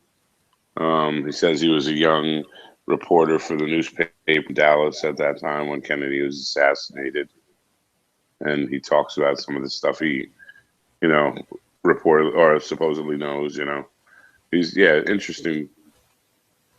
If you get a chance, look him up. One of the few things I agree with Quasi-Luminous about was when he talks about we should kind of go on a copper-based diet versus an iron-based. And, it adds validity when they're sticking processed iron filings in our cornflakes and things like that. Like, they obviously want iron in our blood. And then we talk about how we're so good to have iron in your blood, but is it? I mean, it is going to increase our magnetic flux. And if they're influencing our magnetics through the towers, the Wi-Fi, the smart meters, all these things, maybe it is in our best interest to go based on a copper-based diet. Just for those reasons, because whatever they want us to do, we kind of have to go the other way because they are not looking out for our best interests. And I kind of use the TV as a gauge. I call it my 180 gauge. Whatever they're saying we should do, I do the opposite. When they're like, oh, smoking's terrible for you. Oh, really? I'm going to go up to 3 packs a day then. Whatever they're saying. And it's worked out. Doing it right. For me, it's worked out. I don't need any medications. I don't need to go to a doctor for anything. I'm never sick. The only time I cough is when I'm hitting the pipe too hard or something. They're not looking out for us. They're really not. I mean, and it's also funny how we had to take down all of our lead paint just before all the towers and shit went up. I think the lead paint would have been a little bit of shielding for us. Oh man, I never thought of that, Jimmy. But that's a great point right there. They don't give a shit if our kids are eating lead paint. Do you really think they care if kids are eating lead paint when they put poison in the tap water? No, they don't give a shit. No, you know what? You just went onto something there. That was amazing. They did that in Australia. They made you remove the lead painting out of every building because we took over a building, and you had to remove all the lead painting. It was it became law. Yeah, why? You have to ask why. The only thing they say why to do that was because they were concerned about children and lead And the poisoning. environment. Yeah. But they get constant shit from China loaded with lead. They don't give a Yeah. shit about lead. I'll tell you this: I worked at a distribution center for a while. We had to recall all these kids' pants because they found too much lead in the zippers, and we had to cut out all those zippers of the pants and destroy them all. Wow. They found like a higher percentage of lead, but they had been on the shelves. They've been selling them for I don't know how long. But yeah, they don't seem to want lead around anymore. But lead was a great shielding. I mean, you can ask Superman. Like it's X-rays, you name it. Like we had lead paint on our houses. Our grandparents had lead paint on our houses, and look how long they lived. You notice the lifespans are going down. The baby boomers are living 20 years less than their parents, and there's us, the baby boomers' kids. We're probably not going to make it to retirement age. It seems like they want to off us by the time we are retirement age, because then we're just useless eaters. So with vaccines, along with all this other Bill Gates bullshit, right around say late 50s, this is when you get diagnosed with cancer. Now, yep, correct. Yes, that's correct. Standard practice, 5 to 7 years of cancer treatments. During the treatment, they bleed you dry on any assets you've accumulated, because they're not going to cover you if you have a $500,000 house and shit like that. They're going to be like, well, you have this in assets. We're not going to cover your treatment. That's basically $20,000 a day or whatever they freaking charge. So you have to like dump your assets off to your kids in a way where they don't grab them, but they're finding more and more ways to stop you from doing that. And that's basically the goal: is you work all your life, you make assets. By late 50s, you get your cancer. Here's the treatment for whatever the autoimmune cancer, AIDS, whatever it is, and they bleed you dry. You got nothing left. You die. That's it. That's it, mate. And it's 8,300 a day. That's what they charge for AIDS. That's a cancer treatment. They're assholes, isn't that ridiculous? Mate. And they'll bleed you dry, and then they roll your ass out of there. Yep. Or they kill you, or they kill you, or they kill them. And if you make it to retirement age, you fucking die. Yeah. But you know what? We're getting a little smarter, and it's great we're having these conversations, because there's a lot of other people like me that's working on other things, and you're going to be introduced to them too. Because I'm not the only cat out there, and I'm a little fucker out there, and I'm going to mess their world up because I found something about cannabis, and people are going to find out how good cannabis, raw cannabis, is for the body. There's not an element that you cannot really, reverse. It's all about, your system. There's a system that's hooked up in the body, and it communicates with certain plants in the kingdom. So, yeah, the cannabinoids they fit into your neural receptors and things. It's almost absolutely, almost like an octagon fitting in an octagon. Exactly. Yes, got it, man. You got it. That's it. It's got to be raw. It's got to be raw. Has to be raw, organic, and juice it through a slow juicer so you don't cook the juice. So it stays as an acid form, and then just 2 ounces. That's all you got to do, guys. Simple. Yeah. Cooking anything, you're killing it. That's why microwaves are so bad, because you're killing everything that was your nutrients in your food and in your water. So when you're microwaving something, you might as well just be like actually, I was going to say you might as well be a zombie, but the zombies in Walking Dead have the sense to eat live meat where we eat dead meat. You know what I'm saying? Like, we're worse than the zombies. We're killing everything before we eat it. And the nutrients that we get are secondhand, because the chickens and the cows and everything and the pigs, they're eating, the nutrients in the soil, the grass and everything. So they're getting the good nutrients. We're eating them. We're getting it secondhand. It's like having a cigarette habit on secondhand smoke. We're getting our nutrients through the animals through secondhand. That's not good enough. We need to be eating raw, live foods. The most live food you can eat is a seed. That's the most living food you can eat is a seed. But as live as possible, and we need to feed our living cells with living food. Unfortunately, this is a carnivore type of reality that we're in, a realm It's not normal to be killing other mammals to survive. That is totally insane. It is absolutely, this is an insane asylum realm. We're eating each other to survive. Are you kidding me? Like, this is the way it's Yeah, supposed I to be? know. Absolutely Yeah. not. And they're Absolutely not. making it's making it like it's normal. Look, and you know what? It's amazing how it gets down to education. It comes down to what is good for the body and what is bad for the body, and what actually makes the body run. Getting down to it efficiently anyway.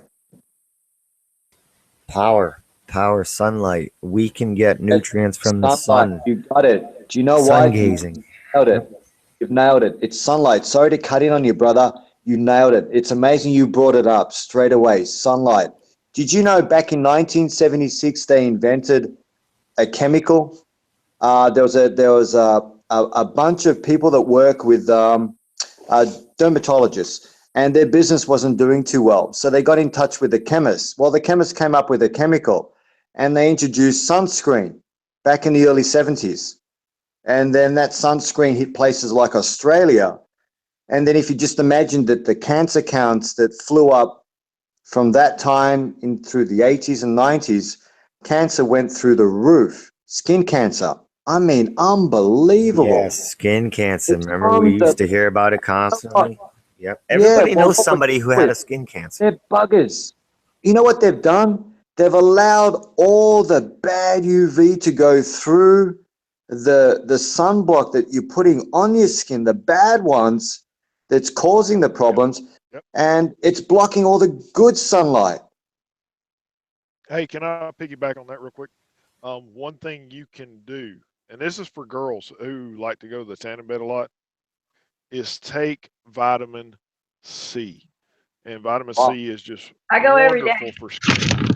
And if you're taking, again, like I said, just be sure of what you're taking.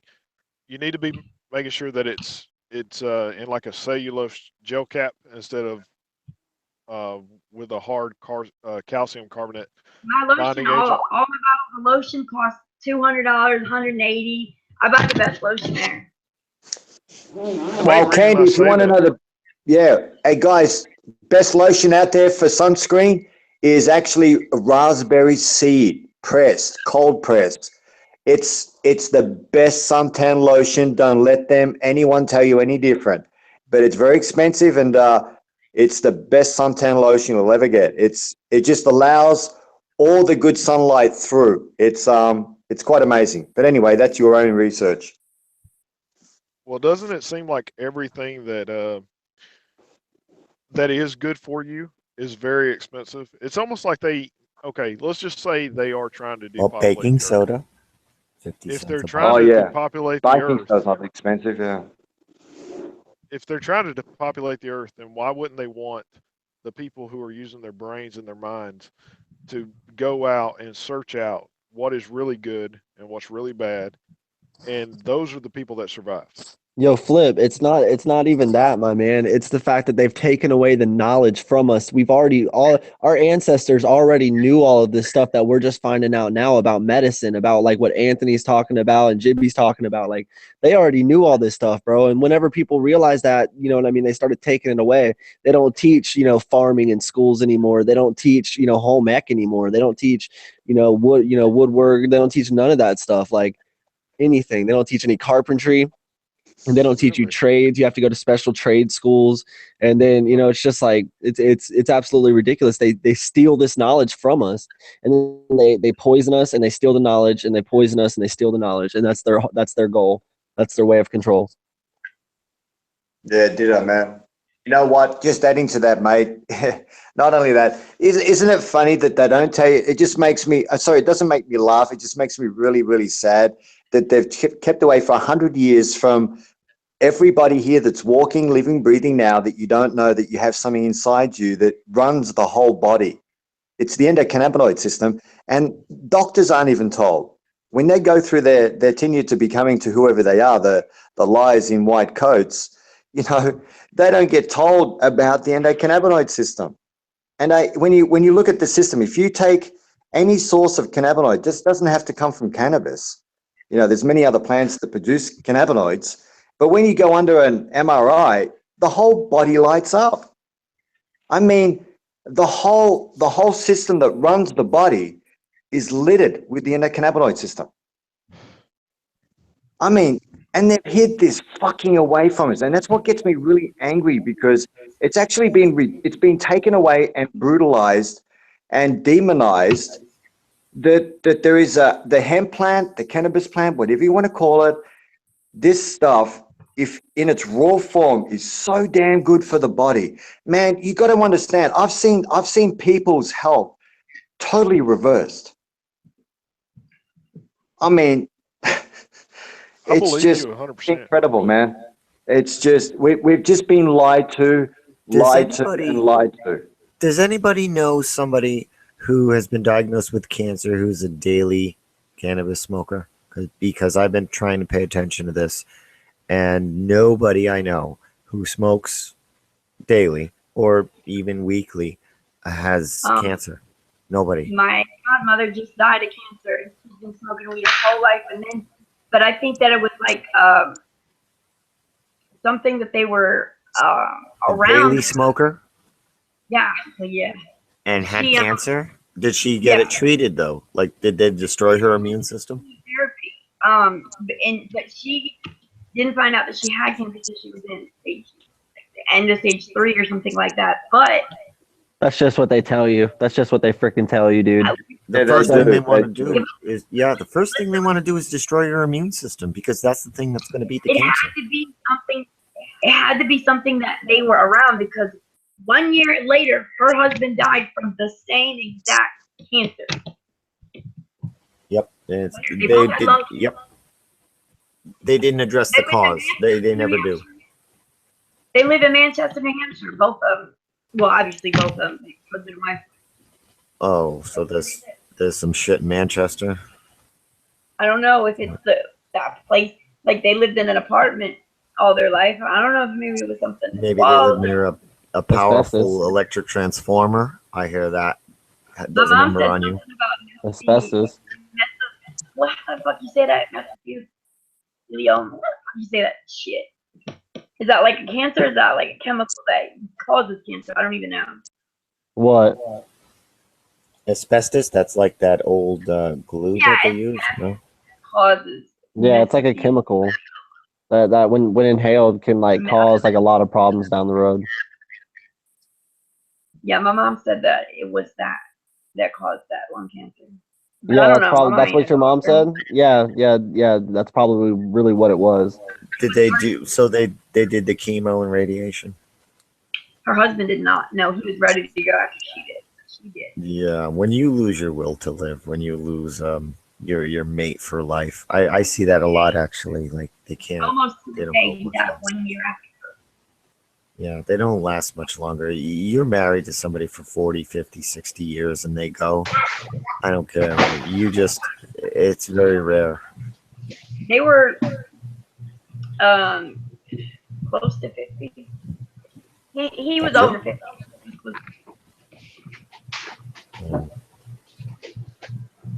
Well, that's like the first I've heard.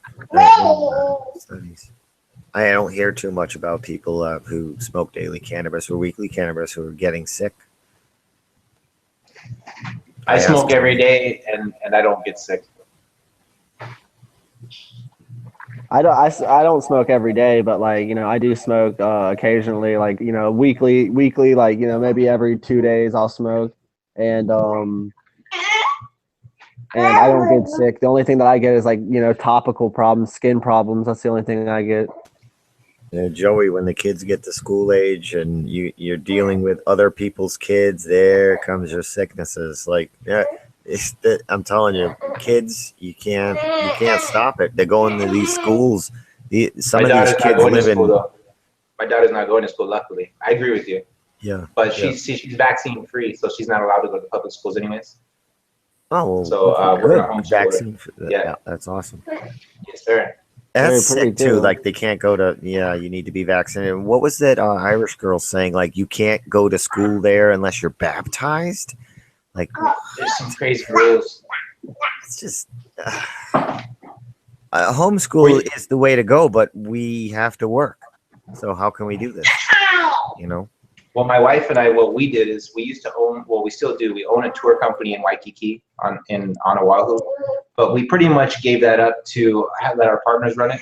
And what we're doing is we're doing farmers markets, so we can spend time with our child, teach her hands-on experience, working on the farm. You know what I mean? You just got to just change your life. That's all. Oh, nice. Very good. Hey, were you guys talking about cancer before I got on, or was I hearing things? Yeah. No, we were for sure. What's up, I think it's all a hoax. I think it's all. What's up? I think it's all a hoax. Hang on 1 second, guys. I'll be right back. Go take care of that baby, man. Well, I mean, they are yanking these tumors out of people. No, I mean that does look like cellular growth out of control. I don't know. Not a doctor, but something being a hoax. Yeah, put it on the table. You know. Well, I just know, just from experience, that certain blood counts have gone back in and they've had a second opinion. There was no markers there.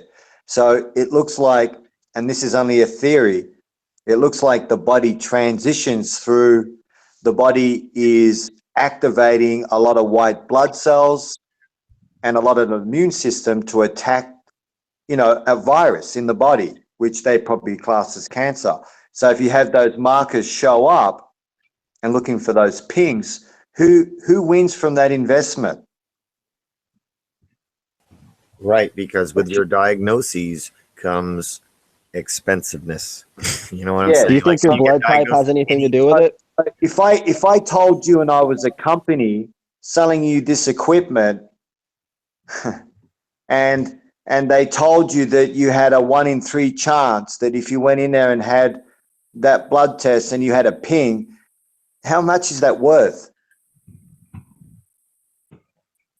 And they charge thousands. Yeah, mate. I'm telling you, it's a racket. It's a racket. It is a racket. Racket. Yeah. We need to go back. We need to go backwards to move forwards, it seems. Yeah. Because somewhere in the past, we went way off the main road for health and longevity. Yep. And Absolutely. basically evolution. Basically, getting smarter, faster, better, advancing. They totally suppress advancement. Still using combustion engines and shit. I mean, they suppress it based on greed, on leverage, on these things. Like, they don't want to lose their leverage. They don't want to lose their status. I mean, they don't have to work. We have to work. So, yeah, do they have something to lose? Absolutely. Do we have something to lose? Not at all. And correct. Assholes who are defending that status quo, it just blows my mind. Like, these idiots who have to work 40, 80 hours a week defending the status quo. Are you kidding me? Like, talk about traitor to your own cause. Like, we're fighting so none of us have to work. I mean, most things should be automated at this point. We don't have to work. Free energy, things like that. Like, as soon as they release free energy, well, eventually that'll lead to we don't have to go to work anymore because we can have our own indoor growth for foods and all these things that we need. We can have on our own if we just had that free energy. Amen. So they're definitely not going to give us Now, that. you know what? The body's supposed to live comfortably to at least 110. We're set up for 110, 120. If you look at the way, certain people around the world that you just go and check out when you actually touch them and see them and look in their eyes and how old they are. These guys, 110, 120, and they're still doing pretty good. And I'm telling you, we've been lied to about everything, the way we eat, what we believe in. Raw foods is definitely a big part. I'm not saying anyone that eats meat, you choose to do whatever you choose to eat. But there's something about cannabis that I'm not saying I'm an advocate of smoking it, but really getting to the raw of everything, raw juices, live food. It's got to be live. Hey, you know what? Speaking on that, how you're talking about raw food is, amen. That's absolutely the answer. Because if you guys ever heard of somebody being lactose intolerant, I'm sure you have. Here's the only reason why everybody in the world is lactose intolerant to a certain extent. There's only one reason. It's not because of the milk. It's because of what they do to the milk. What they do is they heat it up. It's pasteurization. And when you when you heat it up, here's the problem. You burn out an enzyme that's naturally inside of milk called lactase. I'm sorry. Lactase. No, lactase. Yep. And what lactase naturally is it occurs in milk naturally. But when you have the sugar that's in milk called lactose, there's no enzyme called lactase to digest that sugar. So therefore you get flatulence, upset stomach, etc., etc. I've done this experiment on my father. He's extremely lactose intolerant. Basically what happens if he has a little bit of milk, he'll have diarrhea. Okay, long story short. I challenged him to drink a whole glass of raw milk. In California, it's legal. He drank it. He didn't want to. He drank the whole glass of milk. Guess what? Nothing happened. See, because all it is one simple thing. One simple thing. The lactase enzyme called lactase is burned out during the pasteurization process, therefore rendering everybody in the world some form of lactose intolerance. It's all a hoax. Just like cancer. 1 in 7 people, or right now, Candy, right now, you likely have some type of what they call cancer, a type of candida in your body. But guess what? Your body naturally kills it off. Here's the trick. What they do is they get you to think that you're at stage 2, 3, whatever they call these crazy things, right? These fake words. And then you buy into it and you start taking their chemo, just like my uncle did. 3 months later, I was at his funeral. So what they do is they get chemo involved. And then when chemo is very far, they get this horrible company that seems loving called hospice to come in and give you morphine and end your life. It's all a hoax. Even cancer is a hoax. Hey, Joe. I was supposedly diagnosed with cancer, and eventually I realized it's all a hoax. Yeah, they say that everybody has the cancer cell or however it starts in their body already, but it's like some people's body reacts to it different and causes it to spread and cause tumor. But hold on. Ryan the average person gets what they call cancer at least 7 times in their life and doesn't even know it and kills it off and fights it. That's the sad thing. They diagnose this thing that we call cancer and the treatment kills us. Well, we all have it in us right now. We all have it in us right now to some extent. Absolutely correct. You're absolutely correct. You've nailed it, mate. I lived through it. They diagnosed me, brother. They diagnosed me and they wanted me to be on that stuff, and I had to fight through it. So I know for sure. I've seen their diagnosis, mate. I've seen the same blood sample go back in a week later, and they don't have those counts. It goes up and down. AIDS is another lie. Yes. Look at Tommy Morrison. He was scheduled to fight Mike Tyson for the biggest payday of his whole life back in the early 90s. Guess what? They diagnosed him in Las Vegas with having HIV. He quit. He retired. He was really devastated by it. 10 years later, he decided he wanted to renew his license, but he knew he couldn't. And someone said, hey, guess what? You can get renewed. I think it was in Nebraska or something like that. He's like, what are you talking about? They said they have different standards for what AIDS is, depending on what state you live in. And he's like, what are you talking about? So in one state, I don't have AIDS. In another, it's a hoax. So what they do is the medicine kills you. That's all it is. It's as simple as that. It's a racket. Yeah. It's a racket. It's seriously as simple as that. And that's a scary thing I try and tell people is, it's as simple as don't trust them. Like, for example, I go hiking all the time. I drink water from the stream all the time. People are scared you have to put iodine and stuff in it. No, you don't. No. They've been, and you know what? Thank you for bringing that up. Bring up nature, my friend, because you know what? They're desensitizing the children. Look, I have 3 children. We live on a 10-acre farm. You know what? They're desensitizing the kids out there. They're teaching sex education to 6, 5-year-old kids out in the schools. What they're doing is they're transforming the children today, and they're modifying their behavior. They don't want them to interact with nature. They don't. Amen. Their food's prepared from. I mean, you know what? I can see it really clearly what they're up to, and they're really hitting closely to the home, to the family, the structure and how we behave, and where we get our food from, where we get our energy from. I mean, this is really getting serious. Yeah, I agree. But I can tell you guys firsthand, it's a hoax. It's a lie. Yes. That's all it really is. It really is. There's not even this whole cancer scare where everyone's trying to get the pink ribbons and everything. Even the community, I was involved with it. You get this hero status when you supposedly have. I'm sorry. Let me put myself back on screen. Sorry. You get this hero status, the quotation marks that I'm putting, And it's weird, the psychology that's involved. You know, once you have what they call cancer, all of a sudden you start owning it, you know, and you start loving that, you know, you're this supposed hero that's fighting, and you know, it's just all a hoax, it's all a lie. And they're killing us. Big lie. Just like hospice is a big lie. Hospice is the Grim Reaper. That's all it is. Abortion and hospice are the two biggest killers in the world. Unnecessary killers. Well, I've helped a lot of hospice leave homes. Let's put it that way. What do you mean? No, just cannabis. I've helped a lot of people. Look, I've been making medicine for about 5 years now, and just helping out just through just people that do certain other things with cannabis, and they take their own administration of cannabis, and they've actually reversed what problems they were diagnosed with. Hey, that happened to me too. Plus, there's a secret you guys can do. All you got to do is, it's so simple. It's like everything, you know how everything, the simplest answer is always the truest answer? Everybody has this thing called candida in their body, and everybody has a form of cancers in their body, and you beat it off like 7 times. But here's how you can beat it. It's real easy. You just have to learn how to fast for 3 days. And then all you do is you get sodium bicarbonate, which is called baking soda. You get the aluminum-free one. Bob's Red Mill is probably the best. And you make cookies out of it. Sorry, say that again. Bob's Red Mill is probably the best one. Okay. And what you do is I'm just going to explain what you do, and then I'll tell you how it works. Okay, you're going to make these delicious cookies. You fast for 3 days, and the process of making these cookies is you get molasses, and baking soda. You heat the molasses.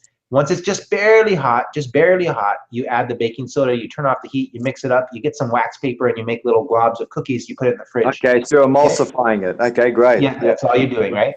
And so what you do after the 3rd day of fasting, you eat, and what you eat is just those cookies. And those cookies are great because cancer and candida both love wet sugar, of course. Yeah, and guess what? Baking soda piggybacks There's a Trojan horse inside of that, which is sodium bicarbonate. Cancer and candida cannot live in an alkaline environment.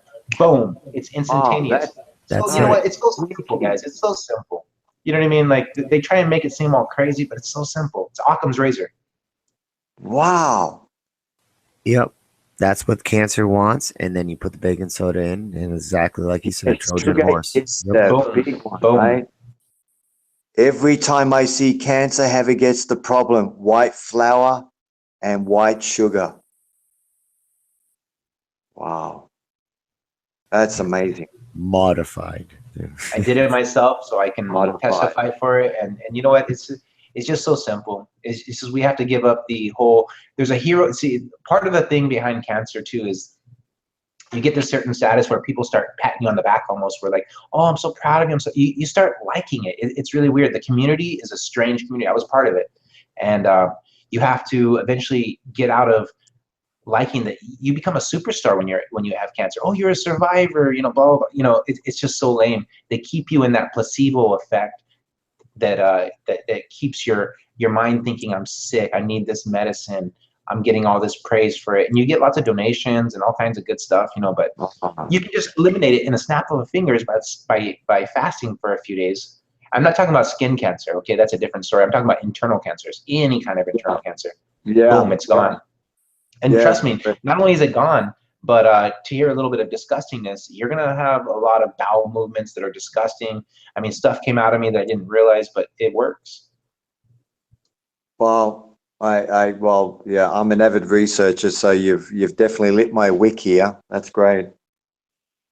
Yeah, there's an Italian oncologist that I followed his regimen. It wasn't like I'm some kind of genius. I just know how to, you know, I was desperate. Oh, is that the guy that uses baking soda to cure breast cancer? He straws it in there, and he just flushes out the breast cancer. People talk about intravenous vitamin C and stuff like that. Yeah, that's great. Alkalizing your body using certain methods. Yeah, that's great. But here's the best method: fast. Just like, you know, we know how to that's good for us anyways. But you can take advantage of that fasting. Your body's craving it. But so is the candida. So you give it all the sugar it ever wanted, and then boom, you know, catch a bee with honey. That's how you do it. It's real easy. Yeah. Makes a lot of sense. Yeah. Wow. Info packed hangout. Good stuff. Yeah, absolutely. And I think, you know, all getting back to it as well is I've been, you know, just people going out and expressing their experiences with live gardens too. We need to get back to the garden. I've been telling people, you know, like, you know, anyone can heal any element in their body if they just grow the product that they need, for them to take their shoes off, have their feet buried in the garden so the plant understands what it needs to produce for them. You know, and this is what we've found out, that plants actually do change to their environment.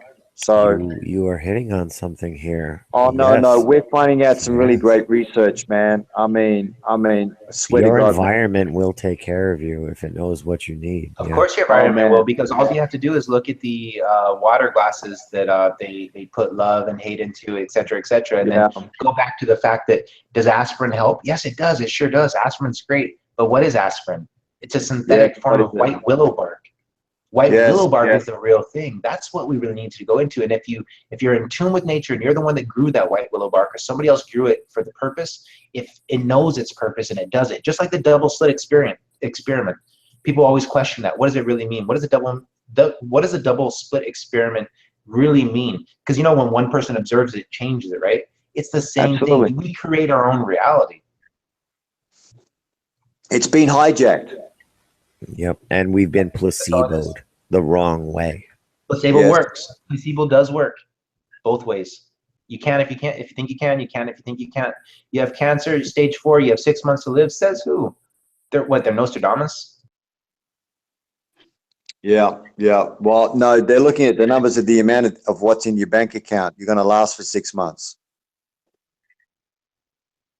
Yeah, you're dealing with ruthless people here. It's amazing. I know, and this is the thing that, like, I can't kick religion off the table because we're dealing with such a dark mentality. There's no way such a you dark can. There's no force. way you can kick religion off the table, because every flat earther, it doesn't matter if you're Christian or whatever you are, but every flat earther does understand that there is some codes put in the Bible, like the 666. I mean, come on, 23.4 axis minus the 90-degree axis is 66.6. The moon's axis is, according to NASA, 6.66. The sun's axis is at 13.2. You know what I mean? You go through the whole thing, and that's the sign that we know if that's the only way that they could deceive us. And you know, you look at the Mayo. The first Mayo is 600 and whatever inches, and you know, it goes on and on. Yeah, what is it? 10 miles is 666. There you go. Yeah, it's silly. And by the way, the Bible says what the dome's made out of. The lava glass, like you were talking about. Yeah, well, that's just my theory. Blue obsidian dome. Blue obsidian. Yep. Oh, it's a good theory. Molten lava it's looking very glass. interesting. Passion's law. You know. Yeah, but it says it's like. It doesn't say. No, it doesn't. It says it's like a sapphire. That's Right. what it says, like. But it says it's like molten glass. It doesn't say No, it is molten glass. it says it's a molten lava looking glass. It doesn't say like. It says it's like sapphire, but when it describes the dome, actually, when it's in Job, which is Job predates everybody in the Bible. He's the oldest. He's the old school, and he says It's like Job 25. Job 37:18. Look at the Hebrew Strong's Concordance, the non-King James or anything version, and look at that version, which is the only one we can really put some kind of clarity on. And it says that in Job 37:18, it says the firmament, rakia, is a liquid molten lava looking glass. That's what it says. So that's how I went off my theory, just because I was like, okay, I'm going to try and do this. I'm going to try and take the Bible literally, no matter what. Ezekiel, Enoch, whatever it is, even books that are written outside, I'm just going to take them literally, because now as a flat earther, I'm like, okay, everything is panning out. Let me just see how this works. So that's how I came to that. And by the way, of course, it's just a theory, but that's me doing my best to take it literally. Job what? 37? Job 37:18. Well, we have And to also, branch we know out. that rainbows cannot be produced indoors without the use of a prism or a mirror. And what is it outdoor that's producing this mirror prism? You know, sundogs, rainbows, atmosphere, ozone. We look at all this stuff. There's got to be something encapsulating us. As far as no proof, but logically thinking. Yeah, exactly. We don't have proof of a dome, Every but ancient said it. It wasn't just like the Christians. It wasn't just like the Egyptians. It wasn't just the Chinese. I mean, these guys that built the terracotta warriors, these guys that built the pyramids and all that stuff, they all said the same thing in common: flat, motionless, and all of them said a dome. And so we can't forget about the dome. That's one thing that gets forgotten about in the flat Earth is like there's a dome. You know, there's something that's encapsulating us. And if you believe in the Bible, the windows were opened. What physical barrier was keeping the waters above from the waters below? And then they closed the windows. It specifically says that. So if you're a Christian or a Bible believer or even a Quran believer, you got to take it literally. And there's something that's solid, some type of solid expanse. Plus, I mean, if there's no dome, then where are we hearing thunder that strikes upwards? And if there's no dome, then NASA's right. Space is infinite. And if there's no dome, wouldn't the gases just keep rising up until it hits some kind of a peak? Like, would the gases only go up so far as if there is a dome? You know what I'm saying? Like, well, it's not only encapsulating the gases. The coldest at the top, helium rises. There's, from everything that I know, I mean, I did a lot of hangouts. I don't know if you guys know who Robert Pisano is, but I did a lot of hangouts with him and talk with him. And the guy's real smart. I mean, he's a little bit out there, but he's real smart. And I know, and he got on the chat with Eric Dollard. And, you know, I was listening to those guys and I'm like, you know, what they're saying is I don't know if I am smart enough with science, but superfluid helium at 0 degrees Celsius is what they theorize the top of the dome is filled with. And it fits my theory perfectly because the colder the dome is, the more solid it is, which doesn't make normal sense. But as far as Paschen's law goes, Paschens, Paschen's law, it basically breaks it down. I have a video about it, but I'm not going to go into it. But I mean, theoretically, it's pretty amazing to think about that we're living inside of a real, true dome encapsulated aquaponics terrarium. I know. I think seeing this dome is going to cause a lot of claustrophobia. Yeah, you know what? I mean, but I think it's also bigger than we think it is too. So it's news, But you know, because 500 years ago, all the Polynesians, you know, the Spaniards, everybody was exploring new lands. They had to do something to get us to stop doing it, and they went hardcore. Yep. And the globe keeps us. It's an imaginary wall. That's the only wall that can stop a human being. If our imaginations can't think it, we can't create it. Yep. Yes, However, we can think it, we can create it. So they shut it down our imaginations. That's the easiest prison, is to do one in the mind and not one in the That's physical. what Charles Manson said. Charles Manson said that same thing. And if people don't know about Charles Manson, he wasn't a bad guy. He was actually pegged as a bad guy, but he was a tree-hugging, animal-loving human being that, you know, kind of taught that same thing. Yeah.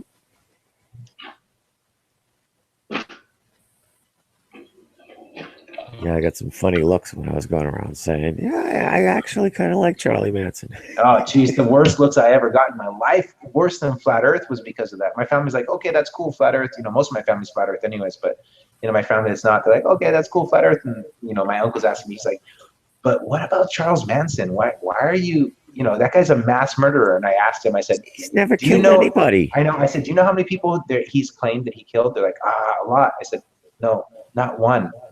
They don't even know the story. They don't. They really don't. And the kids who did kill the heliocentric theory, they don't even know what they're defending. Just like Charles Manson's story, they don't even know what they're defending. Yep. It's amazing. The kids who did the killing are out of prison, and Charles Manson is still there, and he didn't even do anything. Look into the killings too. They're lies. It's just that whole thing is like a Hollywood. Man, I poured myself in. I poured myself into that. Hollywood. Yep. I mean, he was rolling with all the big dogs, and he was making a movement. And what they were afraid of is that Charles Manson was going to start a revolution of people living off the grid. Boom! That they couldn't have that. Case closed. That's all it was about. Wow. And we believe whatever that TV tells us to believe. Man, I believed it hook, line, and sinker because I saw the Nazi swastika on his forehead, and I said, "Nah, he's crazy."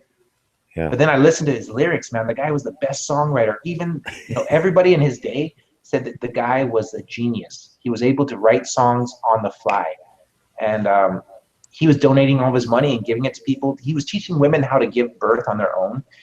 He was doing all kinds of stuff. I mean, he was trying to get a free society where we're anti-government and for the people, and the government couldn't stand that, so they painted him as the bad guy. Is he connected bloodline-wise to anybody? No, not that I know of.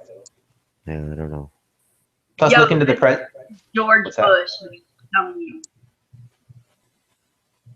Who says he's in jail? The books? Has anybody went to see him? Who, Charles Manson? Yeah.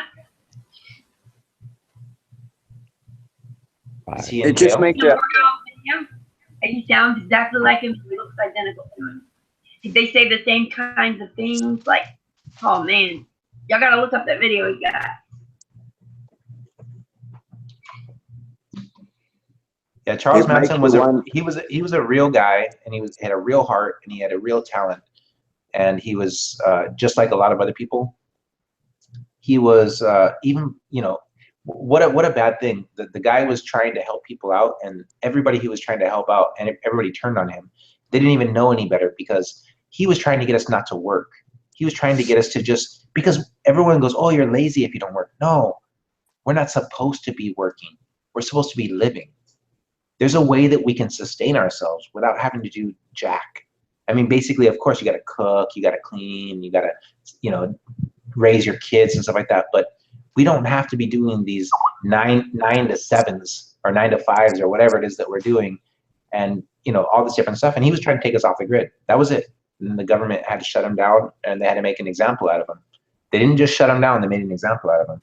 Because everyone at that time knew what was going on. Just like the hippie movement. They saw the hippie movement going on that Charles Manson had started, and they started making VW vans to make us think, hey, being on your own is owning your own vehicle and living in it.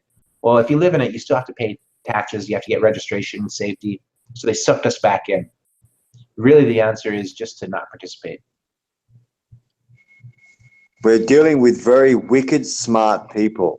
Yes, they are. And that's what we don't give them enough credit for. They're very smart. And they're not stupid. Oh no, I know. I've been dealing with them.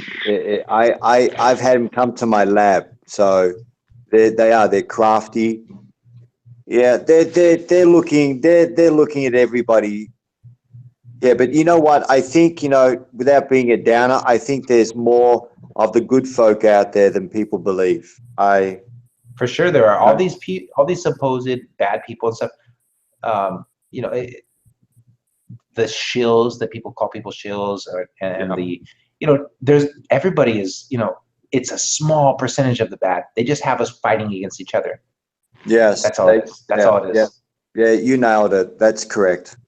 Just like in the prisons, my dad, he retired as a warden of the California Men's Colony in San Luis Obispo, California. He worked all over the states to finally get that position, but I had the inside because my dad was that guy, and his friends would come over and play poker with him and stuff, and I would listen to all the different stuff going on, and you start to eventually realize the game that's happening. Even as a young kid, trust me, I wasn't a truther, but I can put it all together now as an adult. Yeah, because you're seeing the microcosm, aren't you? You're seeing a much more of a microspect of the mass. Mm-hmm.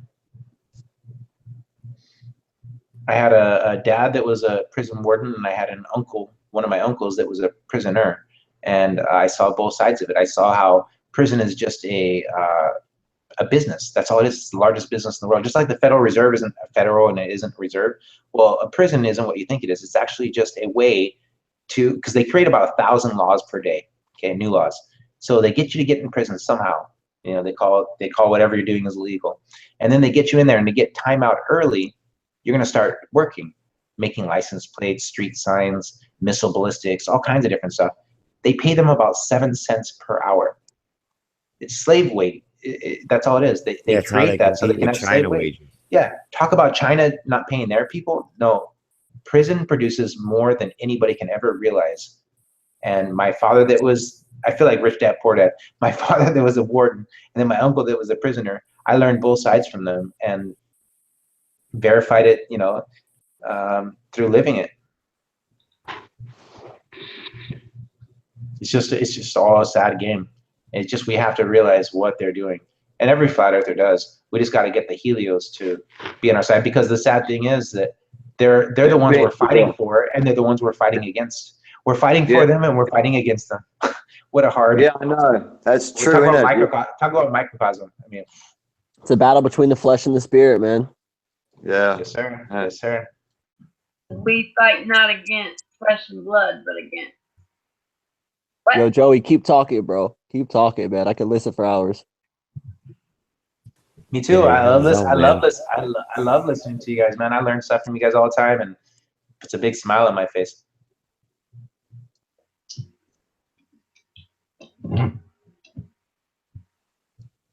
My favorite thing to talk about is the dome and pyramids. Actually, all ancient megaliths, because I have a theory that all ancient megaliths were built the simplest way that could ever be imagined. It's called geopolymer technology, and it's so simple. Basically, all they did was, like, for example, the pyramids. They put sand in a box that was the shape of the block that they wanted to put there, and they put sand, water, lime, and ash. How did they get ash? From all the palm trees. You burn the palm trees and you get ash. It's called geopolymer technology, and Dr. Davidicus, he's from Germany originally, and he proved through reverse engineering the casings of the Giza pyramid. Back in 2007, he was granted permission after Zawah Sahabi was kicked out of the antiquities as the antiquities director.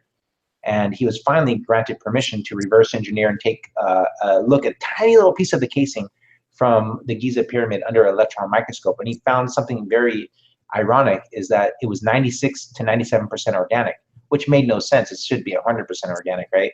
And then he was like, wait a minute, there's fillers in there, just like you do in cement work and brick and everything like that. And he found out that it was, so what he did is he took it and he put it in some type of form of a natural type of acid solution to break it down. And he just reconglomerated it, and he found out, and they're using it today, by the way, so it's something that's used today. And he's also redid it.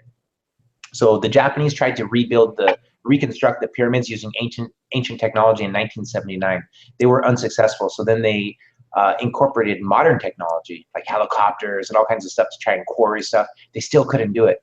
But Dr. Davidicus, in only 7 days, was able to recreate at least about 30 different of the stones, showing that it's very possible with just a party of 5.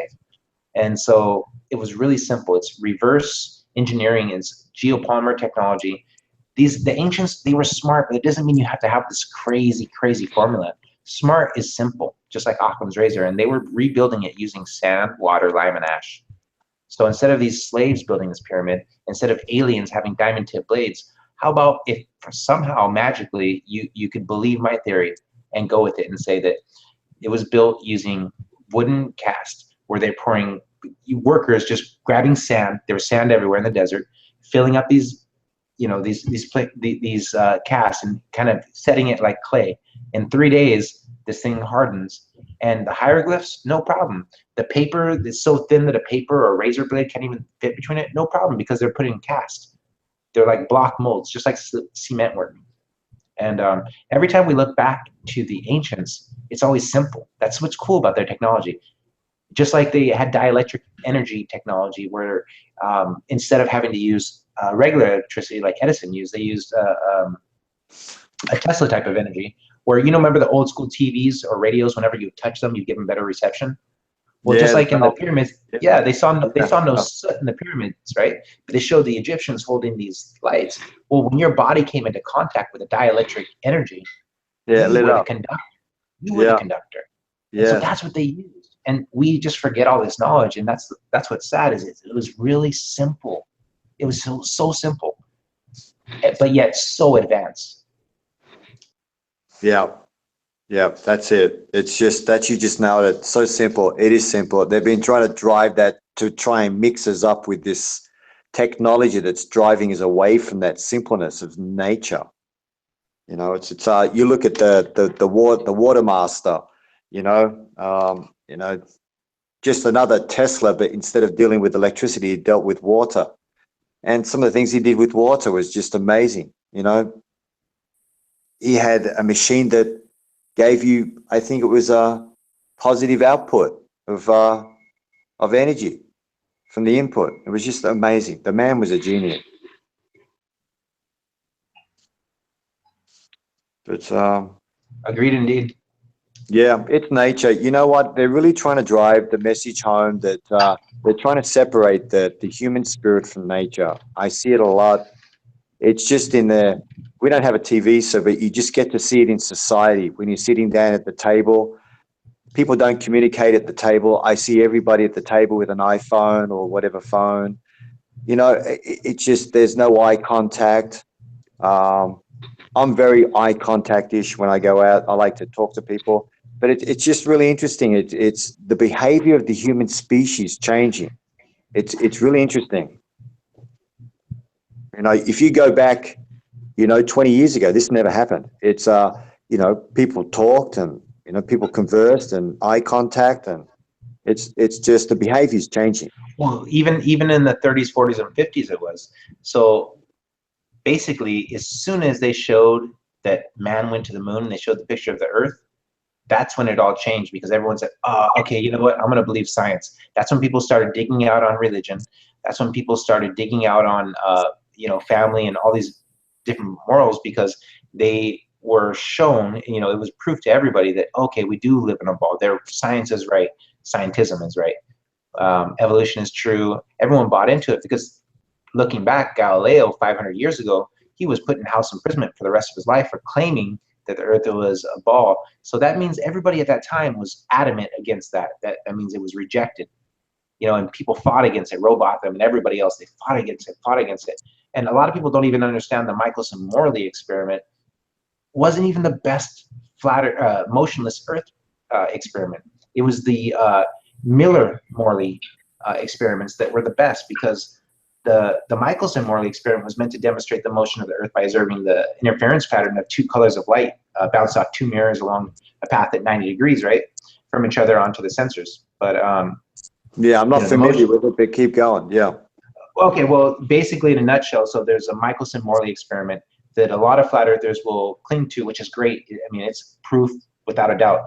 But what they don't realize is there was a later experiment done by a gentleman named Miller, and he teamed up with Morley, Michelson-Morley, to do an even better interferometer experiment, where they were basically bouncing lights off to try and figure out, is the Earth, is the ether, AETHER, is it moving? Because, see, they can detect all kinds of different types of movement, but for some reason they couldn't detect the movement of the Earth. So they set out benevolently to detect the ether, assuming there was an ether. They got funded by a lot of money. Albert Einstein went out boldly and said, if Miller-Morley's experiment with their interferometer is able to detect no motion of the ether, then I have to throw out all the different theories that I had claiming that the Earth is in motion. Because, see, Albert Einstein and Isaac Newton, they were theoretical philosophers. All they were trying to do, they're not even really the bad guys. All they were trying to do is say, well, if the Earth is a globe, then maybe at its core, there's a magnet, and et cetera, and everything gravitated towards it and everything like that. But now we know, we think about it as flat earthers, well, if the core was 7,000 to 8,000 degrees, it couldn't be magnetic anyways, because the Curie-Weiss law says that any metal loses its magnetic susceptibility at or above 1,000 degrees Fahrenheit. So, you know what I mean? It's like we take their information and use it against them, just like the moon landings, just like the Sandy Hooks, just like everything.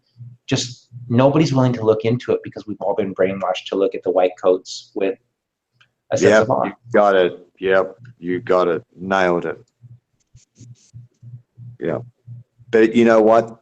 They can't stop what's happening at the moment. You just see what's happening now, that the amount of people, I didn't know about what's happening with these chats just 3 or 4 months ago. So they can't stop. There is I don't know what you'd call it. I would say there is a tone or a frequency or a wave that people are just, I don't know, just suddenly just, I don't know, just questioning everything they're seeing, and then they're just Googling, if you want to call that, and just basically, and then someone's pondering something, and then that's it. It's as soon as you plant that seed, it's finished.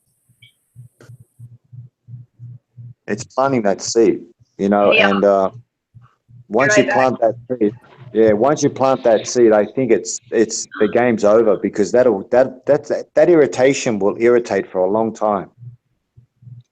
Yeah, planting seeds is all I try to do, and I try to plant the seed of least resistant, kind of like the way water flows. So I don't tell people flat Earth unless they're like, you know, kind of my good buddy or something else. Usually, what I'll do is if I meet a mother or something like that, and a father together, or people that are pregnant with kids, I'll tell them, hey, our daughter's vaccine free. I introduce them to her, and I go, just to let you know, you should look into it because you don't really need them. Our daughter is obviously doing fine. Boom, there's a seed planted. Or somebody is in line for the flu shot. Hey, you know, I say that. Or if somebody's complaining about whatever it is, I just jump onto what they're interested in, because a man convinced against his will is of the same opinion still. So I'm not going to try and beat something into somebody's brain for no reason just so I can get some egotistical, satisfaction. I'm going to try and plant a seed and then walk away and then just hope to God that they're going to see that vaccines are cause autism and all kinds of other problems, and that they'll be just like how you and I and everybody else are on this panel, and eventually that'll open their brain to say, you know what, I don't trust, so now I'm going to start questioning things. And I think that's good enough. That's how I plant seeds. The majority of people whose kids are unvaccinated are doctors and nurses. Isn't that amazing? And not only that, but you know what? Everybody's heard of STDs, right? Everybody's heard of cold sores. Everybody's heard of chicken pox. Everybody's heard of shingles. Everybody's heard of herpes. When you're on your first day that you're born, the vaccination that they call it is actually an injection of herpes. So for the rest of your life, you now have this, what they call herpes simplex, that shows itself in different forms. It's crazy. That's the first shot on the first day of your life. And that doesn't include all the other shots they give you. On your first day of birth, they inject you with herpes. It's the MMR vaccine. It's a code for herpes. That is really sick, my friend. You know what? It's horrible. It's disgusting.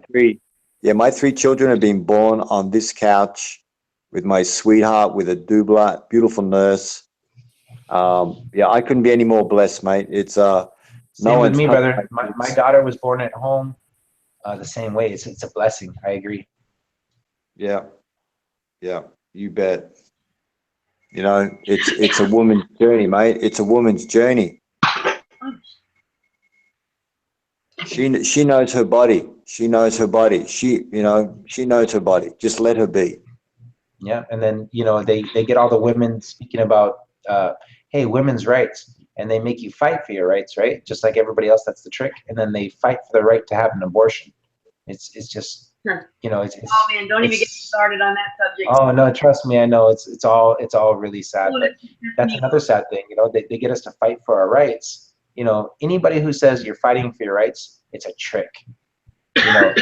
It's all everything's a trick. They're just using big old tricks, just the dividing and conquer. They're really trying to drive that.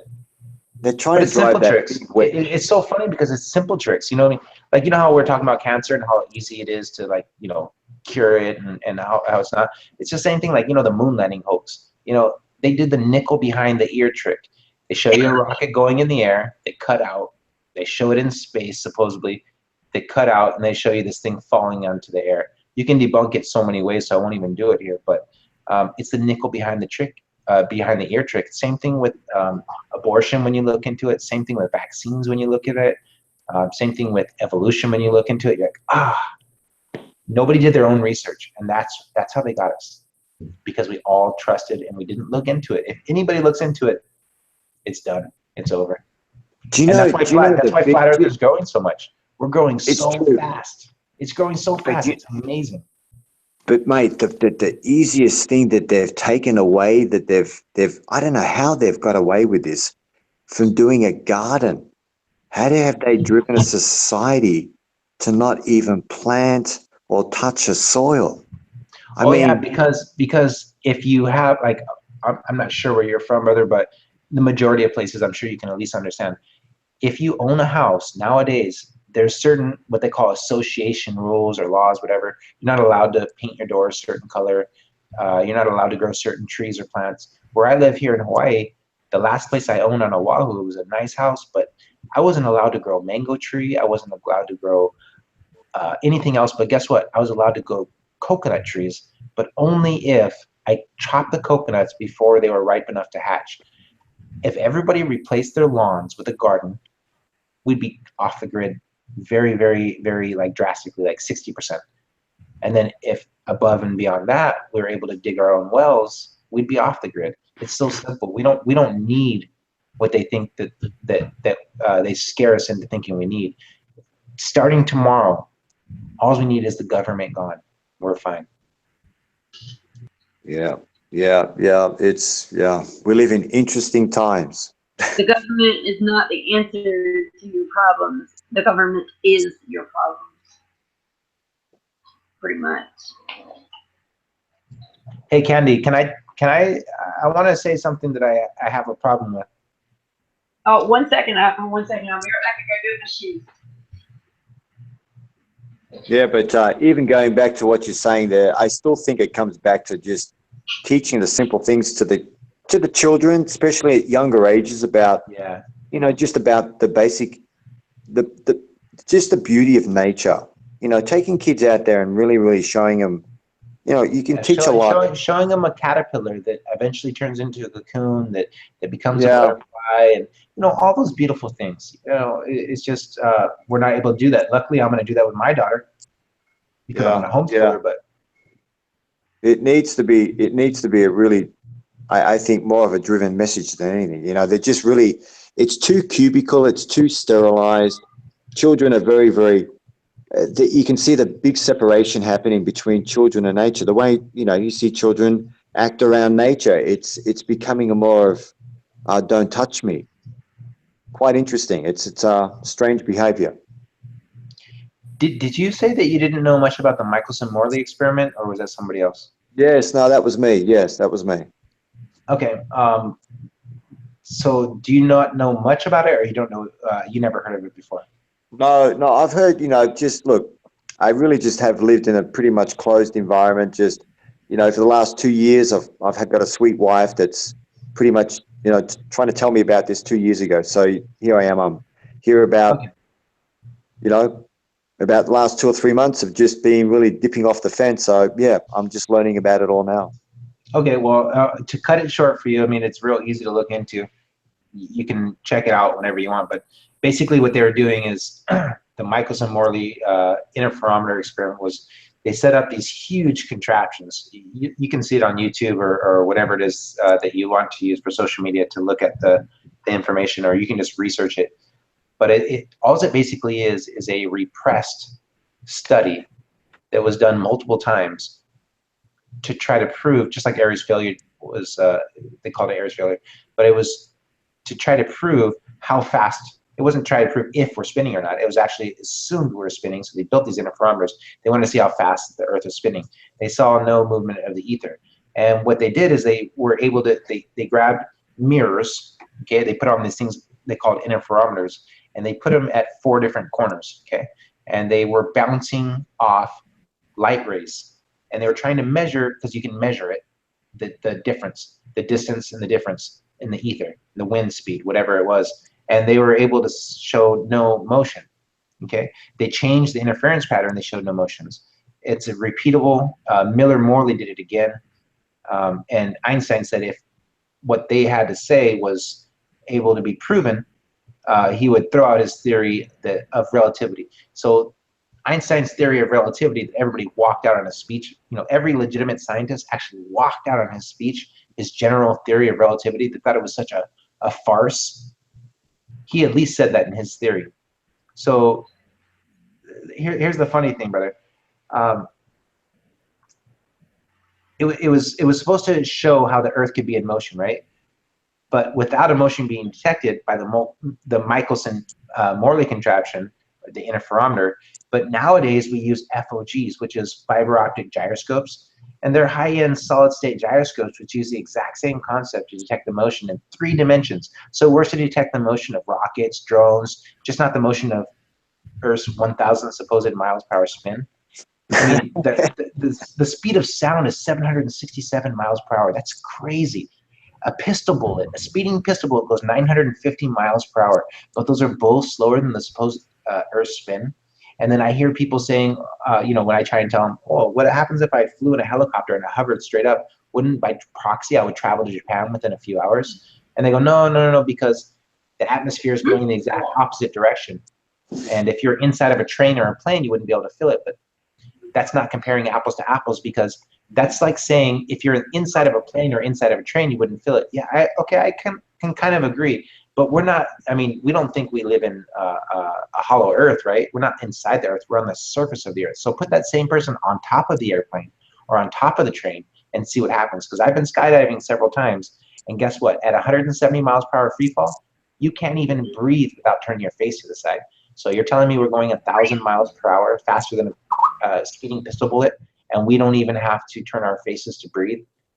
I mean, I've tried to imagine myself on a spinning ball before. You know, I'm holding my arms out like, it's insane. We're motionless, and it's been proven by science. Bamboozled. We've been bamboozled. That's what it is. There you go. That's the best word. They've removed common sense in the school, my friend. They're teaching the way they're teaching the children today. They're removing common sense. Yeah. I went to put my shoe on just now so I could go outside and smoke. What the fuck? Because when it was in my, they were still in my bag from when I was out of town, and like my bag was sitting on the other side of the couch, and so I guess it's funny. Like I went to put my foot in, I was like, "What the hell is that? It's huge." I'm just going to make a coffee and come back. Joey, what were you saying before I had left? Yeah, I went to get my shoes. I ended up going to pee because I was just kind of giving the basics to THC about the Michelson-Morley experiment and the later Miller-Morley experiment, and how it correlates with the Earth being motionless, and how Einstein even admitted that if the Miller-Morley experiment with their interferometers were to prove no motion of the ether, that his general relativity statement would be a farce. But yet everybody even walked out on his speech anyways. All the legitimate scientists. That never happens. It's just like they've got this code of ethics that you just don't do that. It's too rude. But yet he was the one and only scientist that everybody walked out on. And remember, he's a bad guy. Look what he did. Albert Einstein had his first daughter that was born. He put her up for adoption. Okay. He was married to a non-Jewish, I believe she was Polish or Russian wife, who was a theoretical philosopher, and he stole all of her ideas. His oldest son, Albert Einstein, admitted his oldest son into a mental institution, and he died there. The guy was just a loon, and they tried to point him out as this brilliant scientist. No, he wasn't. He wasn't a good man at all, and he was on the bad guy's side. I have a daughter. I would never lock her up in a mental institution. I would, you know, I can forgive him for giving his first child up for adoption, his daughter, because I can put myself in the shoes of somebody who thinks that it's, you know, they can't handle it or whatever. I don't think it's right, but that's fine. But to put your child into a mental institution, no way. I had to put my daughter in. He divorced his first wife, and he threw away the keys. I had to put my daughter in the hospital for 8 days, and then she stayed in another program for another 30 months after that, from 8 o'clock in the morning to 5 o'clock in the afternoon. And she just went back to school. So don't say you'll never put your daughter in nothing like that, because you'll do anything you can to save your daughter's life if it comes down to it. I'm just saying, like, I'm just saying, like, you don't know what you would do in that situation. You bet you I would. I agree with you 100%. I never thought I would have to do that myself, and I didn't ever want to say that shit on the fucking air. I can't believe I just did, but it's out there now. But yeah, my daughter just got out of that. She's in a very intense treatment program, intense, and they come to my house 3 times a week. I deal with a lot of shit, y'all. Like, I don't even know how I make it sometimes. I really don't. But God, And that was just in January that happened. Just this January. She was in the hospital for 8 days. They usually keep teenagers in the hospital for 1 to 2 days. She was in there 8 days. And then when she got out, she was in a partial hospital treatment program. They come and pick her up in the morning, take her there 8 to 5, and then they bring her home. And then now, the hell, there's something in here. Then they brought her home, and then she finally went back to school, and now they come to the house 3 days a week. So yeah, you don't know what you would do in that situation, because I always said the same thing. He went through the whole suicide thing, and like when I was admitting her, he was saying, "You're only gonna make it worse." Blah blah blah. Every kid is different. But he's a lot like me. Not for her. She needed it. She really, really needed it. Really needed it. Like, I don't even want to say anything more. She needed it. It's so hard for me. Like, some days I just sit there and I cry because I wish that I could make her feel better. And there's nothing that I can do. It's her battle to fight. And dude, it sucks. It's like the worst thing as a parent to know that there is nothing you can do, no matter how hard you try to fix what's wrong inside their head. Oh man, it's so hard. It's one of the hardest things I've ever had to do, put it that way, to see my kids suffering. Like, unnecessary suffering, obviously, but I don't understand, and harming herself religiously over it, and it's hard. Like, it is so hard. Oh my God, so much deeper than that, but that's all I'm gonna say. But like I always tell people, people who don't have kids, this and that, my kids would never do that. Oh, you this, you should do that.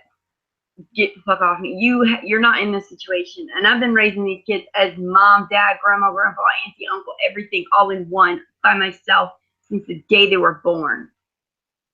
Until this one was 8 years old, and then he was basically just a babysitter who didn't watch them. He played video games all day while they ran around and did what they want. So I'm working 2 jobs to cook and clean every night, and it really sucked.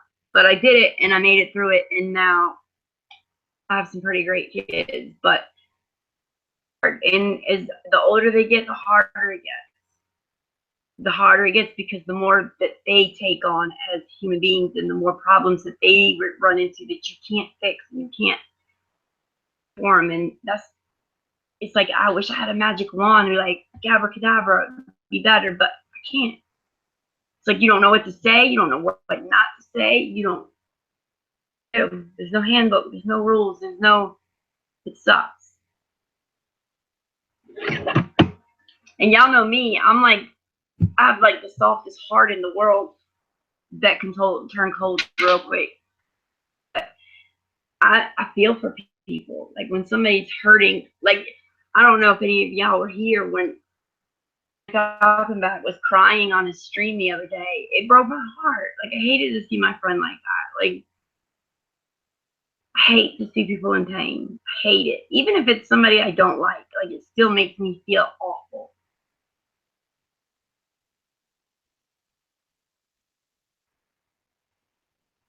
You go. And is Mark sleeping? Is that what's going on over there? I have not heard him in a long time. I'm here. I was just listening, sweetie. You said you wanted to say something before I left out. What were you trying to say? Oh, something I wanted to complain about? Oh, go ahead. Complain on. You sure you're not going to get mad? No, as long as you're respectful, I'm not going to get mad. I want to talk about opinions and nose ringings.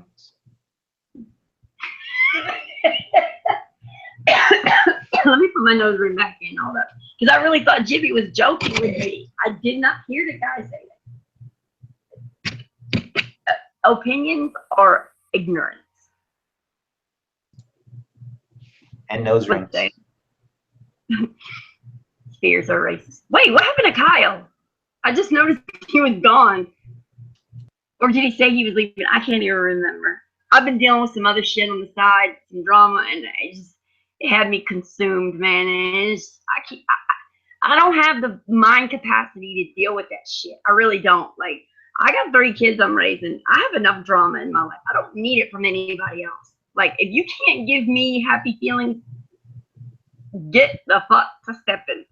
Bye-bye. If you don't bring me positiveness, word is it? I just made it up. So it is now. If you can't bring me positive energies, positive vibe, positive anything, activity inside of you that you're giving to me, I don't have time for it. Take it somewhere else. I'm sorry, I'm too old for that shit. Nobody's got time for that. I done gave my watches away. Ain't got no time for that. Yeah, I'm sorry. Like, I have to put this back in because if I lose, well, I have plenty of nose rings, but I went, actually, my son, with his first paycheck, I went to the mall to get some lip rings because I hated the one that I got. My fucking hands are still pink. It was even too long. The one that was like real short and the ball like stuck to my face. It didn't hang out. But we went into the store and he was like, I guess he thought I was buying one. He's like, Mom, I'll buy it for you. And I was like, it's okay, I'll pay for it. He ain't paid for one more fucking thing for me since. He owes me. He didn't even want to give it to me. Okay. I mean, I don't care. I'm gonna say this. Everybody knows me. My son is almost 18. He'll be 18 August 2nd. I know he smoked weed for a long time. I allow him to smoke it at home now. This was about a month ago. My kids didn't even know I smoked before that day. And okay, he's making noises. Okay, apparently they knew. I just wasn't very open about it. Well, now that I'm like in this kind of community, like I feel like about it. Like I don't want them to find out on their own later on. You know what I mean? So when they ask me, I told them the truth. And I would, like with him, I would rather him smoke at home where I know he's not out there and the cops are gonna run up on him. Like everybody on my street smokes. The girl across the street sells everybody weed. Like everybody on the street smokes. You know what that was in ancient times, Candy? You know what that was in ancient times? What you're doing and what your son what you're doing and what your son's doing? What? They called them by a different name. You know, they used to call people the ant people. Remember that? You read in the Hopi. Okay, they call people different things. People misconstrue what they hear as a fire-breathing dragon. They think that it was a dragon. It was a dragon people, but it was a dragon. Did you hear what I said about the dragons earlier? What's that? Did you hear what I said about the dragons earlier? I didn't. Let me tell you real quick though. Let me tell you real quick though. Real quick what that is, and then tell me what you were saying about the dragon. But take a while, so go ahead. Okay, fire-breathing dragon. Let's take it literally, okay? Because it's fun to take things literally, right? Mm-hmm. If you breathe fire, what are you breathing? I can't even remember what fucking fire's made up of. I'm tired. Hydrogen. Smoke. Okay, well, I was thinking of the chemicals. Yeah, so if you breathe fire, you breathe smoke, right? If you smoke cannabis, if you smoke tobacco, they were talking about a peoples that used to inhale cannabis, tobaccos, peyote, etc. That's what it was talking about. It was an enlightened people. They were able to tap into the ether. A fire-breathing dragon. There was a type of people that used to breathe in this fire. And what is fire breathing? Smoke. It's not. Like Cat Williams said, if you happen to set that shit on fire, there are some effects. That's right. Wow, I never even thought about it like that. Wow. Okay, so last night he asked me for a ride. Okay. I was in a hangout. I think I don't even remember. I just didn't feel like taking him. I was like, I'll take you tomorrow. Okay. Well, I don't have anything to smoke.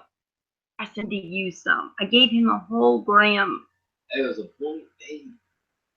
This motherfucker today, I said, where's my shit?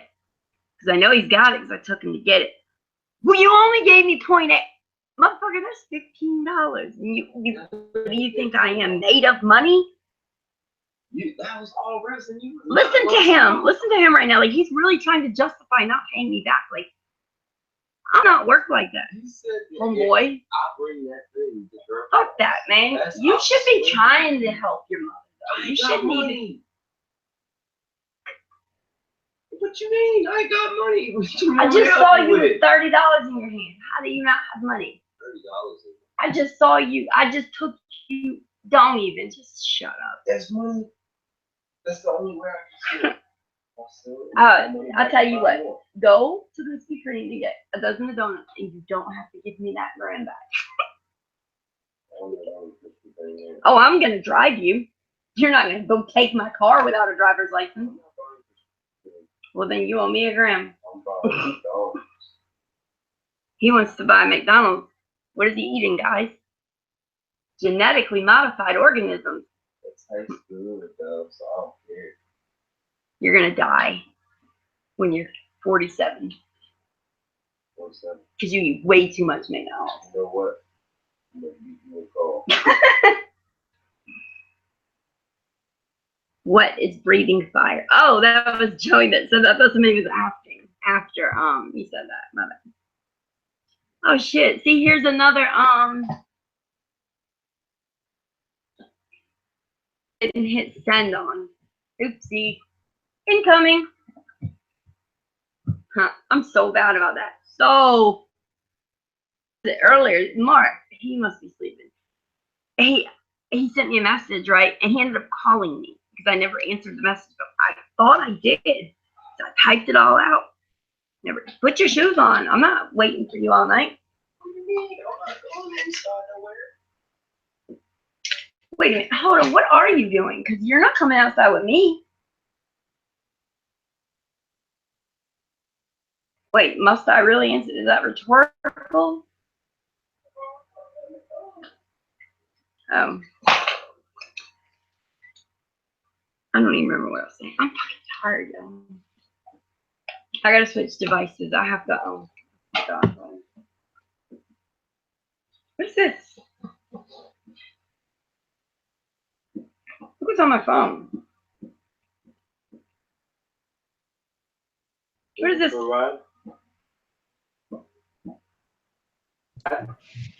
You guys see this? This must be like a, like, no? Hey Candy, I have to head on out because it's my little girl's bedtime. Okay. I love you guys. Flip, thank you for offering to step out, man. I don't know you too well. THC, Zulu, and Candy, but brother, oh yeah, there you go, brother Flip. Hey man, I respect you very much, brother. You're the man. I love your approach. I love that you're such a cool guy. You to me emulate what a true flat earther is. So I really respect you, Flip. But hey, everybody, have a good night. I respect everybody on this panel, and thank you so much. Candy Show rocks. See you tomorrow.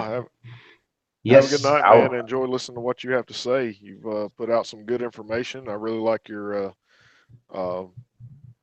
thoughts on the blue osmidium dome. So, really Candy, I would love for you to have a show where we just talk about the dome, because I've never gotten fully into my whole theory on the dome, and it makes so much sense because I can back it up with science. I know it's just a theory, but it might be going somewhere, and it might lead somebody on the right trail to where they can start thinking, because it makes sense. And if we can duplicate it here on Earth with Passion's law using obsidian plus they call it the ring of fire following volcanism.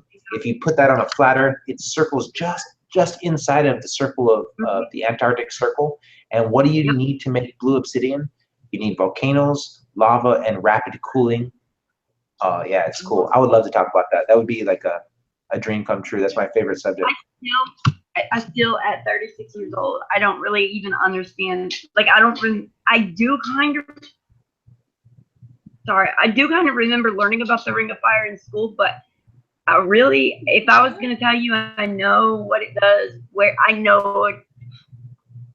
I'll tell you all the land masses that it touches. I'll show you how, I'll prove to you how it fits in the perfect circle around the flat earth, and how theoretically, just like in the Bible, how it said in the 7 days creation of Genesis, how it fits perfectly like an aquaponics terrarium built. Because when you built a saltwater terrarium, you can't build it like a freshwater terrarium. You got to put the coral in first. You got to get the pH right. And it sounds to me like that's exactly what God was doing as our creator, is he was making a perfect, flat, motionless aquaponics terrarium that fits Passion's law, and used Job 37:18, this liquid molten lava looking glass that separated the waters from the waters. And yeah, it's just all so beautiful. But I would love to talk about that someday. That'd be a dream come true. Did you guys know that on August 21st this year, everybody knows about solar eclipse, but what I'm sure most people don't know is the like 100% the like totality of that eclipse is at the very end of the San Andreas fault line, right at the very point of it. Coincidence. I don't believe in coincidence at all. Everything happens for a reason, and most of it's planned. So I mean, that's my second favorite topic to talk about is eclipses. Man, they're so easy to explain. They're so easy to explain. Everybody in the flat earth community is trying to figure out with Rahu and Ketu and all these different explanations for what the eclipse is. It's so easy. Everything turns out to be so simple and easy. You just got to observe it for yourself. If you've never seen an eclipse, go out and watch a full eclipse. But don't wait till the eclipse time. That's the mistake. Don't wait like 30 minutes, an hour before the eclipse. Not wait 2 hours. Track it.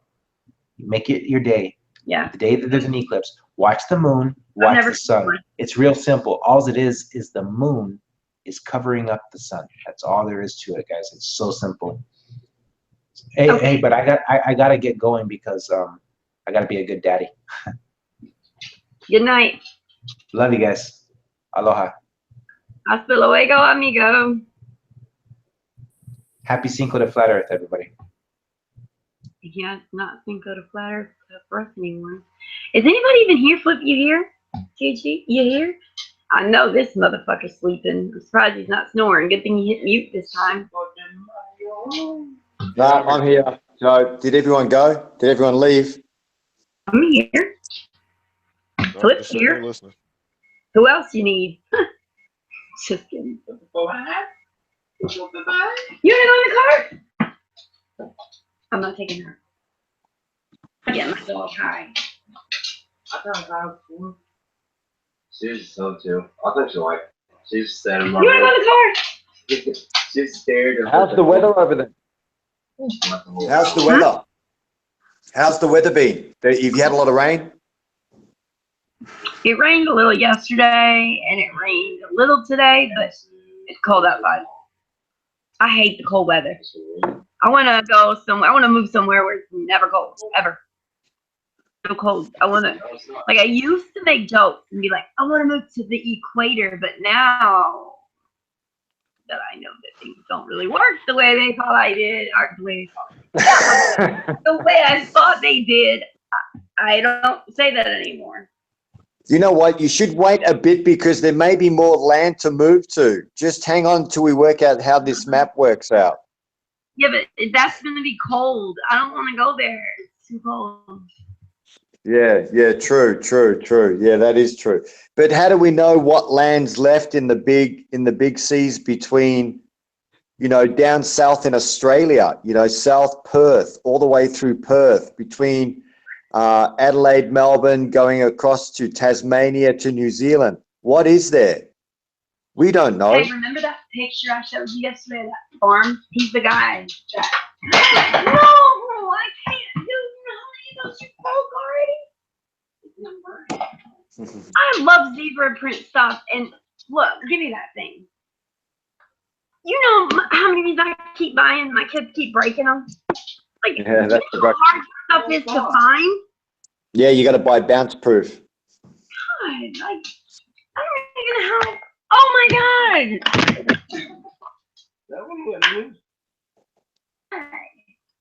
Yeah, the blessing of kids. I love these candles. They are battery operated. What is it? Oh my Battery God. operated. Oh wow, very, very smart. Very convenient. Nothing gets burnt. Yeah, Right. smart. I'm that one that'll light every candle in the house and go to sleep and let the house burn while I never wake up. That's me. I slept through Hurricane Katrina. First day. How about that? Candy, I had to jump on. I had to jump on real That's quick an interesting because one. you said that you didn't want to. You didn't want to do it because it's going to be cold. Yeah.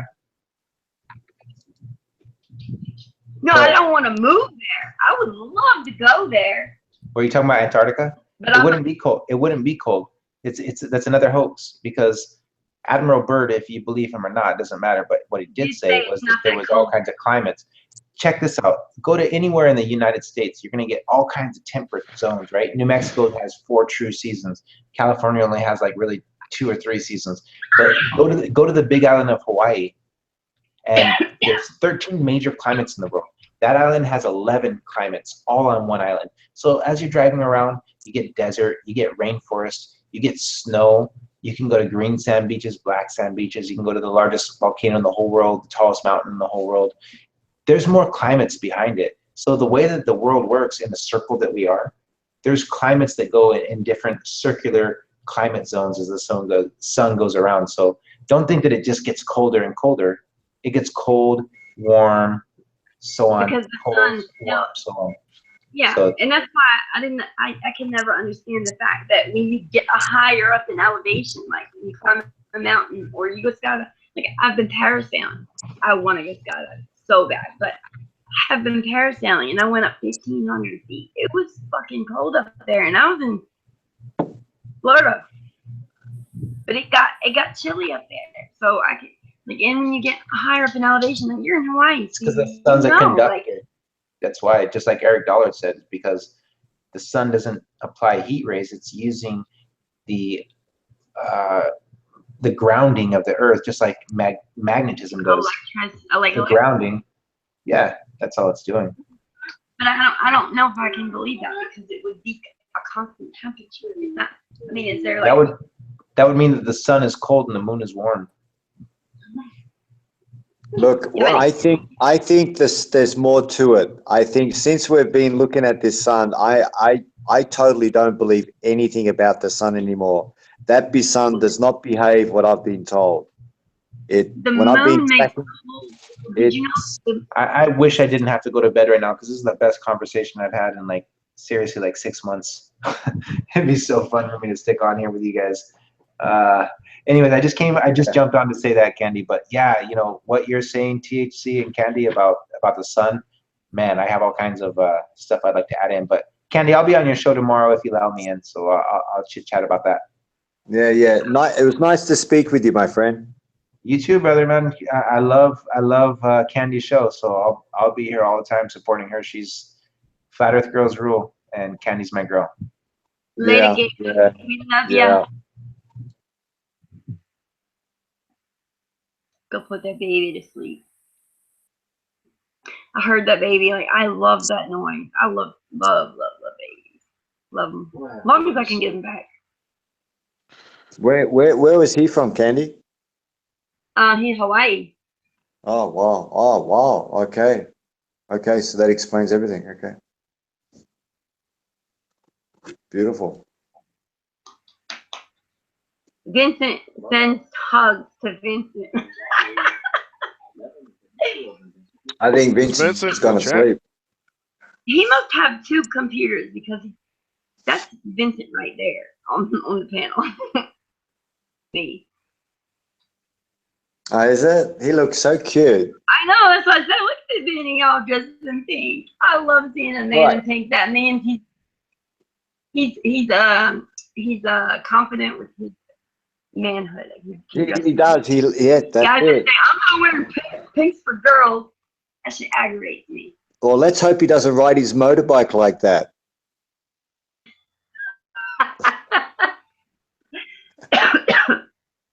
I'm so sick of this cough. I know, right? Mine's almost gone. Hey, but them talking about the Clotted Silver, you should use some of that for your throat. Look, it's amazing. Look, if you look at some studies, what they've done in New Zealand in the hospitals, it's quite incredible. Just from Clotted Silver, what that gentleman was talking about, Yeah. quite amazing. I was looking at the MMS today. I really want to order some, but I can't. I just don't have the money for it. Yeah, I don't know Like, much. I don't know much about it, Candy. But I'm going to look right into it. The MSS and all that. You know, this is all new to me. So, yeah. Hey, THC, I believe that what you were saying about the things that you have seen with people and how smoking has helped them. I could tell you this: I was in the military for a while, and I had some buddies who've seen combat, and man, they come back and they got put on prescription medication, and one of my buddies, he said, "Dude, I just wanted to commit suicide." So he dropped the medication, but he was depressed and struggling with PTSD all the time. And he started smoking some weed. And the dude was like, "Dude, all I got to do is go in, take a couple of hits, and I'm good for the rest of the day. I don't have any problems." Yeah, that's beautiful, my friend. Like I work with an outfit out here called 22 Too Many, out in Olympia, and I made a lot of product for them. And yeah, it's amazing what you guys have gone through. And yeah, they're big supporters about. It's not even just even about smoking it. People even don't understand. You can make a cup of tea. You can make a tea bag and make a cup of tea. And that cup of tea, when you're putting your cream and sugar in there and you sip on that, you get the same dosage as you would as if you smoked it, lit it up, and stunk all your clothes. Or, there's so many ways of doing it now that it's, how can I say, you really don't need to be exposed to the public that may have a different opinion about trying this out. Yeah, I didn't even used to smoke weed until I moved to North Carolina. I mean, I did like here and there throughout my life, like a little bit here. Then I'd quit for like a year. Then I'd do it for like a month, and then I'd quit for 2 years. Then I'd do it for 2 months, and I'd quit for 4 years, but just not do it. Like it wasn't. Now I cannot. Like I haven't smoked in 2 days, 2 whole days. I haven't smoked. Go without smoking now. Like I can't do it. Well, it's just really interesting how again, I'm still learning lots. I see cannabis on another side of it. I just see what it does to people on the health benefit. But anything else, I'm still just, I don't know anything about this plant. I think this plant has been purposely misdiagnosed to all of us. They've purposely slowed down the education of it. They've slowed down what it is really all about. They've lied. It's all a big lie. I wouldn't believe anything that they've said or ever have said about this cannabis product. I think it's we've been totally bloody lied to. Yeah, about everything. It's like I heard somebody tell me the other day that it's proven that cannabis actually stimulates the growth of brain cells. It does not kill them. And I was like, yeah, wow, you're absolutely correct. You are absolutely correct. Yes, you are. You know, when they showed you the dying of the brain cells, they actually suffocated that entity. Wow. Yeah, yeah. It's because, you know, they've just lied. They've just lied. There's just so much lying going on, and it really is, when you think about it, common sense prevails, and you see that these assholes are supporting an industry, and the industry doesn't correspond with things that, you know, give us longevity and makes us healthy and happy. Yes, Dave. Fibromyalgia is very similar to lupus, which I have. And Yeah, my mom has, fibromyalgia. Yeah, fibromyalgia. Just have THC. You need either a 2-to-1. I'd say a 2-to-1, meaning two parts CBD to 1 part THC, and you need it non-activated what does that for your mean? fibro. It means that. See, if you look at THC and CBD, when you decarb it, meaning if you put it under heat, you change the chemistry of the chemical. So if you keep it raw, meaning that it hasn't been activated, and when you make your oil, see, I don't know what state you're in, but and you mix the oil in an MCT oil, and you just put that where you have that fibromyalgia, you know, where you have that severe pain, and Is that why somebody said earlier they were going to rub cannabis on them because they were so? I was like, what? I've only seen weed in buds that you smoke. I've never seen it any other way. No. If you rub it on your, darling, if you got your hair, every hair that you see on your entire body is a delivery tube to multiple layers throughout your skin to your nervous system. You got to understand, it's not just a hair follicle. That thing is below and above. It whatever's outside, it will take inside. So that's why you got to watch what you shower with, what you spray on yourself, because, you know, you're not just spraying on the outer surface. You actually are you're soaking your skin it cells, up. which they don't tell you. Yeah, and they don't tell you that. That's why they done some silly things with sun, you know, the suntan and all that lotion crap. But yeah, getting back to it. But cannabis on your skin, great. Look, I'm a big advocate of cannabis in oil rubbing on your skin early in the morning before you go to work, after your shower. Do that daily, and what it does is actually, you'd be amazed on what it does. If you've ever had arthritis or sore back, sore knees, if you've, you know, just another thing, if you're gout and, you know, talking about your fibromyalgia, it will all go away. It's just, if you keep that process of rubbing that oil on your skin early in the morning after you shower, it just really just, it's amazing on how the actual body repairs itself. Don't ask me how it does it. I'm still working on that. Yeah, Kathleen asked me a while ago, have I ever tried, I'm sorry, have I ever tried eating the amount that I would smoke? Or I've never eaten any of it, like in any way. Yeah, you juice it. You just juice the leaves. You know, you get a slow worm drive, you know, juicer that squeezes the leaves instead of spinning it with high speed, because you're going to change it to a THC, meaning it will get you activated, meaning you will get you stoned. But yeah, juice it through a slow juicer, and you've got a wonderful juice. I'm telling you, it's the best thing for you. You do 2 ounces of that a day.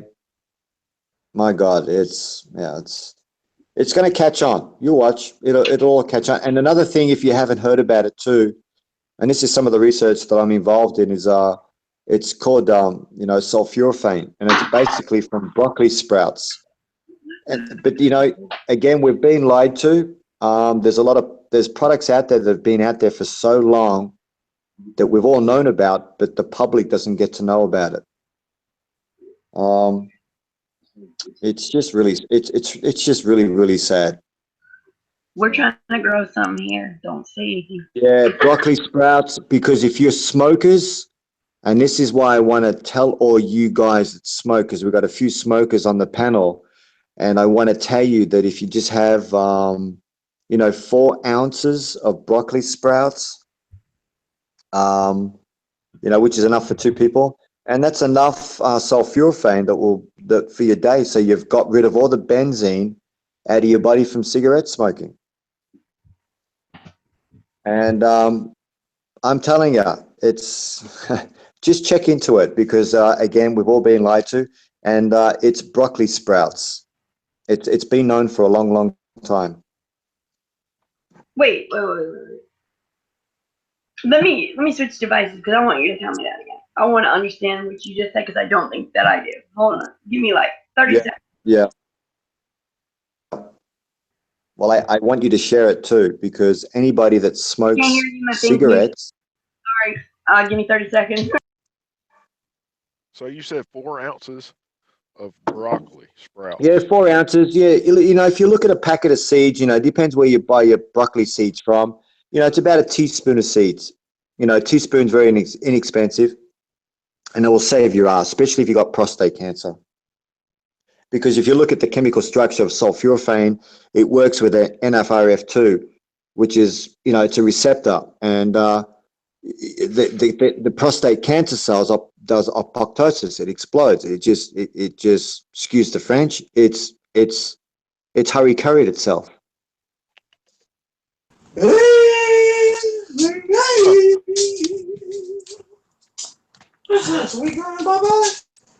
And isn't it funny? It's nature.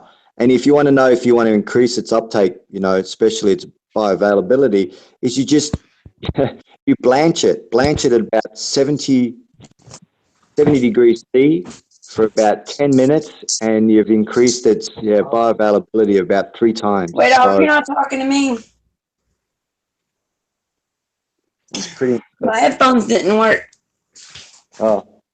I get another pair. No, I'd asked him a question, Candy. Okay, good. I hear you now. Let's roll. But yeah, just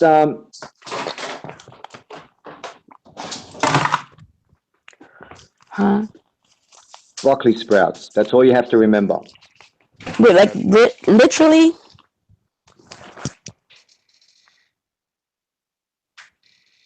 Because I'm not catching. You mean like literally broccoli, or are you like saying that? It has to be broccoli sprouts, and don't forget, like anything, you've got people out there that are selling seeds that they're telling you that they're broccoli seeds and they're not. They're an alfalfa seed, or they could be a seed that looks similar. So you just got to buy it from a reputable company, which you will find very quickly online who they are. And that's it. Get broccoli seeds, grow them, and they're very easy to grow.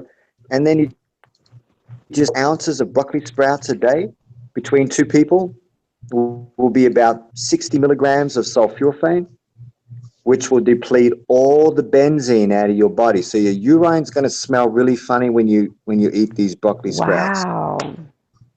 Yeah, your urine's going to smell. You think like you've just gone through a flu or cold. When your urine smells really sicky. So, and that's the benzene coming out. So, and that's what it does. Its role is what it does is it catches onto it, and it holds on to that molecule and runs it through the kidneys. So then you can pass a urine test. Because you know what? Well, that's what causes bladder cancer. You've got to understand that's what causes bladder cancer is the benzene buildup in the bladder. You look at all cigarette smokers, they all die from bladder cancer. Yeah, but there's another thing to look into too as well. If you Joey came back. I can't help it. You guys are talking about some stuff. I'm supposed to be in bed, but man, I'm listening to you guys and I'm like jumping on. But I do the same thing, Joey. I do the same thing. I'm like, I'm going to bed. 5 minutes later, I'm in the chat. I can't get away.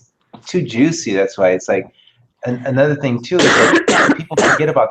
There's multiple pieces of the puzzle, and something so simple as sunshine is something that people overlook because our skin, the skin is the biggest organ in the body. Everything you put on your skin absorbs into it. You're so right. How do we get vitamin D? People think you take tablets. Nah, that's not how you do it. Eat food. Nah, that's not how you do it. You just get sunshine. What happens is basically something as simple as this. You get sunshine, your body sweats without any type of sunscreen or anything, right? Just natural. your body sweats. What happens is you don't even get the vitamin D until your body sweats and then absorbs that sweat. Then it turns into all kinds of different stuff that eventually turns into vitamin D. What is most cancer's preventative force? Vitamin D. Yeah, I have a severe vitamin D deficiency. How do you counteract prostate cancer, pancreatic cancer, et cetera, et cetera? Well, as far as prostate cancer goes, they say, oh, you know, for guys, it's a lack of ejaculation. That's what most people attribute to, right? Yes. Yeah. Prostate cancer. A lot of times they say that, right? But that's not true. See, what they have us all on is this stuff called cholesterol lowering medication. But guess what? Our body naturally produces cholesterol on purpose. The reason why it produces it is because that's how your body produces vitamin D. So they're creating cancer by having us take these cholesterol lowering medications, and also instead of absorbing the vitamin D through our sweat, we're absorbing this SPF 50 laden horrible chemicals for us. We're supposed to be getting sunshine. We're supposed to be getting sunshine in our eyes. Melatonin is present. That's how we sleep. Oh, most definitely. Absolutely. Yeah.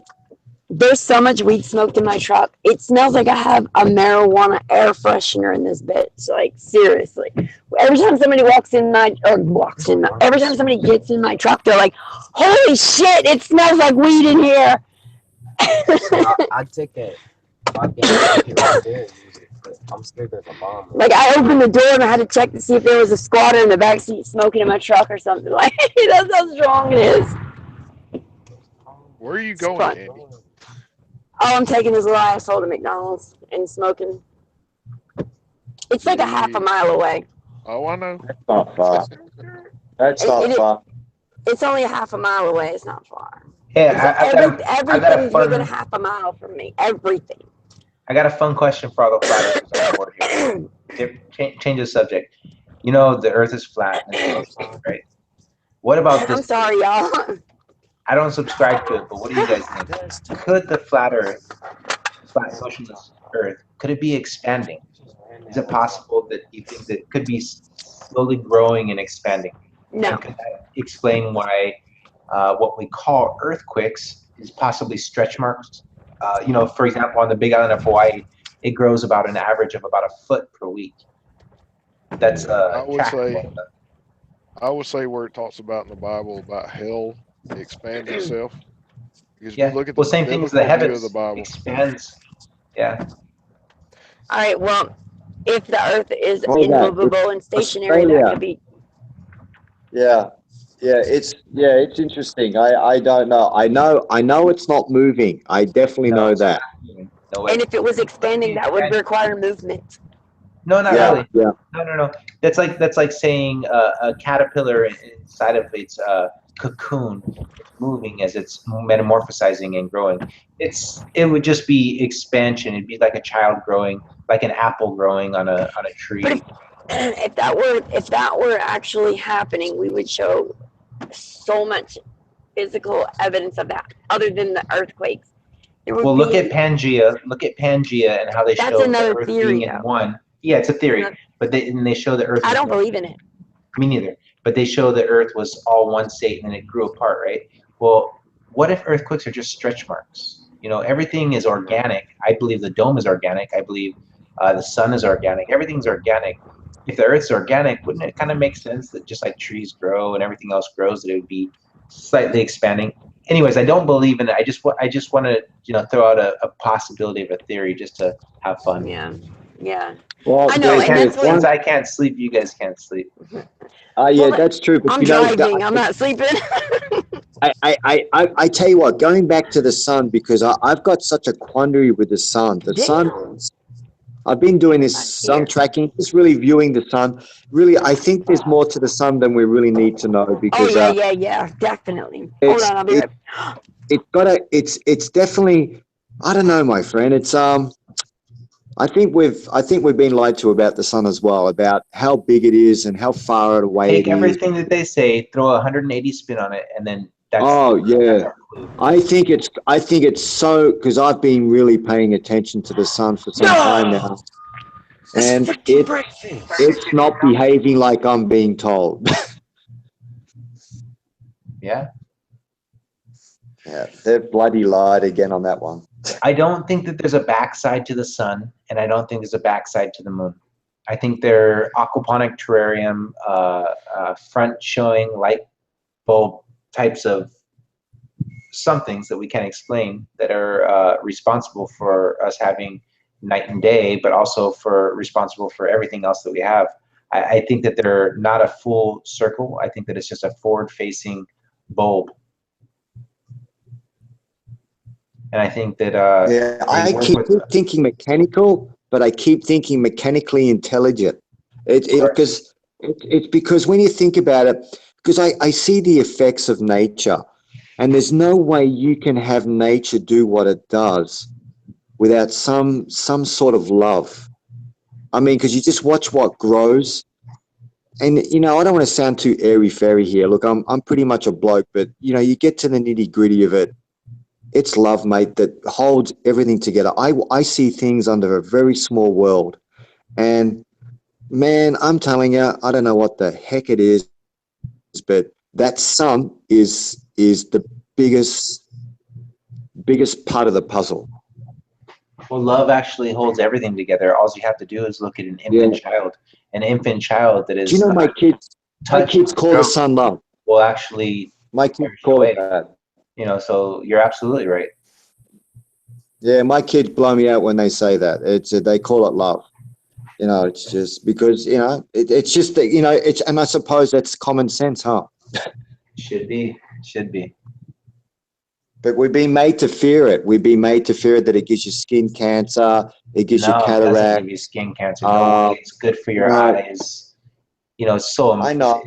Everything's 180. But people don't know that but you know, if you look at all the sunscreens that you put on your car and your windows of your house, they all allow UVB in, you know, the really bad radiation. That's the problem too. And a lot of people don't realize is that not only are you putting toxins on your body, but you're only allowing in one certain spectrum, just like sugar. Sugar's not bad for you, but when you eliminate it, the whole symphony of other minerals and vitamins that are in there, and you only get the one thing that increases your insulin, of course it's bad for you. Same thing with sunscreen. It poisons you and only allows one light ray in, and that's the harmful one.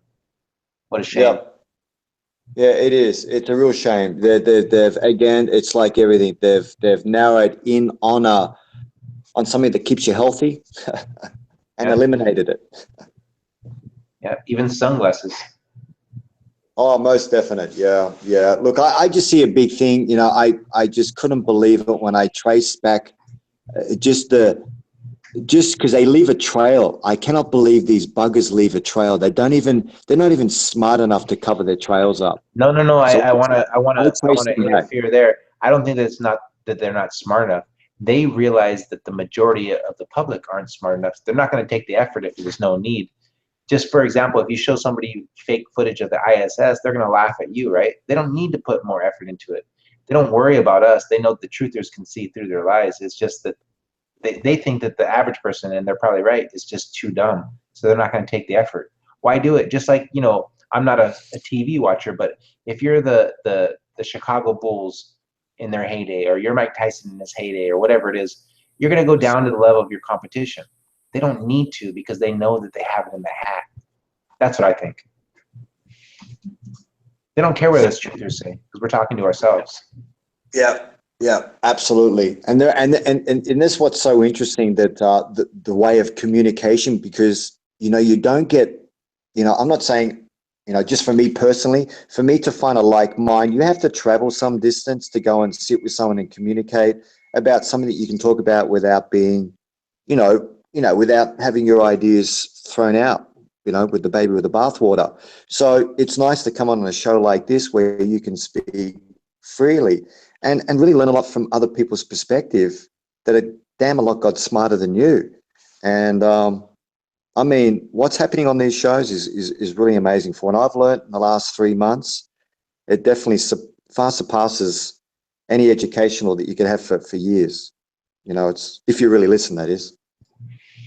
Oh, that for sure. I learn more with my eyes on, with my flat Earth glasses on, than I've ever learned in my life. And on this show, of course, I've learned a lot. And then on even comments that I read on social media, and then in my regular everyday life, now my eyes are open.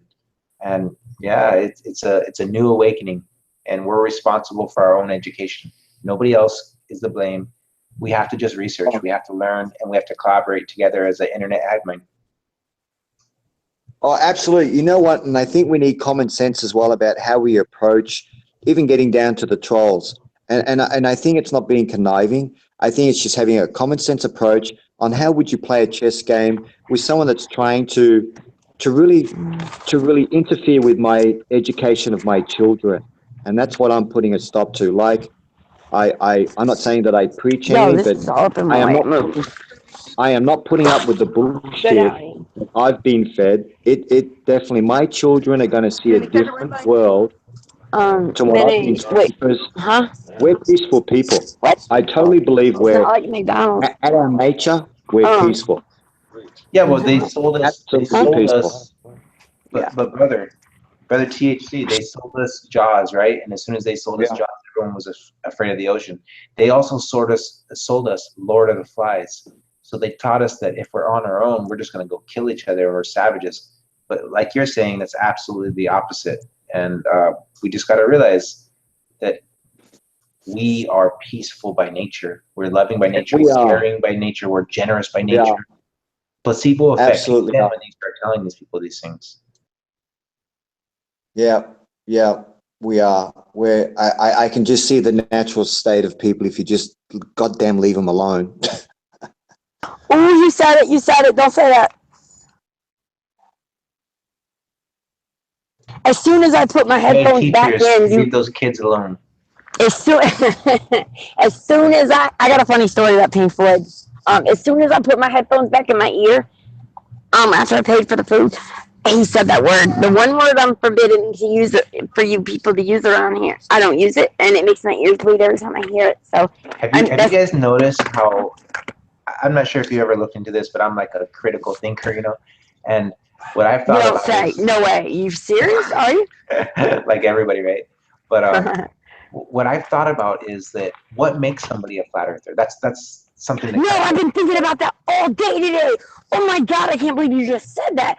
Like seriously, The thing that makes me think what makes somebody a flat earther, I start looking critically into it. And I go, there is something that I nailed that all of us have in common. Right, that's what when I was at the bar and I was asking people like, hey, do you know the earth is flat? And I was on a live stream. I was saying that, hold on, just lost my headphones. But I was saying that, like, I feel like there's something about us that is similar. Like, we have some kind of trait inside of us. Like, we're a glitch in their matrix, yo. Like, no, you know what it is? It's a tone. It's a tone. When I hear you talk, and I'm not blowing wind up your ass, love, but when you hear you talk, people talk differently when you speak truth. There's a tone in someone's mouth, in that when language. Someone knows something, you feel the urge to listen to them because you feel like they're coming from a place of knowledge. But look at the celebrities. That's my favorite thing to look at. I don't put celebrities on a pedestal. Trust me, I do not. I don't watch TV and all that stuff. But look at the celebrities that have come out to preach flat Earth. Okay, BJ Penn, he's a UFC legend. He's done more than anybody else ever has in the UFC. He's a flat earther. It's pretty amazing. Look at Eddie Bravo. He's done more in the world of Brazilian Jiu-Jitsu than anybody else not named Gracie. And he's even beaten the Gracies. Look at Kyrie Irving. He's about to win Don't say Shaq. Basketball Thank you. Well, Shaq's not a flat earther. But Kyrie Irving. I don't know who they are, but I know who Eddie Bravo is. Basically, on the lowdown, all I'm trying to say is it's people who were able to think for themselves. Right. So that's what I found that we have in common. And not only that, but they also all experienced truths that hurt their hearts, that they realized it wasn't like they thought it was. And so that's what I think it was. People have to have their eyes open in a cruel way so they can realize that it's not apple pie cookie cutter. Yeah, but all of us are free. All of us are free to think for ourselves. So it can't be that. all of us are free to think for ourselves. I don't It's think that so. I some don't of think us you're free to think choose for to. yourself until Some you of us realize that choose your to. paradigm is not what you thought it was. Like for me, it was police harassment that I saw happen that made me realize a lot of stuff. For some people, it was nutrition. Some people, it was vaccines. But somehow the wool has to be pulled from your eyes, and you have to see, oh, what I thought was right was wrong. I think there has to be points For me, somewhere, like vaccines, the moon landings. Something has. You can't just be presented Hey, information talk and then about use moon common landings. What sense. about Joe Rogan? Joe Rogan like blew my mind out. The way he treated a good friend like Eddie Bravo, I was disgusted, and I won't listen to another freaking show on Joe Rogan. I mean, I got blown away about him. I mean, both of him and Jamie picked on Eddie Bravo. It was really low stuff, mate. I don't know. They're best friends. They're best friends, and they know advertising very well. Eddie got more Well, talking time that's than another both of point. them combined. There's over 700,000 views. What if what they're trying to do is try to promote the flat Earth because they need more airtime? Either way, it's a win-win situation for us because it got us publicity. There's almost a million views in 10 days on that particular without the mirrors. Listen, Joe Rogan. I mean, not Joe Rogan. Fuck that bitch. Eddie Bravo. There's no way we went to the moon. That's what he used to say. I know he used to be a hardcore advocate against NASA, and something happened. But check this out. He interviewed Tyson DeGrassi. That's all that happened. Yeah, but listen, I'm a UFC fan. Like, I love that shit. Well, I used to. I don't really watch it anymore. I'm a football fan now, but always I've been a football fan, but I don't watch anything else much until it's playoffs. But I don't keep up with UFC like I used to. But I used to be a huge fan. I've been following Eddie Bravo on Twitter and Instagram for a long time. Well, lately, I noticed he started switching gears. And he's posting things on Instagram and Twitter. I couldn't see the boxes in my life. He's posting things on Instagram and Twitter saying the Earth is not flat. He can't believe he ever looked into that. And NASA for life and all this stuff. And I'm so confused because at the same time, he's putting stuff on his YouTube channel that are displaying quite the opposite. So I don't understand what is going on with him. Wow, that's weird. Candy, When I get back in the house, I'm going to screen share and show you his Instagram and his Twitter, and you'll see what I'm talking about. Oh no! In my line of work, I do promotion. So to me, my mind works different with these guys. I promoted the Black Eyed Peas when they came here to Oahu. I did a lot of different promotions, and so I know how promotion works. All that matters is results. That's all that matters. Results is all that matters. And listen, he is very smart. He's a guy who came from obscurity, who had his purple belt and won the Abu Dhabi World Championship.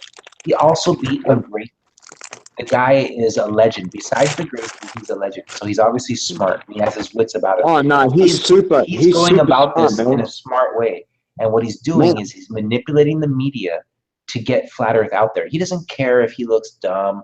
You know, in his tournaments, he doesn't care if somebody looks like they're winning. If he's on the bottom, he'll put him in rubber guard. All that matters is in the end, he gets his hand raised. I think that Eddie Bravo is a genius in the flat Earth community, and he's using media in his intellectual way to get us promoted. He doesn't care in any way. And I'm the same way. I know how promotion works. And what I see is a genius. That's just my opinion, though. I mean, obviously, it's just my opinion, but No. I think it's very smart. Like when you really think about it, that the way Joe Rogan was trying to corner him in a way, and really, yeah, the hits show on YouTube. If you look at the count numbers, it totally went viral. Oh, it's almost at 1 million, and that's not including all the people mirrored that show like crazy, and people saw spin-offs of it. But the actual fan page, Joe Rogan fan page, there's like almost 1 million views in such a short time. Not only that, but here's how you count it. It doesn't matter how many views necessarily you get, up to 1 million, then that's kind of like a starting point where it's like pretty viral. But it matters the comments and the likes or dislikes. There's 20,000 comments. There's, I forget how many thousand likes and dislikes. That means that it's gone viral. just like you're saying, and it's a flat Earth thing that Joe Rogan and Eddie Bravo. I believe that they're buddying up on this. That's my opinion. So I don't think Joe Rogan is the villain. We're Oh wow. Okay. So well, and that's what I love and appreciate about you guys is having another point of view. Not living in my stupid world all the time. Well, these guys are smart, and also they're thinking to themselves, okay, look at Tila Tequila. Is anybody going to listen to her? No. How about this? How about we do a bunch of shows about flat Earth saying that it's not true? How about we do a bunch, stuff that they're going to keep on the air, stuff that we're not going to lose our show, because they're all about winning. They know how to win. They've used the media their whole lives. They know how to do it. So that's just my opinion, because I do promotions in my life, and that's what I do. I'm a promoter. And what's I'm like, the end game for Joe Rogan? That's what they're doing. What's that? What's the end game? What's the end game for Joe Rogan? Like, I mean,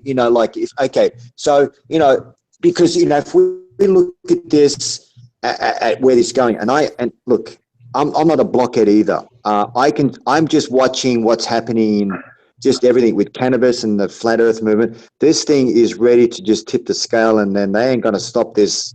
This is going to be one heck of a snowball coming down this hill. So I think if you're saying this is right, Joe Rogan and them have already predicted this is going to happen. Yeah. And they're positioning themselves in a way where they're going to, if we're going to treat this as they would see as a return of investment, they're seeing this is going to be payback. It's a beautiful. If I were to be really smart, like how the bad guys are, they plot it out years ahead of time, right?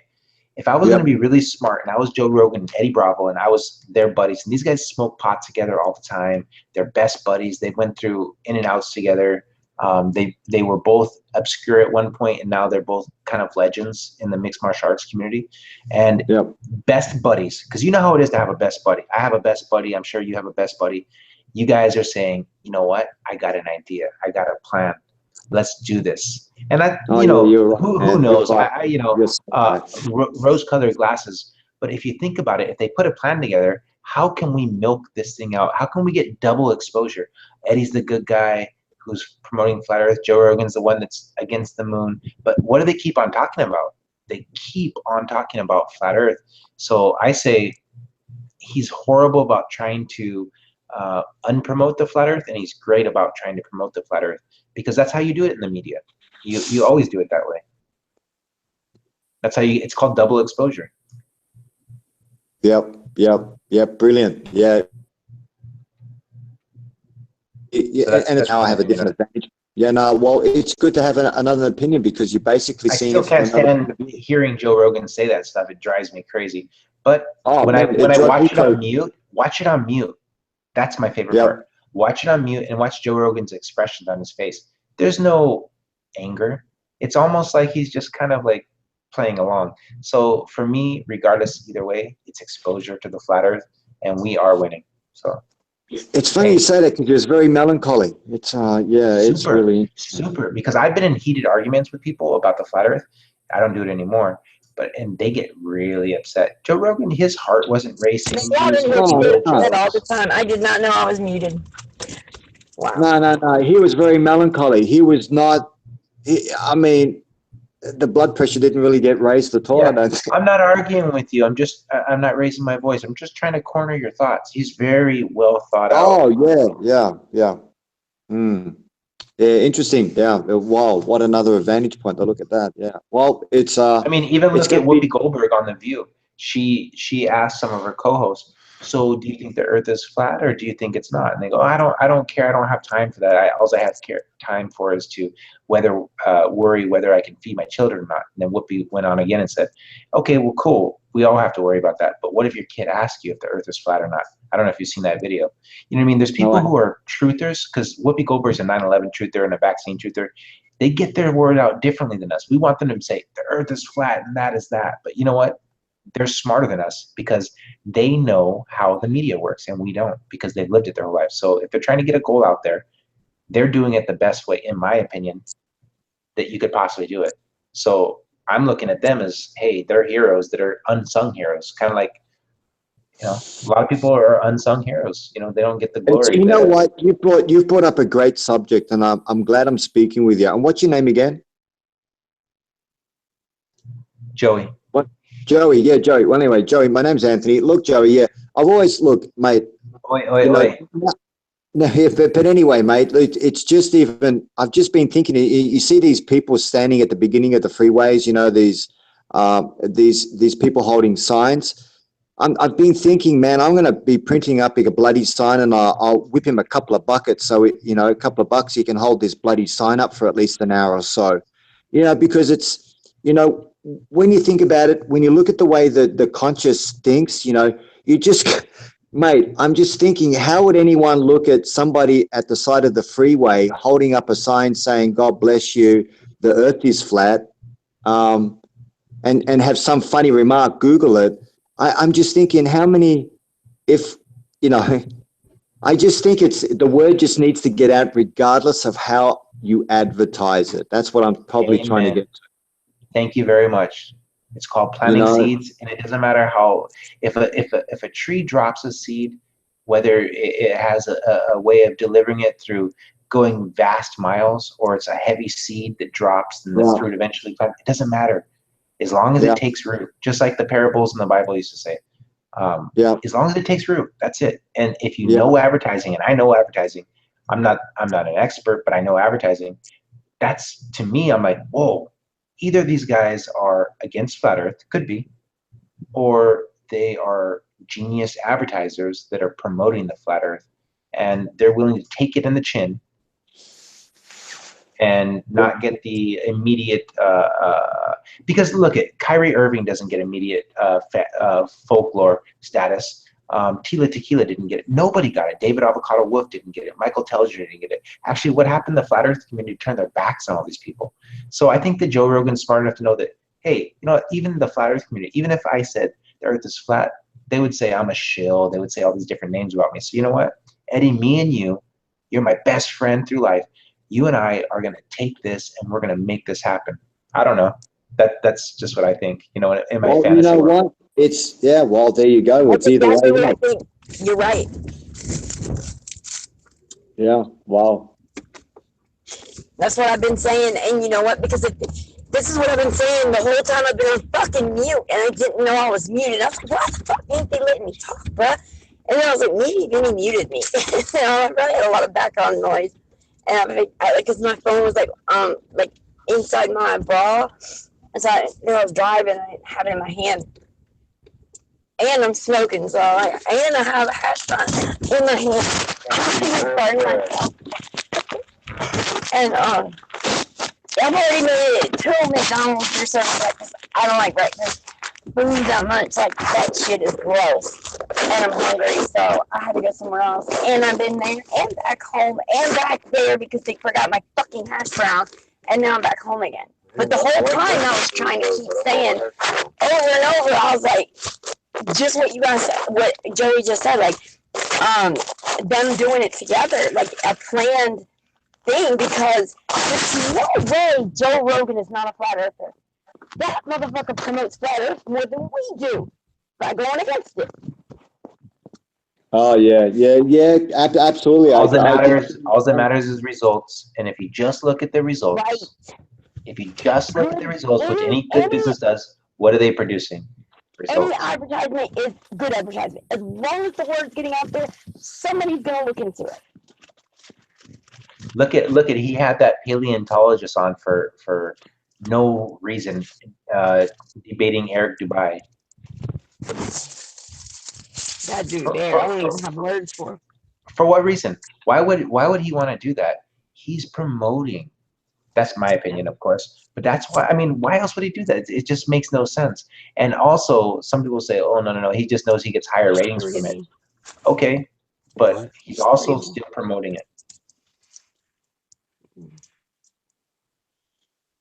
Yeah, I like that. Look, while you're really teasing the brain, that's all I'm saying. It's great. Look, you know what I love about it?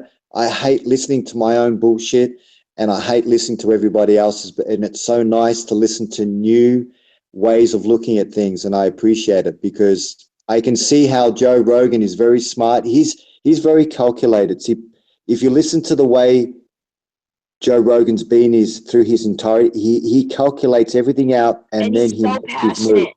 He's so passionate. Yes. He puts his fucking heart into that shit, man. I Oh, he love does. watching him. Are you telling He me that he does. would have gotten Tyson DeGrasse to go on his show if he was anti-globe? No, I think you make a But lot guess of what? sense. Ends justify the means. He's setting something up. He's friends with Tyson DeGrasse. Tyson DeGrasse is going to come on the show. Reached out. I tried to, please. I reached out to Eddie Bravo. I wanted to interview him, and he hasn't. It was like 2 weeks ago, so he probably don't even read his messages. But I think I'm gonna try emailing him. But I sent him a message on I don't know if it was Instagram or Twitter, but he probably don't read them. And I sent Bill Nye a fucking email about a month ago. That bitch never answered me either. I got his email off his Facebook page. That little weasel, he needs a smack. I had about a 2-hour long talk with my kids about him last night. No. He's disgusting, love. He should not be allowed on TV. He should be banned. I know. I haven't got a nice word to say about him. I told my kids, if that fucking school plays Bill Nye in any classroom and you hear about it, fucking come tell me, because I'm gonna go up there and raise more hell than I have ever raised in a school, and I have done some hell raising through these years. Oh my, no. It's gonna, if I told them, Bill Nye is on any TV, if you hear about your friend's little sister watching Bill Nye in the classroom, you better let me know.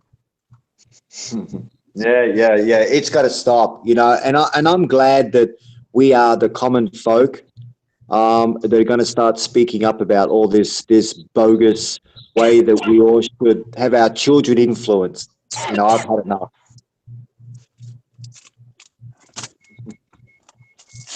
Yeah. Bill the prick. Bill the fucking sly. Oh man, I tell you what, he looks like a weasel.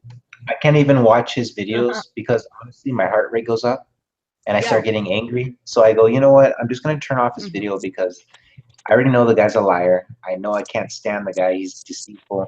I just can't even watch him. It's like a troll. Talking to a troll, you can't do it.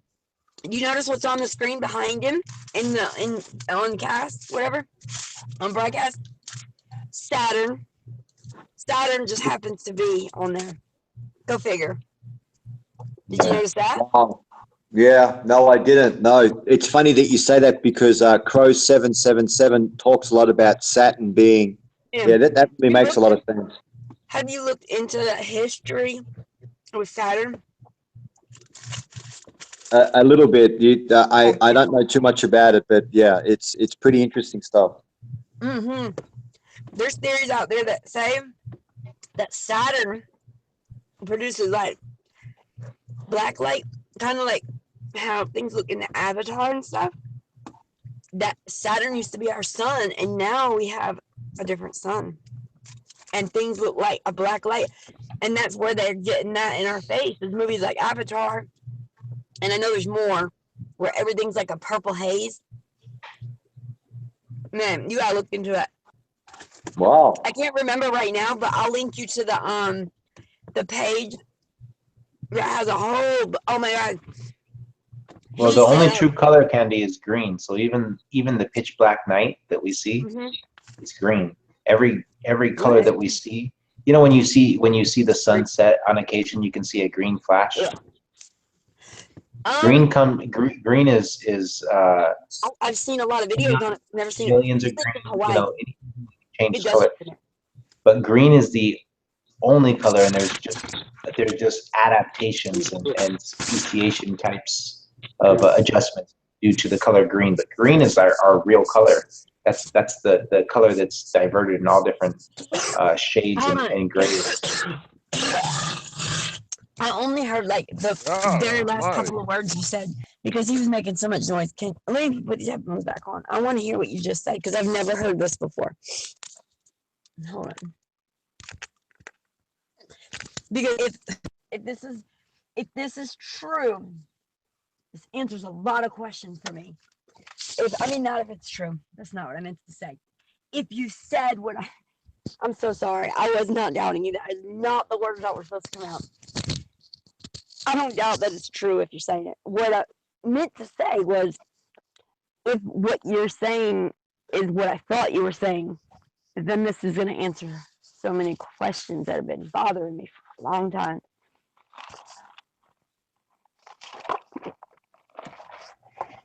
It's not necessarily what I've been saying, Candy. I don't think I'm smart enough. I just have looked at information that really, really smart, educated, previous flat earthers, scientists that I respect a lot had to say. And they've all come to that same conclusion. I think science proves it pretty easily. All we have to do is to. Can you guys hear me? I don't know if I'm. Yeah, we can hear you, mate. Yeah. Yeah, but I want to hear. Stop! What are you doing? I want to hear about the colors again. Oh man, I think he thought we couldn't hear. But no, he's absolutely right with the fluorescent green. If you look at even. No, but I didn't hear none of it. Oh man, hold on. It makes sense. Yeah, but I didn't hear none of it. That's what I was saying. Like, I wanted him to repeat it because I didn't hear any of it. My son was in here making so much noise with his bag, like I couldn't hear any of it, except for the last couple of words.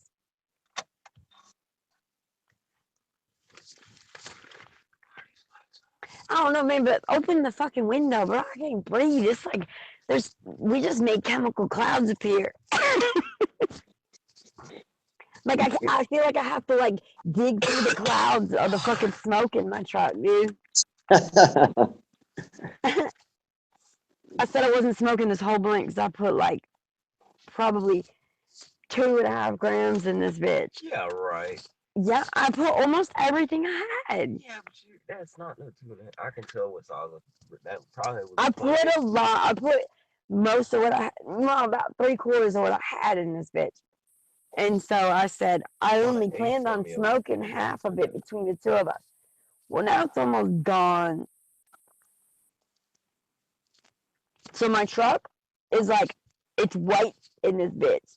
Like, we're going to have oxygen masks when we step out. Because we just got smoke inhalation and we need to go to the hospital.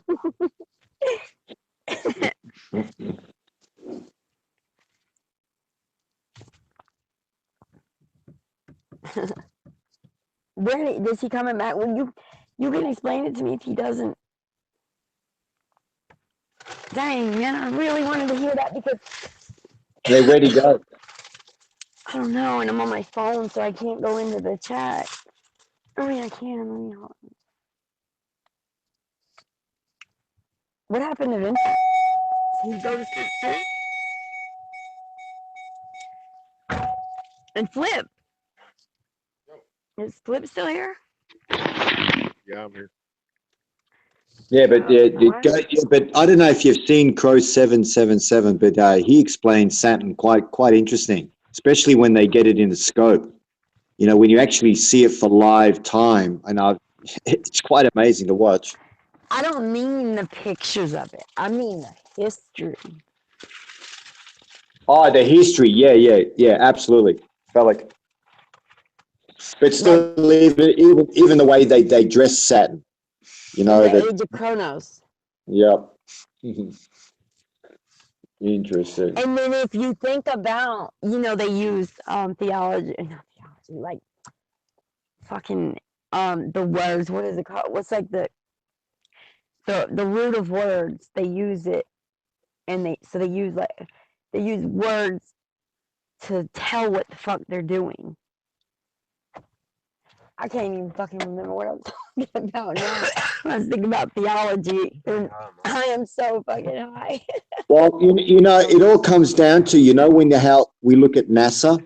Yeah, the biggest scam in the European Union is going down underground. If you look at CERN.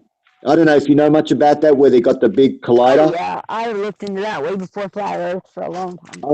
I mean, come on, man. Yeah.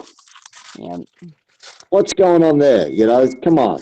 How? You know, and then you got all these stories saying that when they turn it on, you get cities dimming their Those lights. clouds and stuff above it. Do you know about the D-Wave computer they have? Only 2 places in the whole world have these D-Wave computers that are so fucking big. They can handle like all the data. Oh, you fucking, my kids always leave the windows out. What? I heard you. Golly, it's like 5 o'clock in the morning. You yelling across the neighborhood like you crazy. If I could bring it in my car as loud as shit, though, that might wake the whole neighborhood up.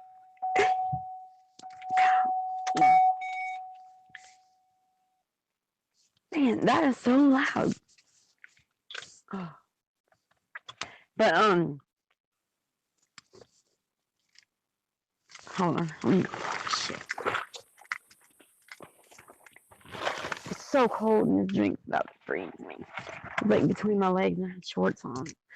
So it's cold. Dang, somebody has to explain that color thing to me too, because I can't stop thinking about that shit. It's making me like lose my train of thought because I want. Damn it, I forgot because the lights on inside the car. Okay, so I've been wondering about It's the blackness of the sky, the background. Yeah, but it's not basically black. But see, and it's funny he said that. That's what I want to ask him. Why do all the especially 3rd, 4th, 5th generation night goggles where you can see someone from a mile away, you could actually having them, lit up by moonlight. So, and it all looks fluorescent green. Okay, from the night vision. Oh wait, so is he saying that the sky is actually green and the night vision is seeing that? Well, I And really it's don't not know just because he was talking about the setting of the sun, that sometimes you get that green flash, and the I've heard green the flash, black. Yeah, I've Okay. heard somebody saying that before, and Well, my if reason for I've witnessed it, I haven't remembered it, but I haven't seen it. hold on, let me switch devices. Audio.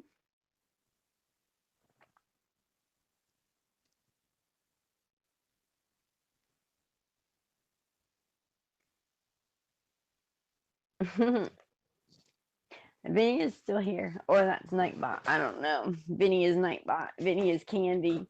What the fuck? Vinny's everything. Yeah, Vinny went to he went to bed dressed very well.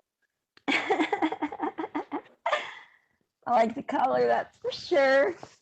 Okay. I said I was gonna switch devices, and I'm sitting here reading the chat with both devices still on. Oh, he is still here. Okay, let me do this shit. I'm fucking high as shit. Like, I never smoke a lot of weed. Like, I always take like 2 or 3 hits. I'm done. I just smoked a whole fucking blunt. Like, I'm so fucking high. Lord have mercy. That's why I keep forgetting what the fuck I'm saying. Oh my god. Okay.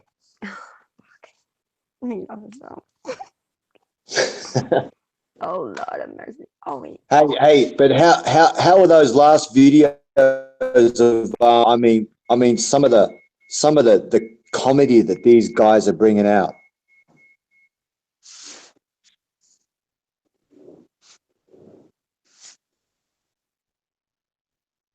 Wait. Yeah, I mean, it's such a joke. I mean, some of the comedian acts that these guys are doing. I mean, they're so either they're really, really stoned, or they're heavily medicated, because I don't think they understand about NASA, about them, flying around with things strapped to themselves. Yeah, I even showed that to my kids today. I mean, come on, I mean, they've got to be seeing this. Come on, you can't tell me they're not seeing this. It's 5 o'clock in the morning. Conversation got boring. It's 5 o'clock in the morning. I know, it's actually 5:03. It's fucking Friday. What are you talking about? Do you want this taco? Yeah, I looked at it. I was like, You put your hands on my food? No.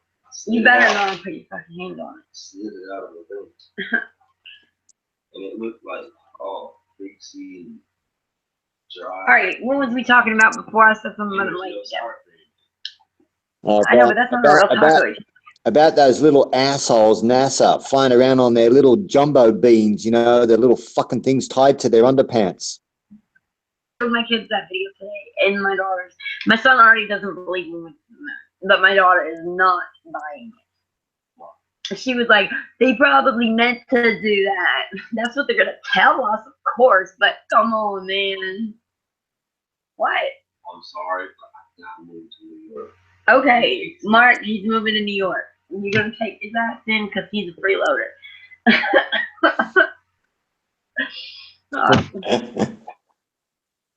Hell with shit. Not even chores. Like, he's got one fucking chore and it's only every 3 days, and this motherfucker can't even do that. Well, wouldn't it be so much simpler if you just walked Simpler in is not even dirt? a word, though. Hey, did you see? I heard that they sent off another rocket. Did you hear about that? The new X whatever assholes. Yeah. That was SpaceX. I heard that we recently did They said they had thousands of people watching, and it went up and landed absolutely beautiful. What a pack of pricks! Wait, you're talking about SpaceX. NASA didn't do that. SpaceX did. Okay. No, don't take my dream.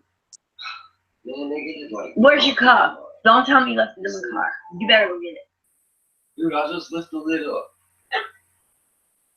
I want you to get your cup out of my car. Why? I'm so happy I have Nightbot now. I'm so happy. I've been bugging Vinny for that for so long. Like, I kind of feel bad about how many times I've said something about it. I mean, I was just joking about saying it. Like, I didn't really mean it to be that way. I mean, I hope he knows that I'm just a sarcastic asshole. And y'all saw me earlier I think that comes across. I don't think anything's lost. I think everybody knows where you stand and where everybody else stands. I know, but like I pick on people and mess with them, even though I'm just like Vinny. Like, I used to like met him. That was the very first thing he ever said to me in the chat. I programmed Nightbot, and I was like, "Oh my god, I need you on my team. Get up here!" And I put him on the panel. That was the very first thing Vinny ever said to me. And now I finally have Nightbot. Yeah, that's great. Well, you're going to need it. I mean, there's a lot of assholes out there, and I think they're all getting ready to unload their stupidity. I mean, to listen to some of these trolls and their arguments, it's quite interesting. Like earlier, whenever what is that girl's name? Twitwit got banned. Yeah, I didn't even hear that. I caught the last bit of it in and out, but anyway. Yeah, well, so she started messaging me when I asked who banned her. Well, I didn't know who banned her at the time. I thought it was Vinny because remember I said, okay, now I know who banned her when Vinny did that. Yeah. When he said she was Kim. Yeah, I really didn't hear all of it, but anyway. Yeah, and so when he did that, I thought that was him coming on saying he did it, and that was why. So I went on there and gave her like this huge fucking paragraph about Vinny is. I said the person that banned you, I'm not going against their decision. I said the person who it was has control of my channel. I said I'm only as good as my word, and I gave that person my word that I trusted them with my shit. And I'm not about to say, okay, well, he shouldn't have done that after I say, I trust you. I'm going to trust you until you give me a reason not to. That's how I am. So, like, yep. I just told her, I was like, I said, I don't know if I would have done the same thing to this person, but it doesn't matter because I'm not going to go against their decisions because I trust. And he was like, okay, well, I have to respect that. I could just, like, you stand behind Tim, I'm always gonna stand behind this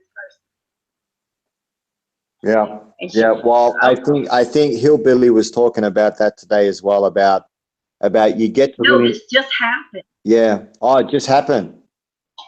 Yeah, I cut like an hour ago. Oh, wow. When I said I was dealing with something else on the side, that's what I was doing. Wow. Who did he ban? Twitwit. It wasn't him. It wasn't him. What? Yeah, I did. Just stop. I'm trying to talk, dude. It's 5 o'clock in the morning, man. The umbilical cord is being cut right now, dude. Oh, you just wanted out Brian's movies. It's what are I doing? You can stop. I took them out of there. I know. I remember laying in there. No, I had them in the white Fleur Lee cabinet right there. Oh, look on the bottom shelf down there. Hey, Candy. We should just go down to the Waffle House and eat. It's late enough. Jeez, it's 5 already. I'm just sitting here chilling. You want to? No, I can't. I just maybe I should wait. I'm saying maybe I should wait about 2 hours. And then about 2 hours, is this still going on? Yeah, we'll go down there. Why do I need an extension cord? If you think I wasn't going to get up and get myself an extension cord after all that time, I went and got a surge protector out of my room. I don't care. I have a whole fucking 6 outlets on the surge protector. Where's I didn't take that. That was in the car. Oh, where was it? Ew, bro, dude. Where was this? You took them. Yeah. Look at that. No, you know what, y'all? Nothing makes my stomach turn in the whole world. You could come to me with like your leg cut up, flaking off everywhere. It's not gonna disgust me. But if I see snot or like the shit you cough up, I automatically throw up. That's the only thing. And this motherfucker sees me eating and out of him, and then says I was already looking that way, and then he makes it like way worse after he blows his nose and he says, "Now look, now look." If I don't look up, I'd punch him. Yeah, bro. There's somebody Yeah. left their ear. Shut up! I'm trying to watch this. I forgot. I wanted to see what. Don't. That's. He sticks his ears inside of his ears. And shit. They don't stick anymore.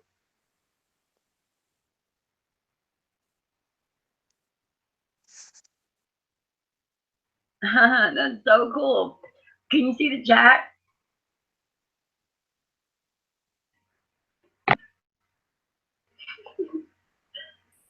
Look. Flip. Yeah. Yo, Anthony, don't stop, dude. Yeah, I'm here. What's up? No, I'm saying, can you see the chat? Oh, hold on. I'm not looking at it. I'm busy. Nightbot's so cool. Hold on. Yo, he even told me the You said weather. see the chat? All right, hold on. He even told me the weather. Wow.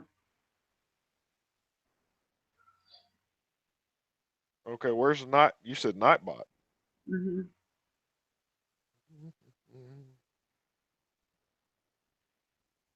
The only thing I see that he says, Yo, Vinny, wait, hold on. can you?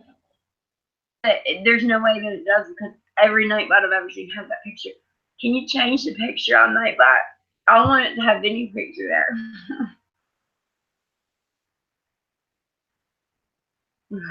Vinny says out control.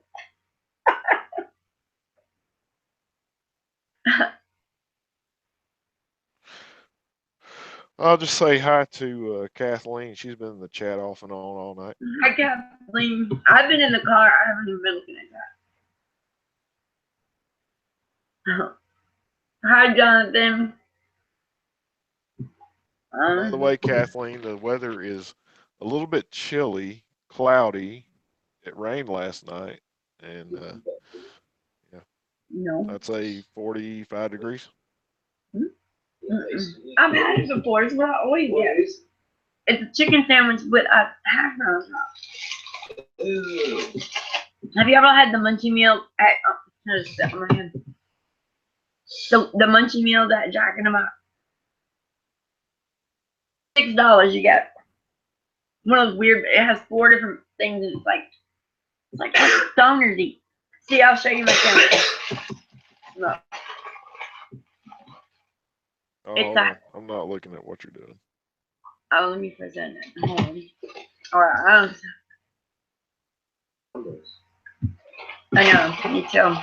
Oh yeah, I gotta tell you about my good luck today. Dude, chill out, man. See, it's got so many GMOs, and I'm probably gonna die after I eat it. So this bitch is so good. It's got sandwich and a hash brown on top. Jeez. With 2 different cheeses. No, it's the same cheese. Oh my god, it's so good. But you can only get watching you right now. Oh fuck. You can only get this meal.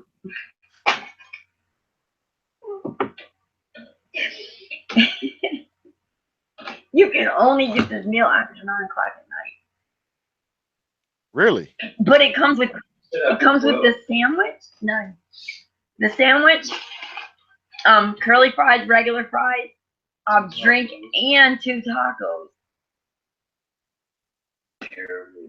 Shoot. Yep. All that for $6 too. Just get the sandwich, she asked. She said, no, you want the whole munchie meal. I wanted the whole meal. What are you talking about? Like you could have just asked for the. I didn't want. I wanted the meal. Oops.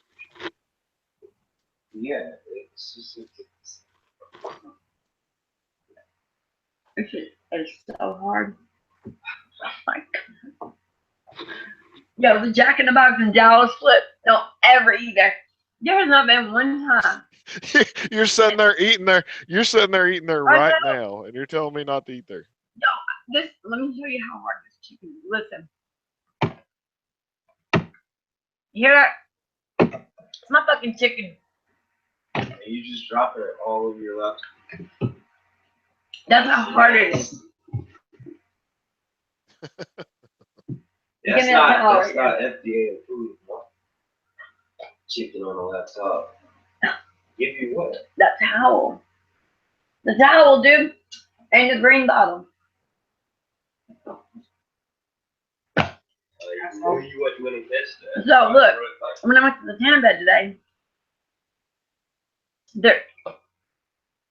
there's an app for the tanning bed, right? And you can spin the little like the slot machine thing once a day. Yeah. And if you match up 3 things, obviously you win. Like I had to tell you the rules, right? But most of the time, every time I've ever done it, it's always stupid. It's always like 10% off of $50, or $5 off of $50, or 10% off a lotion today. Well, I know the girl. Well, I've been going there for almost 3 years, but it's the same girl. So, she was like, she always has to remind me. She's like, "Did you do the spin today? Because I haven't seen you in a while." And I was like, "Because I haven't been since all that stuff happened. Remember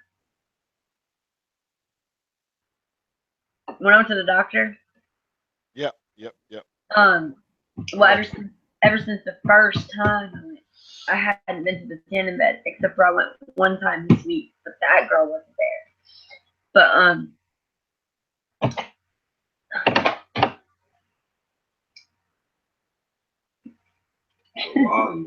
Okay.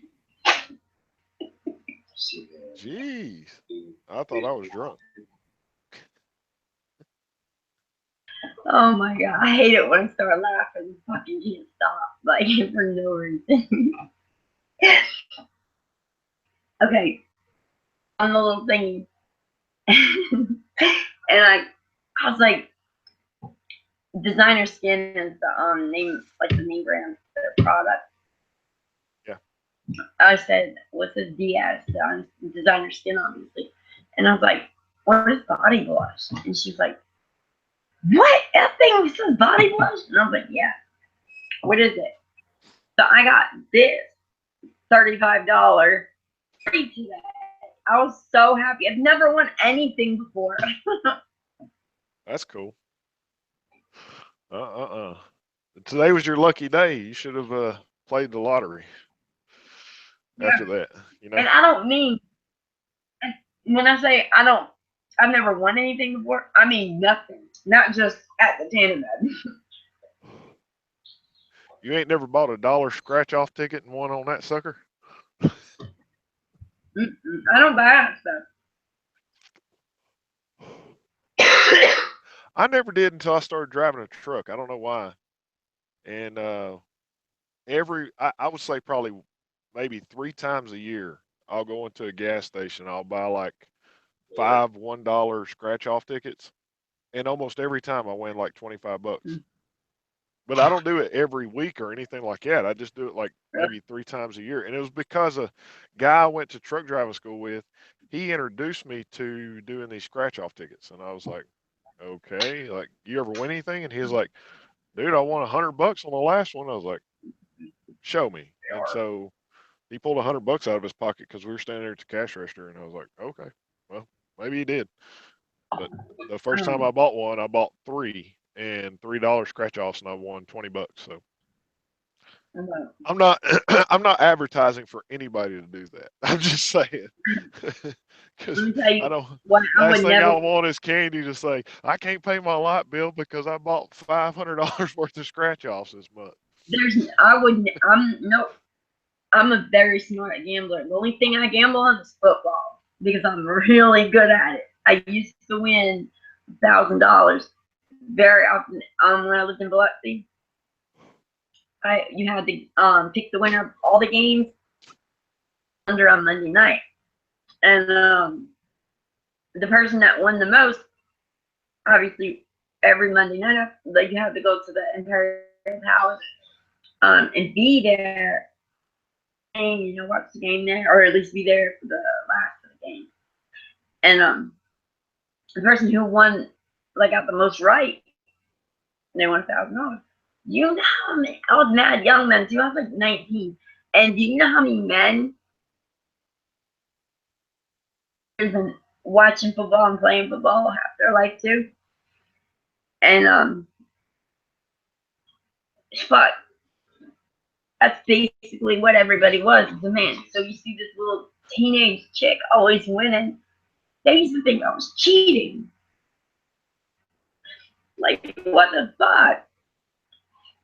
But I don't bet like that. And I won't buy scratch offs like ever because I told you I went through Hurricane Katrina. And people were looting down there. Yeah. Well, the people that were staying next door to next door to my dad, the people, like, they were from New Orleans and they were staying. Well, they were telling us that they got a whole, the whole entire thing of scratch offs out of the store. They only won like $1,000 on all of them in the store. Fuck that shit. Huh. You can't make me. Money's been so scarce to me. I don't bet. I don't take the chance. I don't take chances. Yeah, but I've seen this video of this What's cashier the lady name? was talking about this old lady who would come in and buy tickets and then one week. You just told me the story. She ended up scratching off a ticket that had like $5 million. She won. No, I don't put $5 million. Do they? Yep. 5 million? I do know this. Exactly. There is a okay, North Graham Street. If you go up to North Graham, West Craighead, there's a little gas station there. It's called Quick stop or something like that, a race stop or something. It's a little bitty gas, Where? like hole in the wall gas station. And there's a lady who stops in there every On day. North Graham? Yeah, on North Graham. And she spends at least $200 a day on lottery tickets. And they say she wins. And I mean, this lady, I went in there one day because they serve some tacos and they got some chicken tenders and different things in there. I went in there one day for lunch when I was working locally. And sure enough, this lady was in there. And when she went back out to her car, she was driving a brand new BMW, and they said she lived in like a $400,000 house there. And I was like, geez, like what the heck happened to her? And then the dude told me behind the counter, he's like, dude, she spends like $2,000 a week on lottery tickets, on scratch offs. Like, holy cow. Oh my God.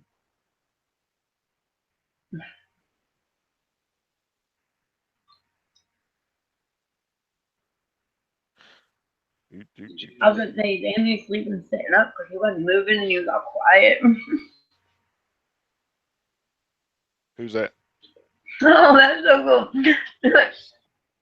You know, do you know how Nightbot works? Like, you say certain words, the program is to check when you type a certain word thing back, like out right after you in the chat. And so if you put curve, error 404, curve not detected. Are you stupid, baby? I'm meant to be. This is funny.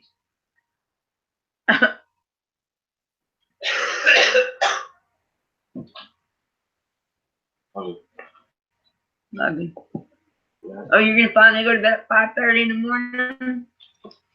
Well, what am I supposed to do? Stay up? I thought he was gonna say, "What the hell are you still doing up?" Like, you're the only person that I know that's still up. I check my iPad and like everybody's sleeping. That's why he's out here with me so much. I'm thinking to myself, like, he never does that. Yeah, I think he is sleeping. What are you talking about? It's 11:30. I'm still awake. Yeah, good job, Vincent. You know what? I just felt like when Vinny did that, every time I used to get, I still laugh about it. Like, Hey, that's like so loud, you know, all the time. Huh? What? It's five. Hey, Candy, it's 5 o'clock somewhere. It's time to pour another drink. Okay. But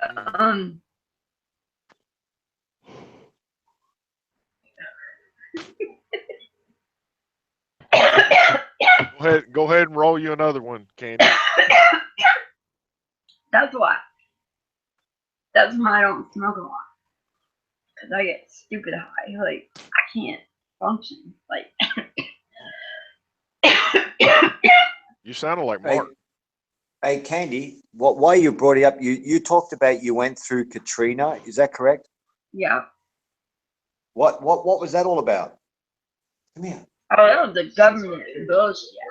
They were supposed to build those levees. Hey, can I introduce my sweetheart wife? Absolutely. Hi. Yeah, she was 2 years ahead of me. She allowed me to sit on the fence for 2 years, guys. Yeah, Wow. 2 years. I thought she was fucking crazy, you know, like anybody. Yeah, but anyway, I didn't believe it, but there you go, mate. It's 2 years sitting on the fence. So She's so pretty. yeah, she's a darling, mate. Hey guys, she's a cartoonist and yeah, really interesting stuff. Yeah, she does cartoons. She does yeah, interesting. She did an Eddie Bravo cartoon. She's very good about tackling the round world. Look, he's doing a body lock up on the around Earth. Really interesting cartoon. Yeah. Joey's back. Yeah, but it's quite interesting. She's a great cartoonist, and I'll share some cartoons with you later on. But she does a great one with Eddie Bravo. She does couple of great cartoons with NASA. Yeah, she's very political. She's been hammered by Facebook and everybody else out there. They don't like her cartoons. She's pissing them off. Flat Earth very, girls rule. Flat Earth girls rule. she's very political, mate. She's Look, she's a darling, mate. Here's all there is to it. Flat Earth girls rule. They're the reason why we're winning. Yeah. She says how it is, mate. She's done some really some crazy cartoons to Hillary Clinton and the husband, to all of them. She's after them all. She's not pulling any punches, mate. Pizzagate. Yeah, Pizzagate's a big about everything. Just about telling the truth. Tell it how it is. Don't lie. Don't stay behind. She's actually revealing all their dirty laundry. Hey, come on the show. I want to hear what she has to say. Yeah, absolutely. Yeah. Oh, she has a lot to say. Yeah. Yeah, I want to hear. She's a mother of okay. Yeah, she's a mother of 3 children. We got Come 3 on, young beautiful. little We wanna sweet hear what you children. have to say. Yeah. What? I would love it to. Look, mate, I've been. We ain't got real Wi-Fi, so I can't stream movies anymore. I think she's going to get a drink.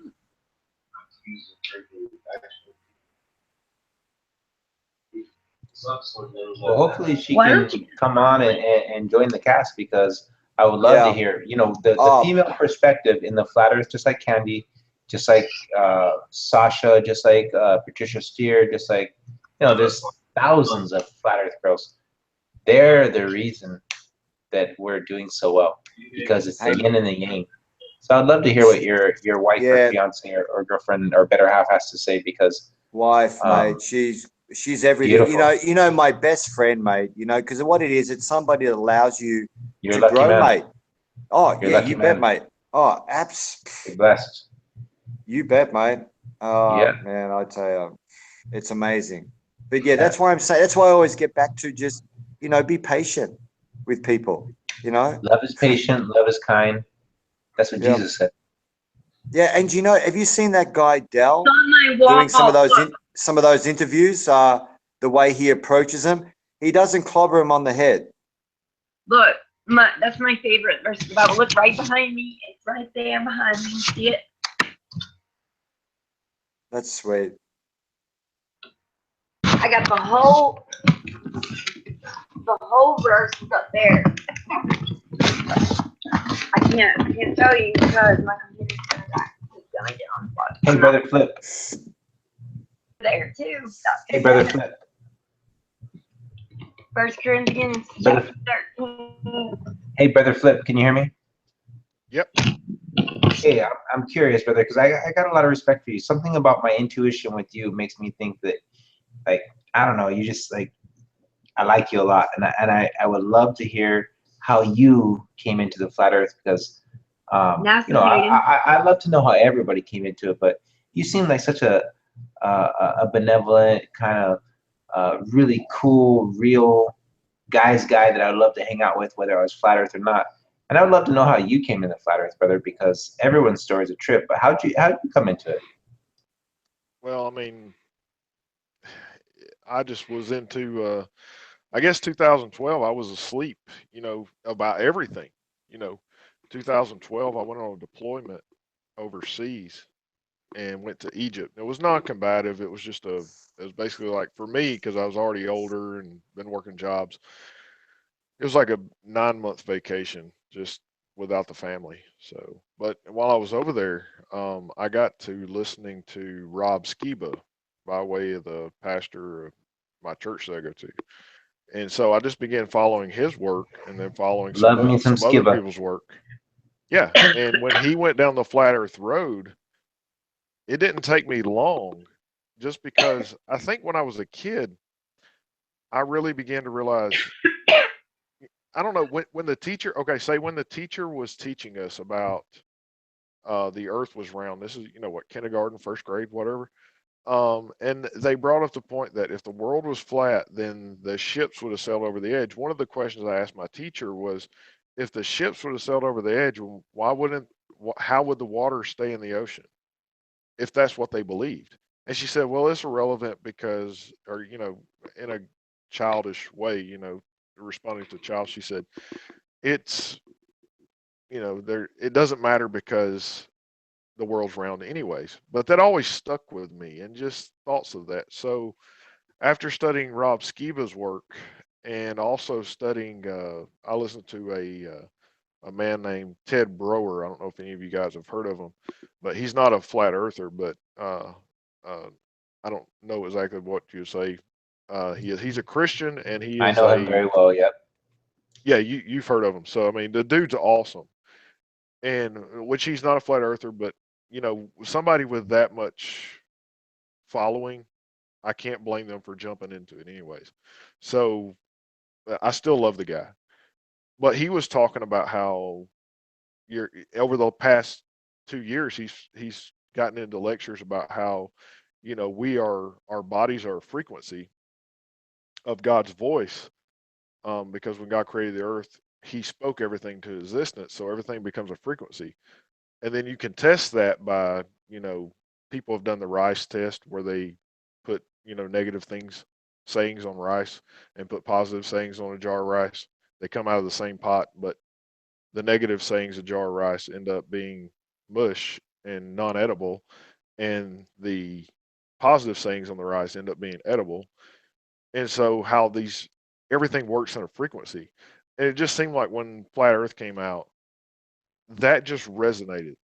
You know, I just began trying to feel my spirit and feel what I'm going through. I've always been kind of a closed person, but over time I've kind of learned to open myself up, not just open minded, but open body, everything, just to see how things feel around me. Like if a person comes around, they're a very negative person, I begin to feel that energy from them of, hey, you know, this is probably somebody I don't want to associate with, because every time I associate with them, they're always just talking negatively. And then when I go home, I go see my wife and kids and I'm very negative with them. So that's the things I began to notice. And that's kind of how I walked into Flat Earth, but it was basically through Rob Skiba, short version. That's fantastic. Love it.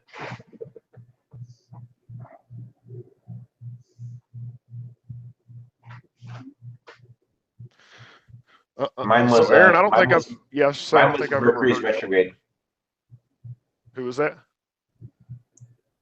Oh, my story. I mean, you tell your story pretty good. Mine's my story changes every single time because I don't really know the answer. But when I think back on it, if I were to try to answer, and it's really hard, you know, it's really hard. This is years ago, right?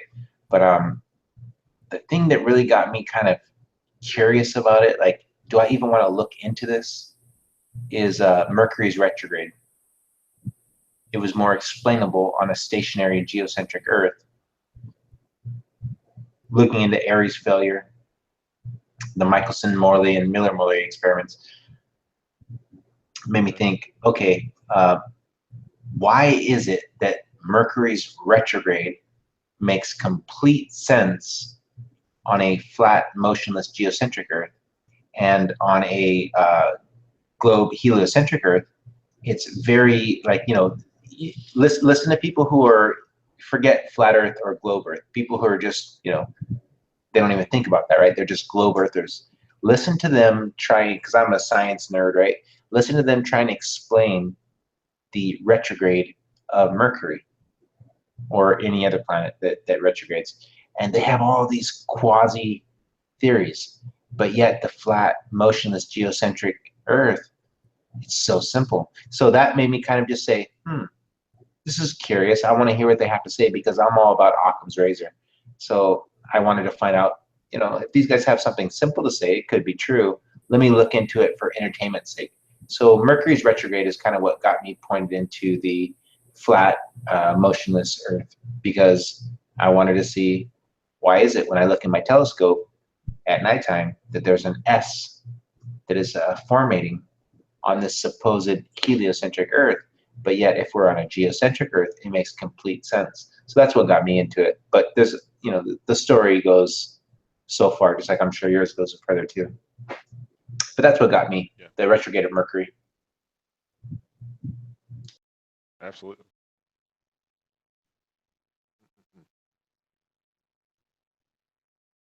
It looks like we have a special guest, a young lady that's with THC that's truther extraordinaire. I want to hear her story. Hey, Flip, brother, man, I don't know what it is about you, but something about you, man. I love your style. I love your approach. That's what I'm trying to emulate, actually, because you got a mild-mannered, kind of benevolent way about you, and that's what really reaches people. This lady's beautiful. Oh, she's gorgeous. She's gorgeous. Can you hear me? Yep, we can hear you. Absolutely. Oh, where am I talking? Oh, okay. This isn't a speaker. Headset. Hi, how are you? Aloha. Very I'm a well. flat earther, 2 years. Wow. Yeah, Flat Earth girls rule, right, Candy? yeah. I think about it every day when I walk around. I'm not spinning. You know, I'm solid. I'm secure. I'm not flying off. You know, I'm not confused. You know, I know where I live. How did you convince THC, who to me seems like a very brilliant mind that is free thinking? How did you get his abstract, brilliant, free thinking mind to go along and, you know, like, I would love to hear your story. Well, well, it was more like my thing, and he did his thing. I did my thing, and you know, he's just. I would tell him the Earth is flat, da da da, and you know, he would just think I was stupid or laugh it off, and I just recently he started really believing in it, and but you know, the part that I was missing is the Google Hangouts and other people. I was just doing it on my own, and I didn't really connect with anybody or talk with anybody about it. I would watch videos and outline them, you know, idea by idea, you know, sometimes 6 hours worth, you know. I would fill my blog up. And then I started to get a lot of pushback, like everybody out, you know, I would talk about it online and people would defriend me and call me crazy. And, you know, after a while, I gave up, you know, and, you know, I knew the Earth was flat, but I gave up, you know, talking about it. And then that's when Anthony started talking about it. And I got him a t-shirt that said Flat Earth. I love it. Me too. I love I it. used to- I absolutely adore Flat Earth. I adore every single Flat Earther. I respect every Flat Earther. I admire every Flat Earther. To me, a Flat Earther is a hero.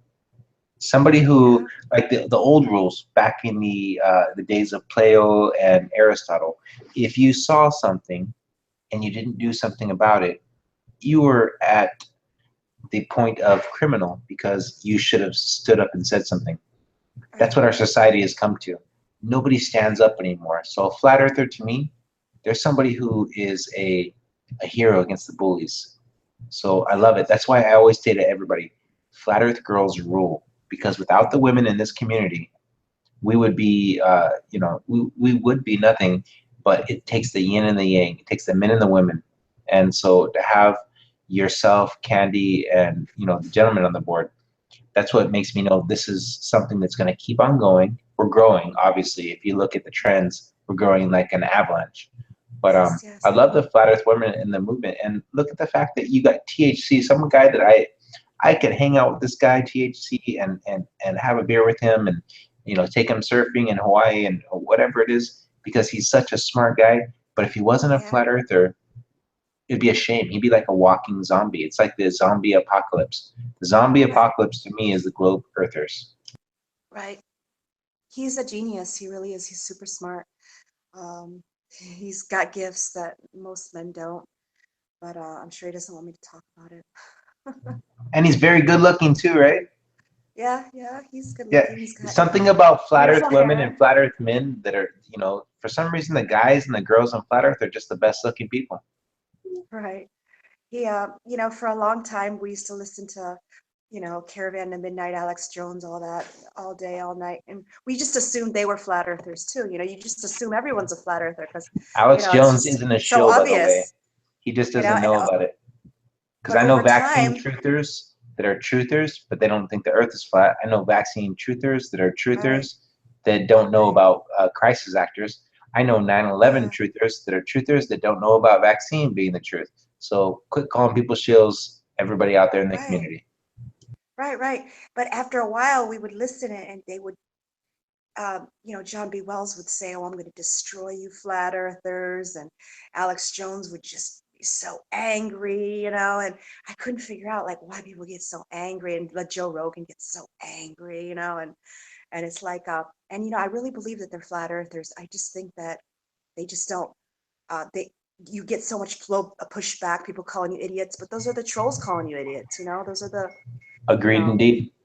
Agreed So indeed. you think that, oh, I'm going to be made fun of because it's the trolls that are making fun, and there's a few followers, you know, that are follow them and make fun of flat earthers, but most of them are just trolls, paid trolls, and I have a lot of experience with those because I was very fluent on the flat earth boards a long time ago, but I gave up because it's just argument after argument and then you got the Q birthers, you got the Jesus people, I mean, you got the tree trunk people, and it was just so confusing. So I just stopped.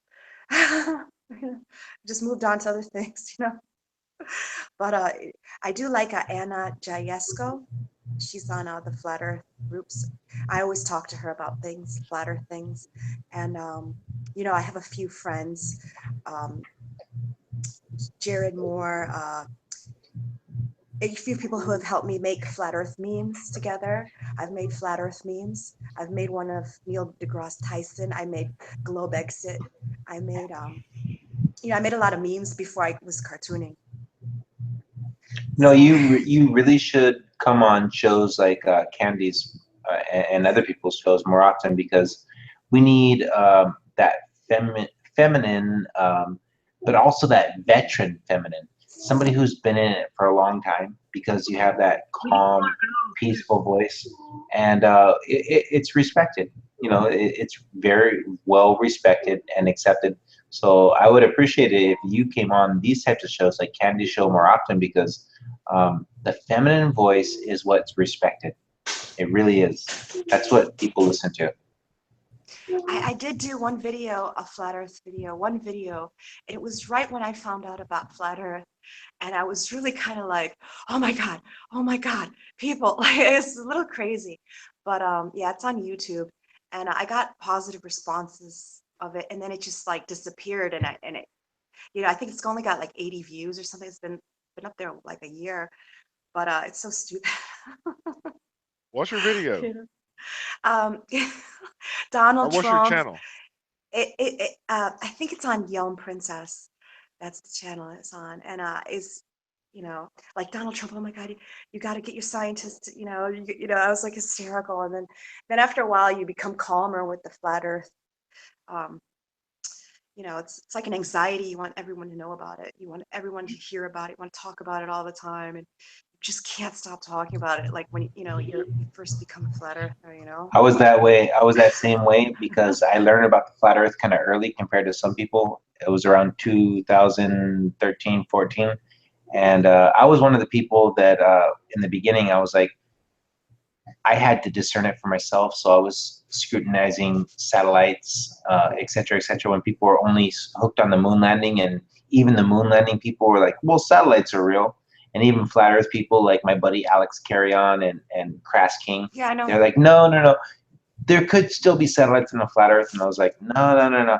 You know, and so it's hard because in the beginning when we were trying to tell people like, no, everything is a lie, everything. There were still people, you know, it's like they always have us fighting against the people that we're trying to save. Yeah, You know, that's just it's flat like, Earth, yeah. yeah, we're fighting against the people we're trying to save. And I remember that. I remember having to pour myself into this. I didn't want to have to learn all this information. You know, it was just like I had to. You know, it was like a something inside of me was calling me to do it. But thank God, because at least I do know some really good stuff. I mean, if somebody wants me to argue satellites, I can tell you temperatures. I can tell you metal melting points. And people say, oh, it doesn't melt at that temperature.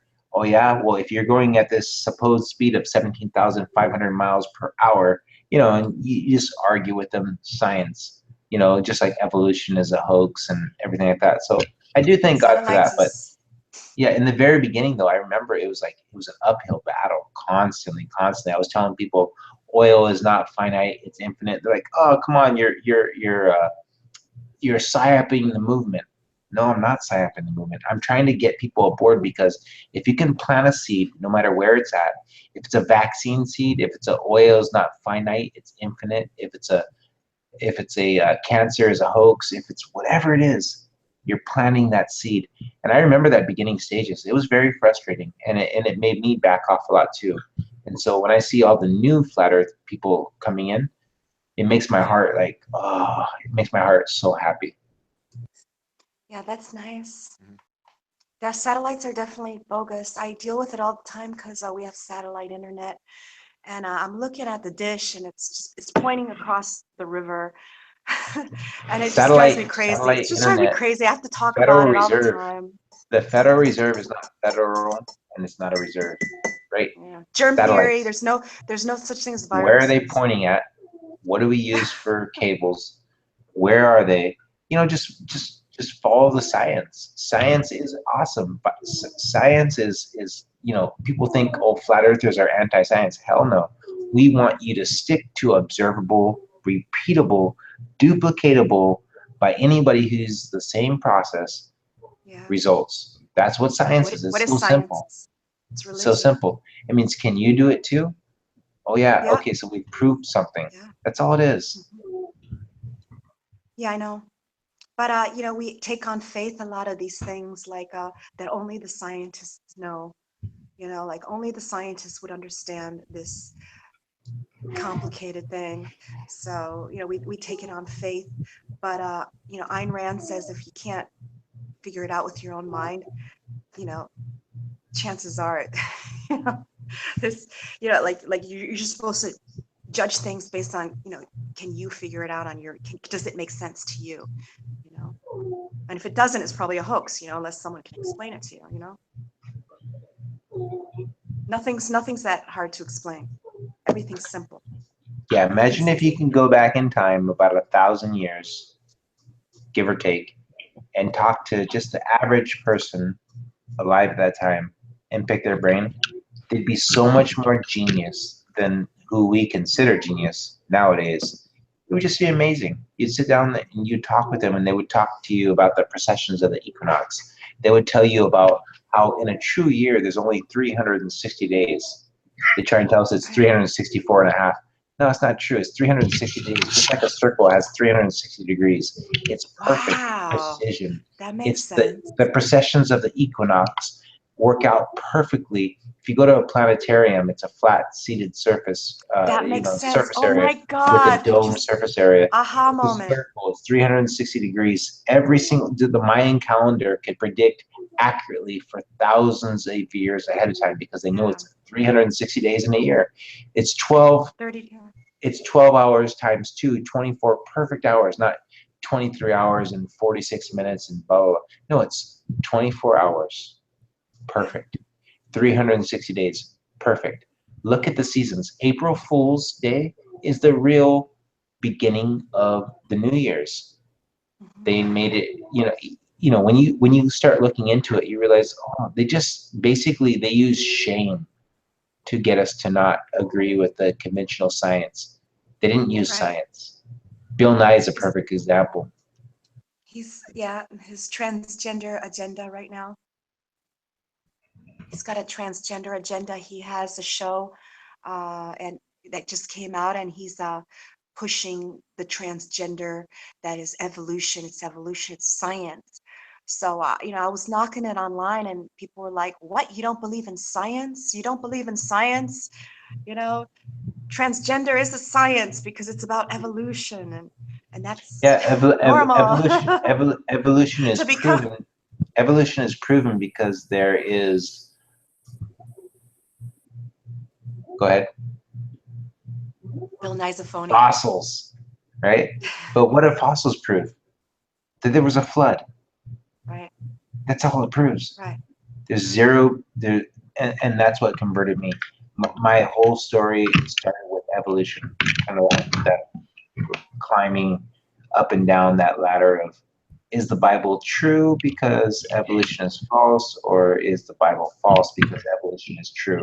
And I lean more towards evolution is true. And then when I looked into it and I used my own discernment, I realized, hey, is there any proof that there is such thing as evolution, not adaptation or speciation, where of course a rock dove originally is a rock dove and it changes just like a chameleon does, but it originally goes back to the same form. Something that changed from what it was to something else. Is there proof of that? No, there's not. And that made me start looking further into, wow, there's actually not even one single proof that evolution is something that's feasible. Matter of fact, it's on the contrary. And so that kind of got me on my path. But Mercury's retrograde is what got me on the flat Earth path.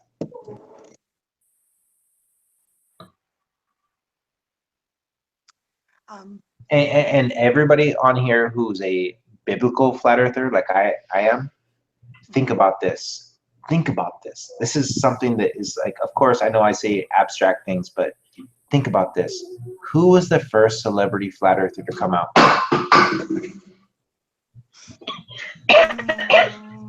Tequila. That's what I said. I was going to say that, but I was like, is she really a celebrity? Think about this. She's considered a WHORE, right? Well, who was the first person that Jesus said, do not cast stones? It's biblical. Flat Earth is so biblical.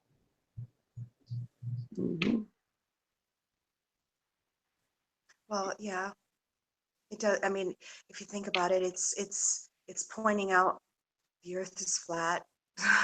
So many times, and the new versions of the Bible all change that. But I think, that's what's most important about it, and it's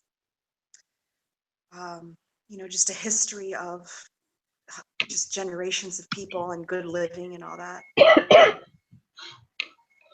I'm a pastor's granddaughter.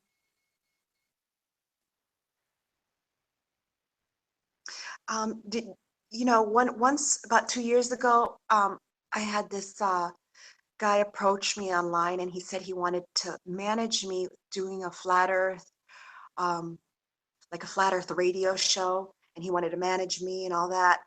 And he said that he was a Luciferian.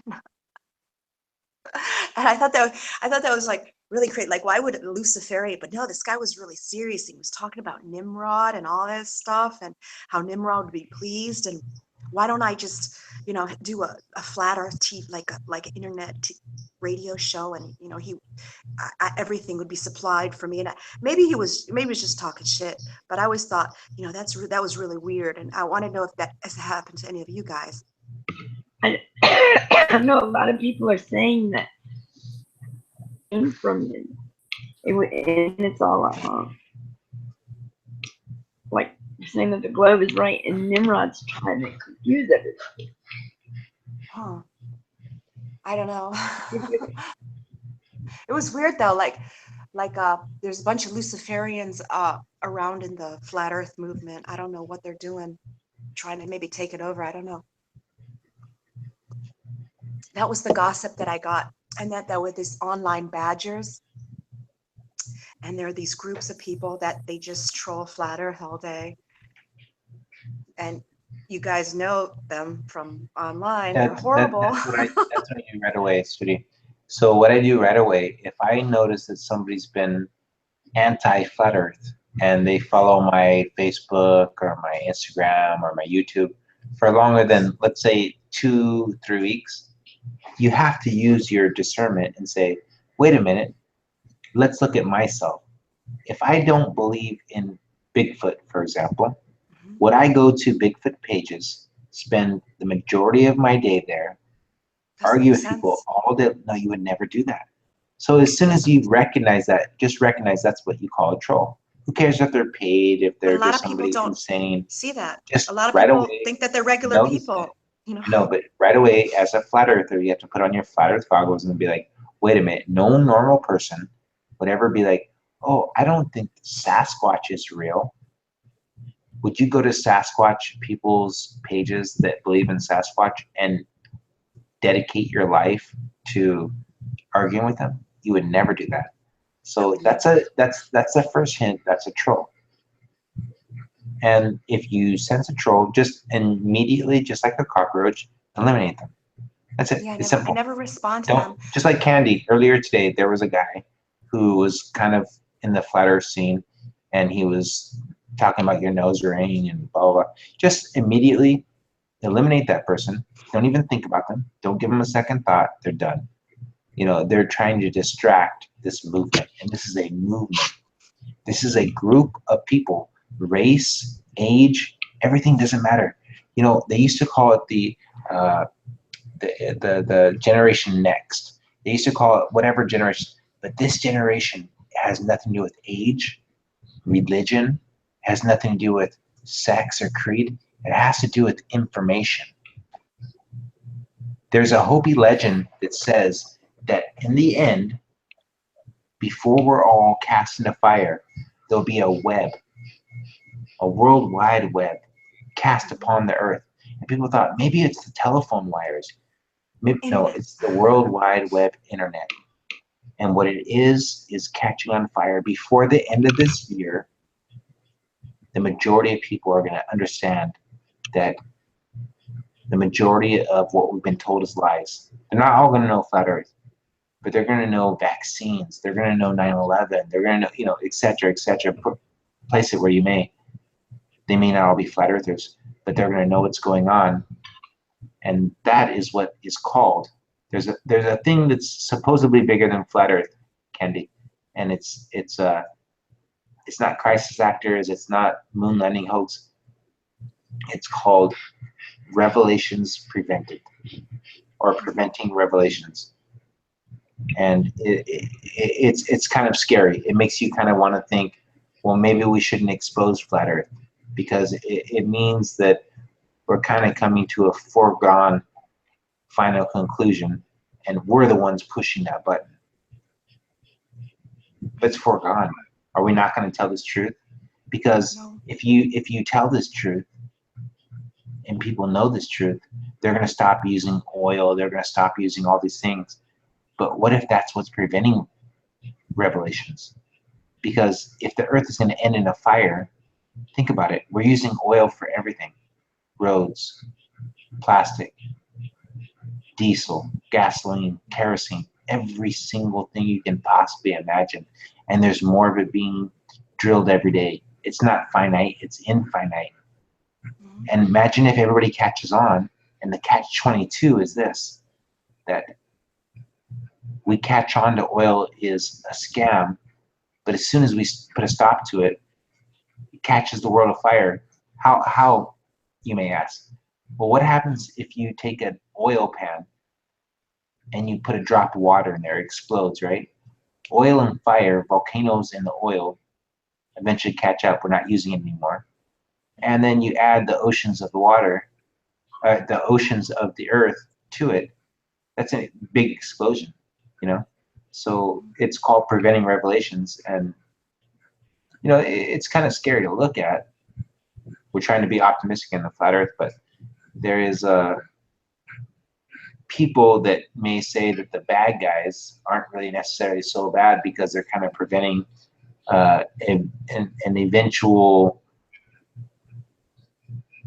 inevitability, I guess I could say. Right. I mean, what's going to happen? What's going to happen? I mean, you know, it just seems like the flat earthers are going to outnumber the people that can fight this. And Of course we are, because not only are the majority of the world don't even know what the heliocentric theory is, because come on guys, have you not argued with a person who's defending the globe and you come to find out they didn't even know the earth was spinning? Or you come to argue with somebody talking about satellites and come to know they didn't even know that the satellites weren't supposedly rotating at 17,500 miles per hour. They didn't even know that. They don't even know anything because they assume the science people know that. So if you look at Google Trends from 2012 all the way to 2017, you'll find out that the research between the heliocentric theory and the flat Earth theory is avalanche, unequivocally dominant towards the heliocentric theory in research as far as trends go, and it's skyrocketing. That means that the flat Earth is growing, and not only that, but everybody on this panel knows that if you've been a veteran flat earther for a long time, you don't really research videos anymore. It's all the newcomers. Yet, what do we have? We have a trend going to where flat Earth is it's the biggest trend going on the social media right now. Yet, all the veteran flat earthers aren't even researching flat Earth anymore. That means nothing but new researchers of the flat Earth are researching it. That means we're growing exponentially. So yes, we are winning, but what does winning mean? And we have to be smart. Winning means a finality. And so all of us that know the flat Earth and are trying to preach to other people, remember this one thing: we're blessed. That's good. Plant seeds, teach everybody, but get right with your life. True. That's all I got to say. With your life. Well, judgment's coming. It has to come.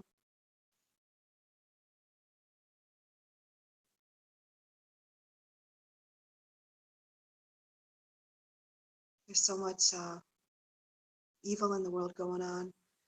I mean, so many lies. Our American history's lied about. Everything's lied about. Science, viruses, everything. Everything's a lie to scam us and hoax us and, profit off us. And that's it.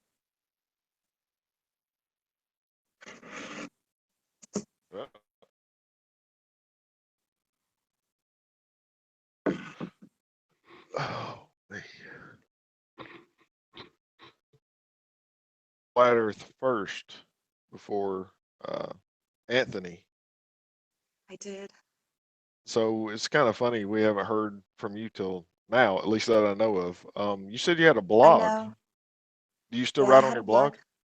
Yeah, I changed my blog around. Like I changed it. Like at first it was a photography blog, then it was a diary, then it was a food diary, then it was, so it's gone through a lot of changes. All the old school Now it's, flat earthers that I know of, same way. We're all obscure. You know why? Because we went through the part where other flat earthers were saying, "Oh, you're a psyop because you're saying satellites aren't real. Oh, you're a psyop because you're saying cancer is a hoax. Oh, you're a psyop because you're saying that oil is infinite. Oh, you're a psyop because you're saying that the pyramids were built by geopolymer technology." You know what I mean? Like, we kind of got burnt out to where we're just like, "Oh, good for new flat earthers," but we got burnt out. I mean, because your candle can only burn so long. So I know firsthand. I remember, doing that thing, and it burnt me out. And so the same thing, just like Candy's channel, I come on here and I'm like, "Amen, girl.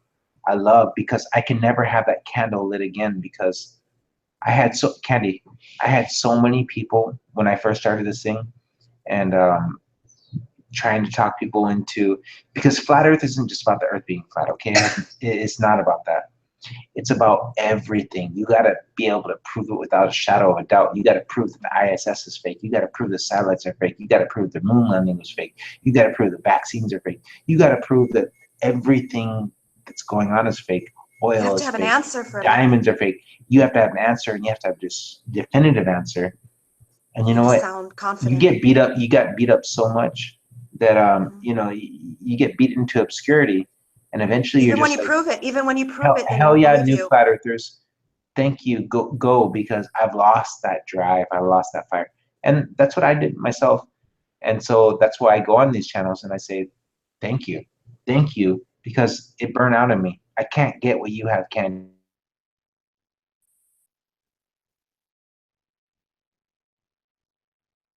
Candy, you're on mute. Candy, you're muted. You're talking, but nobody can hear you. Your child's going to cause my child to be sick because they're unvaccination. I had to go through all that stuff. And, thank God that nowadays somebody can come on and see Flat Earth and get all the answers right away. We had to actually, look into it for ourselves. And, It's like it's just a passing of the baton, but we're all together, and the energy from all this plethora of 17 million flat earthers that I've been able to track, as far as on our flat earth that we live on, that's a lot of people. And I remember when it was 3 million. Now there's celebrities, there's BJ Penn, there's Michael Tellinger, there's David Avocado. I mean, there's just so many. And so it's wonderful. I know David Avocado. There's no, yeah, he lives in Maui here with me. I live in Maui, he lives in Maui. That's good. Yeah. I was a raw foodist in the 1990s. Hey, raw food is the way to go. Nobody on earth is lactose intolerant if they didn't heat the milk. Pasteurization is what causes lactose intolerant. Otherwise, milk's good for you. Don't kill the animal, just milk it for its milk. And there you go. Make yogurt out of it. Don't kill it for its meat. Don't eat meat. Drink milk. That's what I told Anthony. Yeah.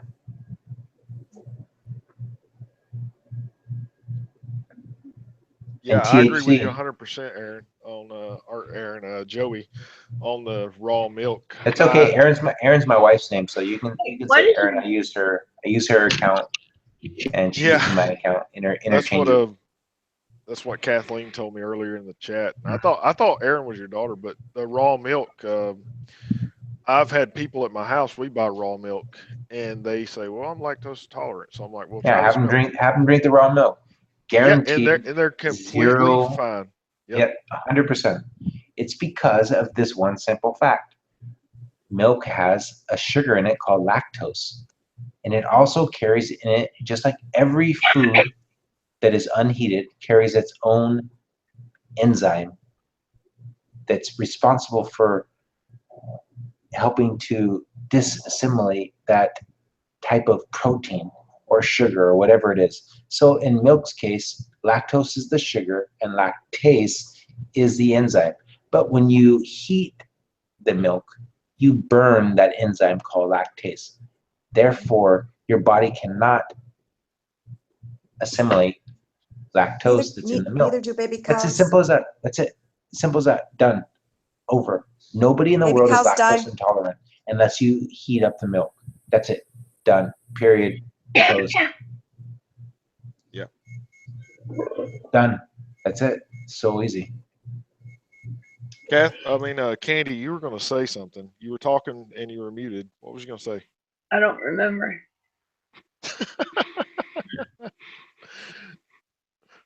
Anyway, I was going to ask about.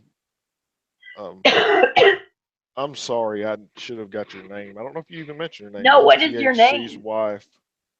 Maria Grassmick. I don't think I was Okay. here whenever you when you first came on. Her name is Maria Tyson DeGrasse.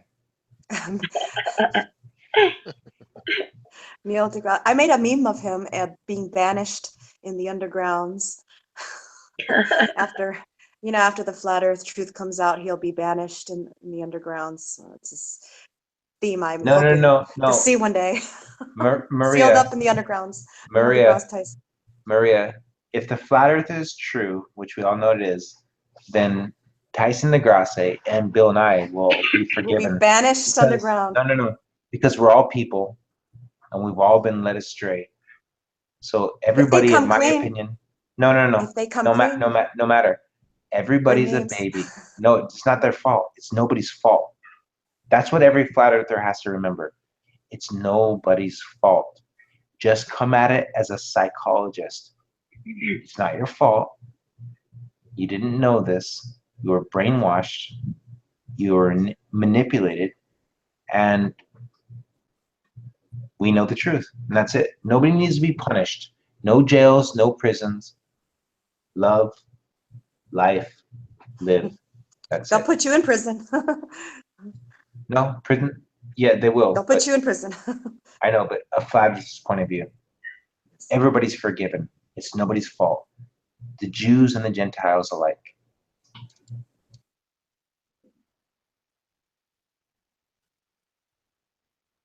You know what's funny? It's kind of off subject, but like I'm watching the chat, and it's like 6:13 in the morning, and I'm wondering if like the people that are just now coming in here, are y'all really waking up at 6 o'clock in the morning, or have y'all been up all night like us? I sound like shit. I really feel like shit too. And my cough hurts so bad. Maria, what I was going to ask is, what is your blog? Right now, like I changed the name of it. Yeah, my daughter's here. Say hi. Say hi. This is Natiri. Natiri. Hi. Her name is Natiri after the movie Avatar. Okay. Right now, I do cartoons. So I have a Patreon, and then I have a political cartoons blog. It's not really a flat Earth blog, but I have a lot of my flat Earth writings on that blog in the old archives. And you can't really find it on Google. It's not searchable on Google. You have to search for it through social media. But the best way to access me is Maria Grasmick on Facebook, Twitter, and I put all the links to all my writings there, and I hashtag flat Earth or hashtag, whatever. So you could just hashtag and find me. Okay, I'm going to try to find you on Facebook here. Yeah, Maria Is that Grasmick. Maria Tyson de Grasse? No, Grasmick, it's German. Okay. Can you spell that? Name. I would not be related to Neil deGrasse Tyson. I would know, not. sweetheart. He's such a know that. liar. He's such a liar. He knows he's lying. You know what? At least I don't mind him so much as far as liars. But Bill Nye, I can't stand him either. I want to put Eddie Bravo versus Bill Nye in a cage match. Hey, can you spell the last name, Maria? Grasmick. Grasmick. Okay. And for everybody listening, if you don't know already, the key to flat Earth is the women in this movement. Us guys aren't going to do anything. Look at every other truther movement. It's led by men. The flat Earth movement, who dominates it? Women. And the flat Earth movement is the only movement of truth that is led by women. Women groups in business, they kick butt. They do homeopathic stuff. They do pyramid scheme stuff, everything. Women rule, matriarchal rules. And we're lucky in the flat Earth movement. We have so many men, so many brothers. But women, yin and yang. And we're so blessed to have the women that are strong, that are brave, like Candy, like Maria, like Patricia, like so many other, like Carly Sunshine. And, there's so many women. We're so blessed and lucky to have you women in this flat Earth community to preach the truth, because we need this yin and yang. So thank you. You're welcome. When I started this, I didn't know, like I said, I'm gonna be the first person to like nobody else does. Like I only thought like Patricia and Jeranism on Monday and well, that's on GFR. Like on YouTube, I didn't know that live streaming existed. I have been watching videos for years. So phone number out on Mark Tarzan's show, and people started calling me. Then I realized I wasn't the only one out there that was dying to talk to somebody. Same mind path that I was on, And so when I realized that, I was like, man, I have to help these people and myself. All of us together. Like, oh my God, my whole life has changed in the last month. Because it's like I've been so passionate about it for all 2 years. It's like, I don't know how it got more intense, but it did. like I would have thought that it would already be like before I started streaming. It was already maxed out. My passion and drive for this. But now look at me, I'm always in a hangout. So it's like it's something that all of us need. Like we have so much to talk about, so many things to say, and so many things to listen to. Like my life's been like better in the last month. Being able to communicate, like I said earlier in the Skype group chat, I said, I think it was there, like, yeah, we're like Coke bottles, and we finally listened to the top. Yeah, there's perks to being in the flat Earth movement. Yeah, I met Peace of some really mind. great people. Reality. Yeah. But you see a lot of evil too. You see a lot of ugliness and evil. I can't watch TV Maria. anymore. Maria. I go to the malls. It's like, Maria. yes, yes. I'm on the same age as you, and I'm sure every other flat earther on this panel and people listening are. Don't watch TV unless you're trying to get clues out of it. Movie theater, all that different stuff. But can I ask you a question? Yes. Will you please join Candy's show on a regular basis? Because you're awesome. Candy, am I right? Yeah. Okay, send me a link. Okay, send me a link. Hang out. But we want you to be here, and will you, if you're available, will you be a part of the show? Because you're awesome. We love this. I know a lot about flat Earth. Well, obviously, you flip THC, and THC is like, to me, he's a stud. So. Oh, he's really smart. He's probably the smartest man I've ever met. He's extremely smart. You guys have no Well, you idea. never met Zulu. Yeah, you guys have no idea You how never smart met he is. Zulu 1. He's freaky smart. I know, but you Huh? never met Zulu 1 or Flip. No, I haven't. She met me. I'm right here. Oh, okay. Zulu is currently probably snoring, but he's got his mic on mute. It's this time. Yeah, Anthony's very smart. Anthony will probably find out new things that no one else knows about flat Earth, because he's wired for doing things that most people can't. Like most people can't figure out what he does. They fly from all over the world to find out what he knows, and he's everything that he's done. He's been taken down from the internet. It's all been deleted. All been But when he was doing his research and into alcohol and cannabis. His phone was ringing. I mean, he was just, and before that, it was, he was developing these machines to make your own moonshine out of wine, to make your own moonshine out of, just really brilliant things, like inventions and stuff like that. He's very smart. I like him. He's also a roulette. He does roulette. You know what roulette is? Well, he used to, years ago before I met him, he was like a roulette, like a competitive, and he would that's all he would do was just roulette all day and practice. I used to have a mathematical formula for roulette, and I He's used to like go that to Vegas. too. He's Yeah, like that too. I used to go to Super Vegas. smart. I used to go to Vegas and make money off of that, actually. But I've seen his notebooks. I stopped doing it because even though it's a formula to make money, it's a corruptive formula, so I stopped doing it.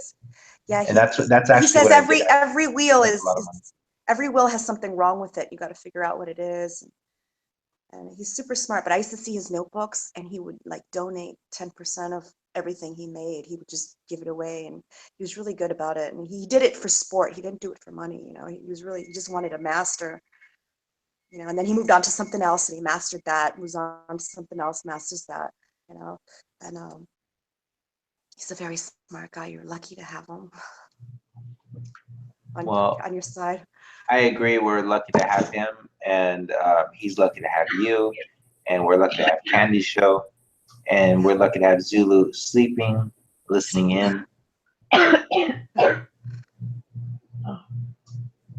But Maria, will you join these shows more often? Because your voice is great, because you've been doing this for a while, And veterans are, believe me, I know you're disembogulated by this whole thing because you've been through a lot. It's like kind of like a war veteran, but I can tell you, I've been doing this for a long time too, and we need voices like yourself.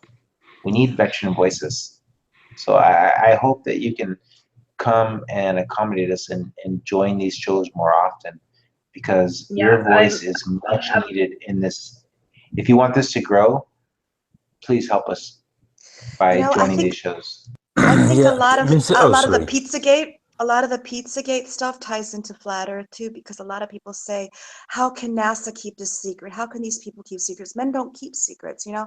But I really think this Pizzagate thing is all tied in, because these blackmail, molest clubs, you know, secret societies, that's what they do. They have to sacrifice kids to be in these clubs, you know.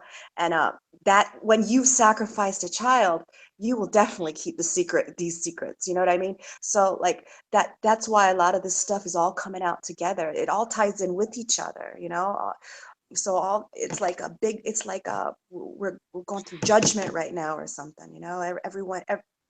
Everyone's being revealed everything, you know, and it all ties in with each other. And pretty soon you're going to see Maria, connections with all these stuff. the Bible says that we're going through the judgment time. And so This is you right saying now. that right now, wow. And it just reminds me, like, it World throws savior. into my focus, who's the first flat earth celebrity ever to come out that was mainstream? Look at the Bible. The supposed whore, the supposed whatever, Tila Tequila. Look at the next flat earther to come out, celebrity. Look at the next one. It's the apostles. It's happening right now. It's like Revelations. So yeah, I agree with you. And judgment, you know, I mean, you know, there's people that are really going to pay for what they've done. I know you don't want to punish people, but they're going to, you know, you can't inflict all this and not expect, you know, it We were taken from you created as well. in God's image and his likeness. So anything that we deem punishable, consequenceable, same thing as God, because we were created in his image and we were created in his likeness. So it makes perfect sense. Right. It's not a curse to punish until somebody learns their redemption. Yeah. Is that a punishment, or is that when you come through it, everybody at the end, every time they come through something, do they say, thank God, I don't regret it, I appreciate it, it was a learning experience, I wouldn't have been able to learn it otherwise? That's the only way to learn, personal experience. Your heart is measured as a feather. I said almost those exact words. I said almost the exact words. I said the only learning process I have is trial and error.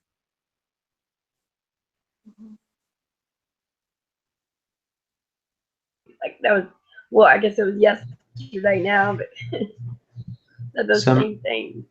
Maria, please exchange your information with Candy and you know, whoever else you want on the show, but especially Candy because it's her show.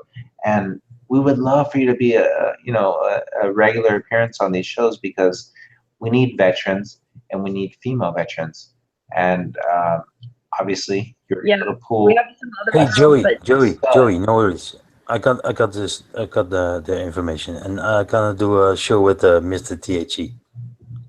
What's that? Okay. THC. Her husband, Anthony. He's got a lab that's going to be opening up soon, and he's, I mean, he's going to be Yes, I know. successful. And I'm He's gonna gonna help be- him with his stream. Good. I hope he does it from his lab, and he could show you guys how to, you know, do stuff, because it's all simple. It's real simple. Yeah. Yep. Well, there was some stuff I want to talk about. I mean, the original color being green. Actually, the only color is green. There's no other color but green. Right. It's like a long subject to go into. But I mean, there's so much stuff that we need to talk about on the flat Earth. And I've gotten myself so busy with just trying to promote flat Earth. I wanted to talk about someday, once everybody's a flat earther, I want to start talking about stuff that's facts and truths that we can start talking about instead of just promoting the Earth is flat. Because there's things that are once you know the Earth is flat, and it's not like I think it is, you know, and you start knowing these truths, you start to realize, oh, what a difference, what a difference maker, what a change it is to know these truths. How the pyramids were built with geopolymer technology. There's only one color, it's green, and we see abstracts. You know, all these different things that we are so divisive against. If we can all be on the same playing field, we're going to be past Tesla. We're going to be past the Egyptians. We're going to be past the Sumerians. And it's not going to be anything that obstructs God, because it's going to be something that is in unity with nature. And that's what we all want. So I just want to invite you to come on these boards and please share your wealth of experience. I wouldn't say knowledge, because I'm not going to try and put you on a higher pedestal than anybody else. All I would like to say is that share your experience, because if you do that, you'll be doing a big service for the Flat Earth community. So I would hope that you would join Candy's show on a regular basis. Okay, I'll bring my Flat Earth memes. Show you guys. I have them somewhere. And I would like to do Flat Earth art. You know, every now and then I do a cartoon on, you know, Flat Earth symbolism, or I put it in my cartoon, you know. But yeah, I would like to do more Flat Earth cartoons. You know, it has to be in the news. You know, something in the news. I'll make it, and do my take on it for you guys. Do you have any like uploaded online somewhere? Yeah, I have a few. You know when Donald Trump signed the NASA Authorization Transition Act. Well, I did a little picture of Trump here, and he's talking, and he's at where he talks about it, and he's you know, I grabbed clips from his speech that sounded, you know, kind of like ridiculous, and then I had all these pictures of sad crying faces, like all blue, sad, everybody crying, big bubble, like big eyes, and it was flat earthers respond to Donald Trump doing his NASA Authorization Transition Act, and then I did a little telescope with wings on it, flying into space. And you know how all those fake pictures of the cosmos, you know, I did like the fakest pictures I could find, and there's a little telescope flying, taking pictures, you know, like blowing in the wind. And then you have all the faces of the flat earthers crying at Donald Trump giving, you know, 50 million a day to these people. It's a pretty funny cartoon. So mad about that. You have to be THC's wife then, right? Hi, Hillbilly, yes. Yeah. He volunteered your services to me the other day because I do some cartoons, and oh, I did. I volunteered. Oh, did you? I volunteered. Yeah, I'll cartoon you. I appreciate. I have a graphic that. tablet. Do you use Poser, or what do you use? What sort of software? I use Sketchbook Pro. Oh, Sketchbook Pro, and I have a Hawaiian graphic tablet, and you can draw right on it. Like it's, you know, it's almost like a stylus on your cell phone, but it's big, and you could do all this stuff with it. And you know, it's just a matter of learning the tutorials on YouTube, and anybody can draw like a master in no time. Oh, you know, yeah. if you just watch all the tutorials on 3-speed, you know. Well, I sure appreciate you volunteering like that. I wish I had those skills. Oh. I'd definitely like to be able to have my cartoon character walking down the halls of Sandy Hook as I'm doing my Sandy Hook research, redoing my Sandy Hook research. The Wolfgang Helbig of Sandy Hook, you know, the Wolf of Sandy Hook. Yeah. He's actually liked and commented and wrote me on my Sandy Hook cartoons. I did one of, I did a lot of them, but the one that he liked was Anderson Cooper. Do you remember Anderson Cooper showing the photo on TV of an owl that a Sandy Hook girl drew? And I tied it into a current event. You know, when Donald Trump first called the CNN reporters fake news, well, you know, I had that picture of the owl, you know, that the girl drew, but from its claws were two headless, like. What's the name of your channel? I'd like to go see that. I don't have a channel. It's just my social media, but I'll send it to you since you like Sandy Hook. I have a bunch of them. Oh, I know yeah? Sandy Yes. Hook is a hoax. Sandy Hook is it's a media invention, and they profited off it, and they complicit in it, and they knew what it was, and they made a money off it, and they had the scoop. And Anderson Cooper, it with green screen, and you could see all the people rotating around. They were coming in and they were coming out all day long, so they At were the hired firehouse. actors. Yeah, and the school was closed down for like 3 months, and there were photographs of the school, and it was all in disrepair. It was just a mess, and this was a high class school. There was no way you would have holes in the walls, and and leaking water everywhere, and Yeah, there's no way you'd have all that mold, especially around younger children. I no understand way. mold was a hard thing to combat, but when you got an elementary school, you stay on top of it. There's so much evidence to indicate that it would be unsafe by mold standards alone. Right. Yeah, Yeah, Sandy if Hook, you it was like to, fake. if you like to send your Sandy Hook cartoons, and if you ain't got a place to upload them, I'd be more than happy to upload them on my channel because we all know that yeah. If you just had a cloud or someplace where they're uploaded, where I could download them or something. Yeah, I'll give them to you. But I used to listen to a bunch of Caravan to Midnight shows on Sandy Hook, and it ties into Flat Earth because the media lie about everything, and it just ties in that they're complicit. It's fake Did you hear news. this morning? You know, Can't believe anything on TV. Wolfgang Halbitz did a debate with one of the Sandy Hook trolls of YouTube, Keith Johnson, Yes. and on Midnight for Caravan, or maybe it was American Free Press Radio, one of the two.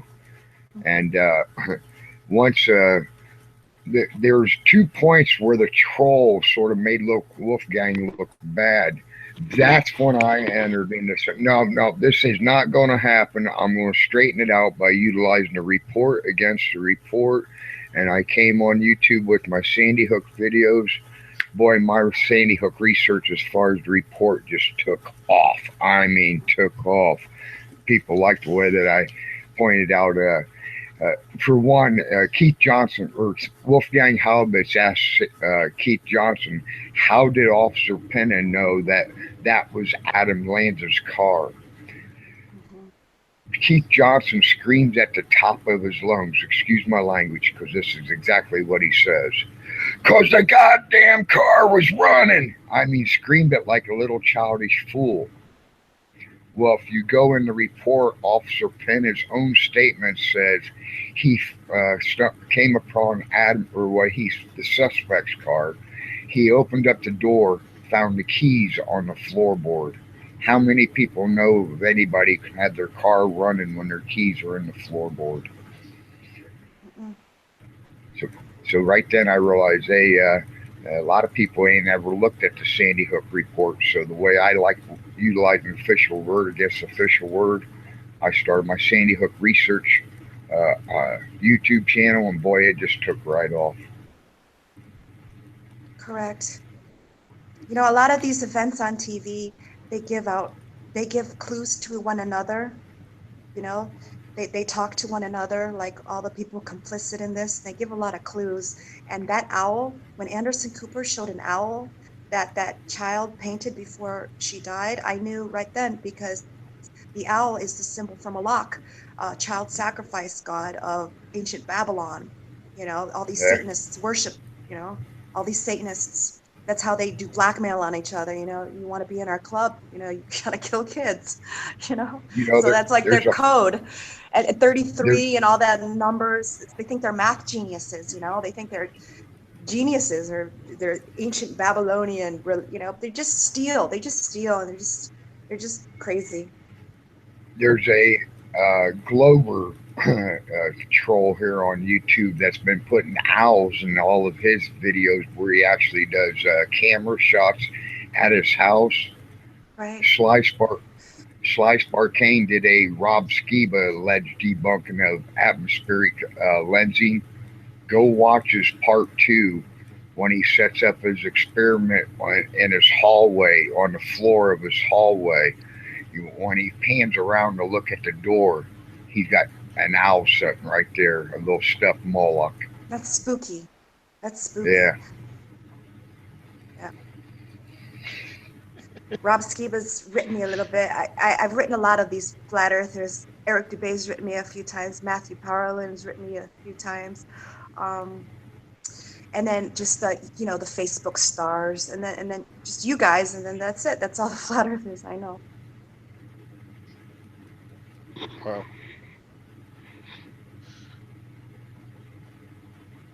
Hey, Flip, how you doing? I'm doing well, Mr. Political Hillbilly. I come through your state just a couple days ago. Cool. Oh, hey, 1 minute. Excuse me, everybody. I just got a warning. 30 minutes left. So, and I see Kenny is sleeping, so I'm gonna turn off her camera, and you can go on. 30 minutes.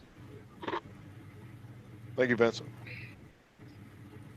Nice of you to step up to make sure she's got a secure connection there, Vinny. I was going to do it last night, and you beat me to the punch. No problem. I got a powerful internet connection, so it's all good. I'm gonna hide myself from broadcast, and you got 30 minutes left. What part There's of no shortage on the internet. There's going to be for me if I don't raise a few more bucks between now and Tuesday or Monday night. Internet Hillbilly should be free. is a It should be flat free for earth everybody. legend. Well, Hillbilly, my donation will come tomorrow or today, the end of the day of today. Yeah. Hillbilly is a flat earth legend. We love you, brother. I'm going to be a flat earth legend troll slayer here as soon as I get this OSB going, because I'm going to start doing exactly what You've Been Exposed did. I'm going to let the trolls on after I become snipe proof with OBS software.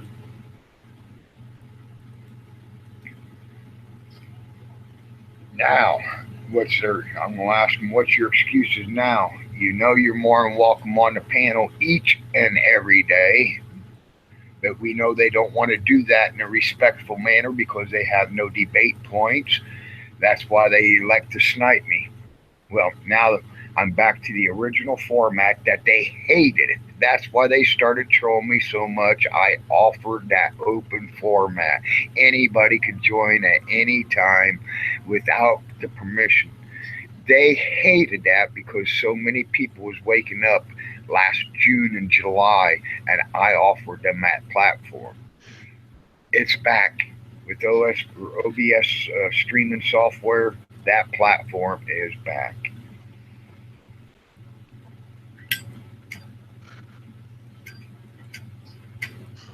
Holy shit. You guys are still awake? What the hell? Zulu just woke up. Hey, Maria, I just found your... I heard Hillbilly. It was like a creepy, sweet, like, voice in the background. It was like, I don't know if I should be happy or scared. That was weird. Good morning, Zulu One. Good morning, Vincent. Hello there, sir. Oh Sing man, your you made hillbilly the overnight lullaby. too? You are a beast. It's Oh, it's almost 1 o'clock.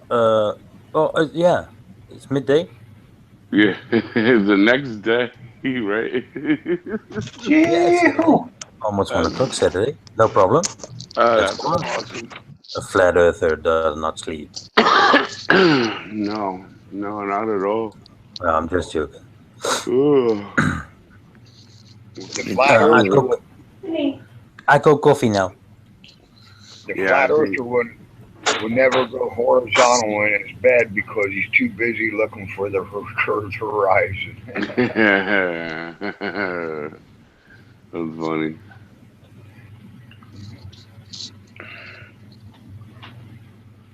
Oh, you're wearing PJs. I guess Maria left, but I just found her, found some of her cartoons she's done on Instagram. Of course you was. They're pretty good. Y'all have to check them out if y'all haven't seen them. Oh. Zulu, you'll have to go back and watch the video from the last 30 minutes. Figure out what I'm talking about. All right. What time is it? 6:40. You've been up and drinking, right? You weren't driving all this time, right? No, man. I got off last night at whatever time I text you or whatever time I jumped on here. I got off last night, so I've been up all night. Yeah. Wow. So I'll have to go back in on Monday afternoon. I don't even know what time I fell asleep. There's Maria. Jessica's in the room watching, and there's like a delay.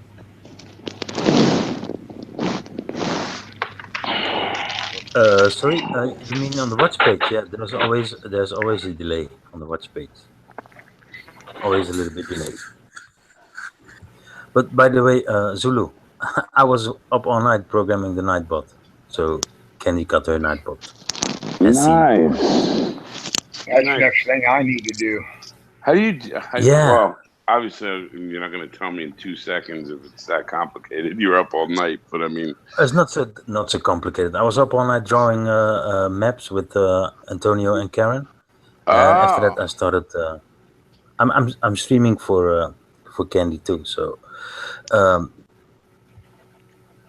You are Yes, the sheriff of so Fire. I had myself from the broadcast, and I just do what I need to do. That's all. So I go do my job now with coffee. Nice. With coffee. Hey, Vinny. By the way, you sport that pink better than I sported it the other day when I was your proxy host. I don't feel bad, Hillbilly. You're cute and pink too. I'm surprised the trolls didn't take that and run with it more. They took their one little childish attack on it, but I figured they'd be running with it. We'd be seeing Hillbilly wears pink box or something. I think it's because they like pink too. Well, I